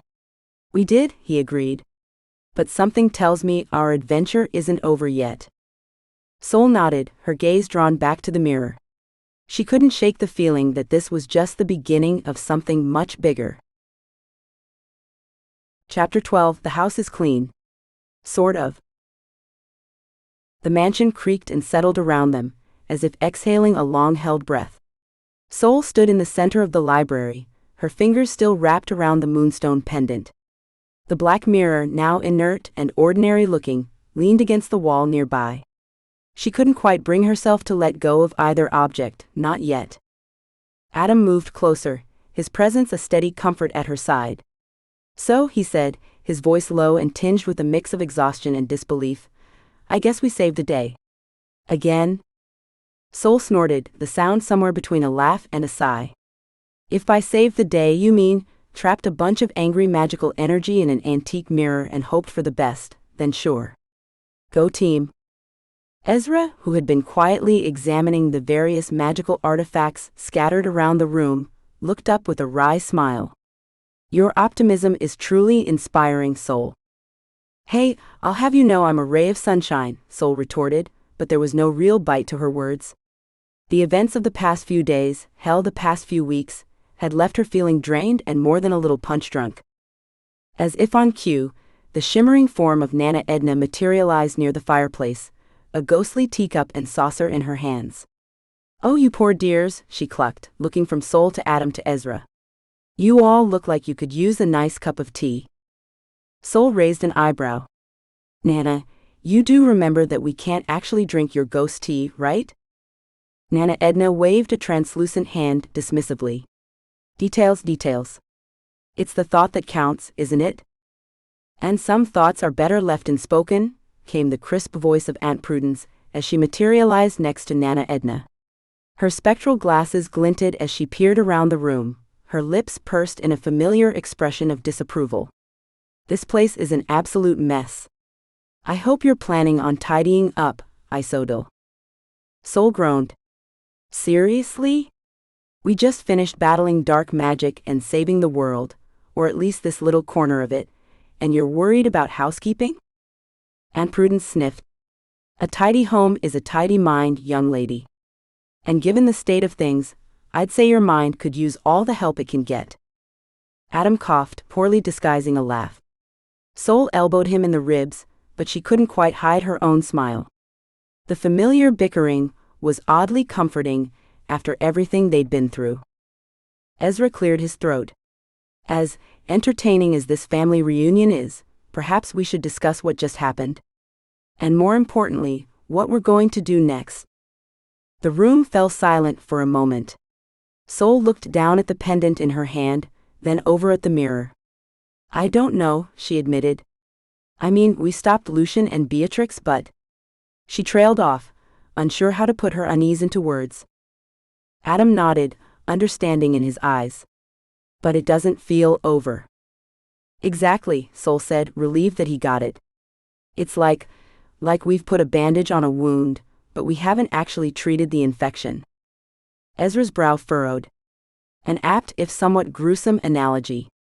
"The ritual we performed was meant to contain the dark magic, not destroy it.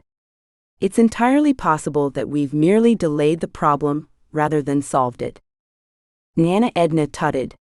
Now, let's not be so gloomy. You young folks did a marvelous job. Why, I haven't seen magic like that since I was alive, I suppose." "That's not exactly reassuring, Nana," Sol said dryly. Aunt Prudence adjusted her spectacles, a habit she'd apparently carried into the afterlife. "Your great-aunt is right about one thing, Isodal. You should be proud of what you've accomplished. But," she added, her tone growing serious, "you're also right to be cautious. The Davenport legacy, and the Blackwood legacy for that matter, is not something to be taken lightly." Sol sighed, running a hand through her hair. "Great. So we've got a magical time bomb on our hands, a house that's probably still haunted, and a family history that's more complicated than a soap opera. Any other good news?"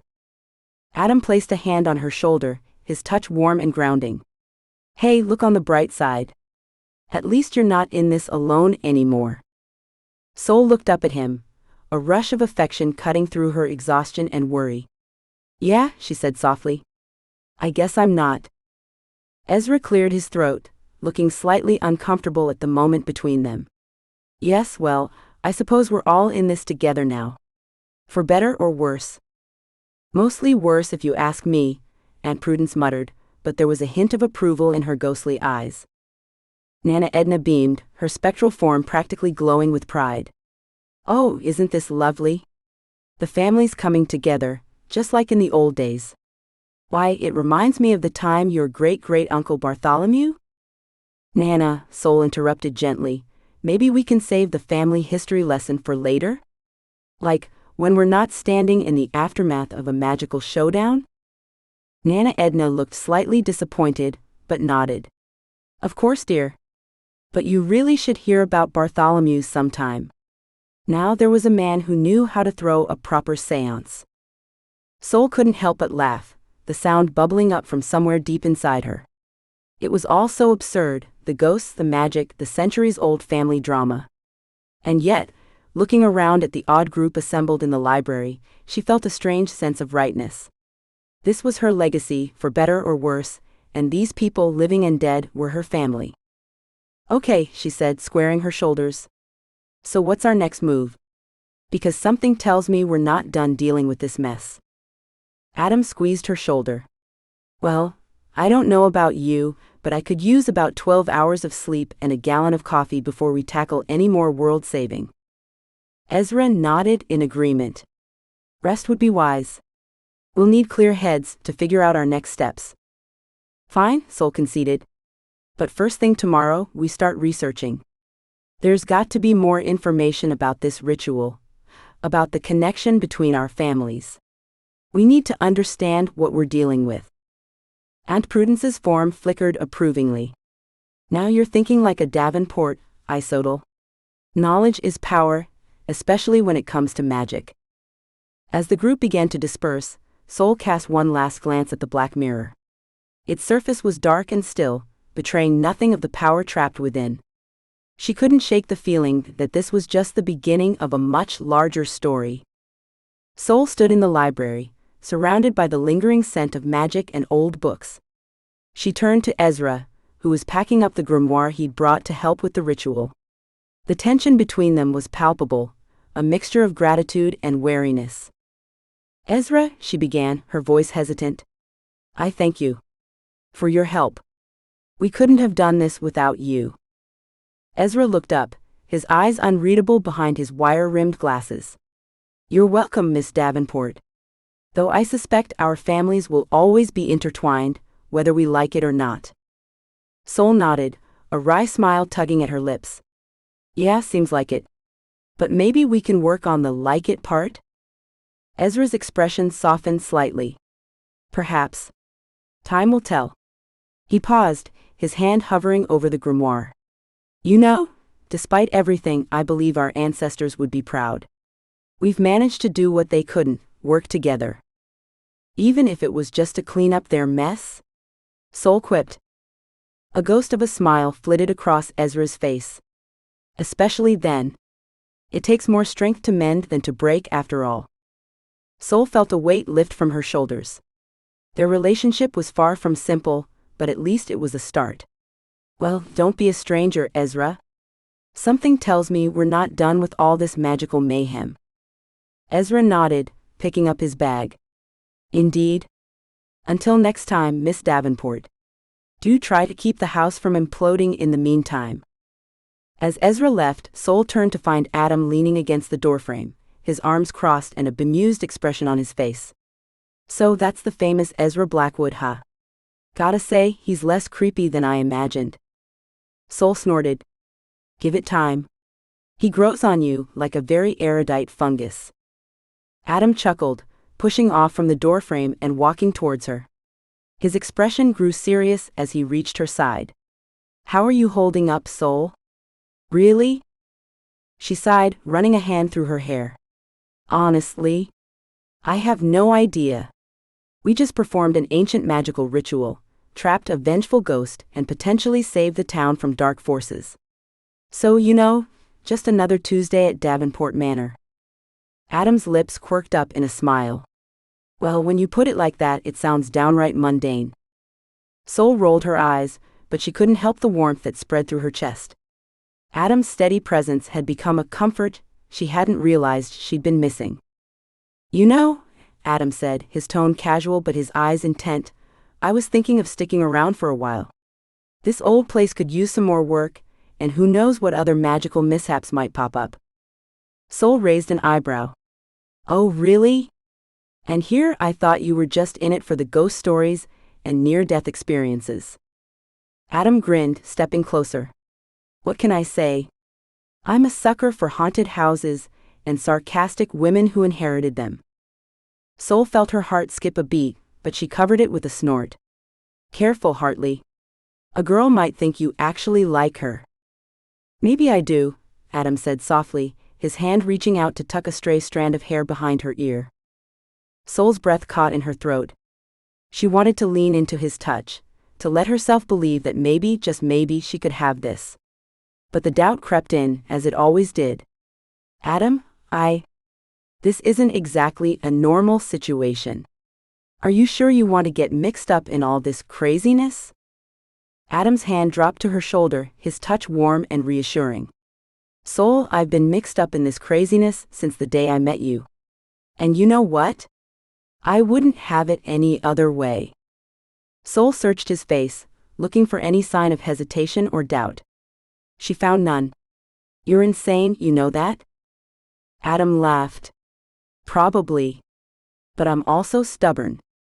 So you're stuck with me, Davenport. Whether you like it or not. Soul felt a smile tugging at her lips. Well, when you put it like that, how can a girl resist? Adam's grin widened. She can't. That's kind of the point. Soul shook her head, but she was smiling now too. Fine. But don't say I didn't warn you when the next magical disaster strikes. Wouldn't dream of it, Adam said, his eyes twinkling. Besides, someone's got to keep this place from falling apart while you're busy saving the world. Soul laughed, the sound echoing through the library. For the first time in days, she felt truly light. The danger wasn't over, not by a long shot, but with Adam by her side, it didn't seem quite so daunting. As if on cue, a loud crash echoed from somewhere in the house, followed by the distinct sound of Nana Edna's ghostly giggle. Soul groaned. And there it is. The next crisis. Adam squeezed her shoulder. Well, what are we waiting for? Let's go see what your spectral relatives have gotten up to now.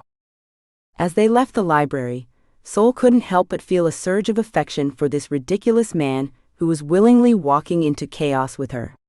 Maybe, just maybe, she could get used to having someone around who wasn't put off by haunted houses and magical mayhem. The house creaked around them, a familiar sound that was equal parts comforting and ominous. Whatever came next, Soul knew one thing for certain: life at Davenport Manor was never going to be boring. Soul trudged up the creaky stairs, her body aching from the night's magical exertions. The weight of the day's events hung heavy on her shoulders as she pushed open the door to her bedroom. She paused at the threshold, eyeing the familiar yet somehow alien space. Home sweet haunted home, she muttered, kicking off her shoes. The room looked the same as it had this morning, but everything felt different. The air crackled with residual energy, and shadows seemed to dance in the corners of her vision. Soul shook her head, trying to clear away the paranoia. Get it together, Davenport. It's over. But even as she said it, doubt gnawed at her gut. She'd thought it was over before, hadn't she? And look how well that turned out. Soul sighed, running a hand through her tangled hair. She needed a shower, maybe a gallon of coffee, and about a week's worth of sleep. Not necessarily in that order. She shuffled towards the ensuite bathroom, shedding clothes as she went. The hot water did wonders for her aching muscles, but it did little to quiet the whirlwind of thoughts in her head. Beatrix, Lucian, the ritual, Adam. Soul groaned, leaning her forehead against the cool tile. Adam. That was a whole other can of worms she wasn't ready to open yet. His words echoed in her mind. You're stuck with me, Davenport. Whether you like it or not. The corner of her mouth twitched up in a reluctant smile. Maybe being stuck with Adam Hartley wouldn't be so bad after all. Feeling marginally more human, Soul stepped out of the shower and wrapped herself in a fluffy towel. She wiped the steam from the mirror, studying her reflection. Same old Soul stared back at her, albeit with darker circles under her eyes and a new scar on her cheek. A souvenir from their adventure in the tunnels. Well, she told her reflection, at least you're still in one piece. As if in response, the house creaked ominously. Soul rolled her eyes. Oh, don't you start, she grumbled at the ceiling. I've had enough of your antics for one day. She padded back into the bedroom, rummaging through her dresser for pajamas. The floorboards were cool beneath her feet, and a chill ran up her spine that had nothing to do with the temperature. Sol paused, her hand hovering over a drawer. Something felt off. Slowly she turned, her eyes scanning the room. Nothing seemed out of place at first glance. The antique vanity stood in the corner, littered with the detritus of her hasty morning routine. The overstuffed armchair by the window still held the book she'd been reading last night. The black mirror. Sol's breath caught in her throat. The black mirror was there, propped against the wall where she'd left it after bringing it up from the maze. But it wasn't the same. A jagged crack ran diagonally across its surface, splitting the dark glass like a bolt of lightning frozen in time. What the hell? Sol muttered, taking a cautious step towards it. The crack hadn't been there before, she was sure of it. She'd looked at that damn mirror 100 times since finding it, searching for clues about Beatrix's ritual. She would have noticed a crack that big. Sol crouched in front of the mirror, careful not to touch it. The surface seemed to ripple and shift, like oil on water. As she leaned closer, she could have sworn she heard whispers. "Oh no," Sol said, scrambling backward. No. We are not doing this again." She grabbed a blanket from the bed and threw it over the mirror, her heart pounding. The whispers faded, but the chill in the air remained. Sol stood there for a long moment, staring at the covered mirror. She should get rid of it. Smash it, bury it, throw it in the ocean, anything to be rid of the cursed thing. But even as the thought crossed her mind, she knew she couldn't.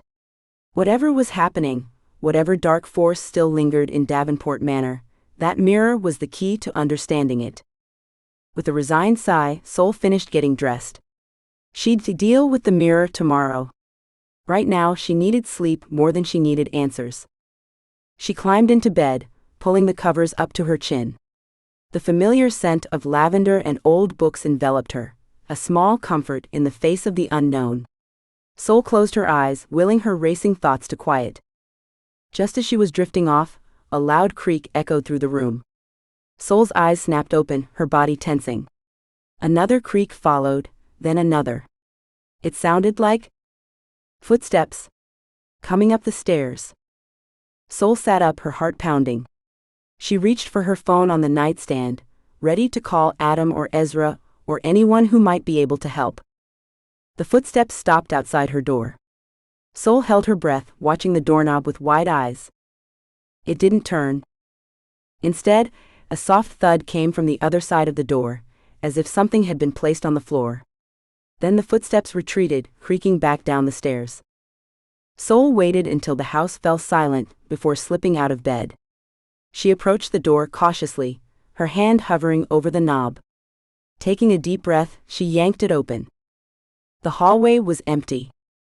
Sol looked down, her brow furrowing. There, on the floor in front of her door, sat a small wooden box. It was intricately carved with symbols she recognized from the ritual, protection spells and wards against dark magic. What in the world? Sol murmured, crouching to examine the box. A piece of paper was tucked under it, the elegant script unmistakably Ezra's. "For your safety," it read. "Use it wisely." Sol picked up the box, surprised by its weight. Whatever was inside, Ezra clearly thought it was important enough to deliver in the dead of night. She carried the box back into her room, setting it on the nightstand. Part of her wanted to open it immediately, to unravel this latest mystery. But exhaustion tugged at her limbs, and her eyelids felt like lead. "Tomorrow," Sol promised herself, climbing back into bed. "I'll deal with it all tomorrow." As she settled under the covers, her gaze fell on the blanket-covered mirror. In the dim light, she could have sworn she saw it move, just slightly. A quiet whisper drifted through the air, barely audible. Sol groaned, pulling a pillow over her head. "Great," she muttered into the darkness. "Guess we're not done yet." The house creaked in response, a sound that might have been agreement. Sol sighed, resigning herself to another day of magical mayhem tomorrow. Thank you for listening. Please visit me at winvalentine.com to stay up to date. Please subscribe, leave a comment, and review on Amazon or Goodreads.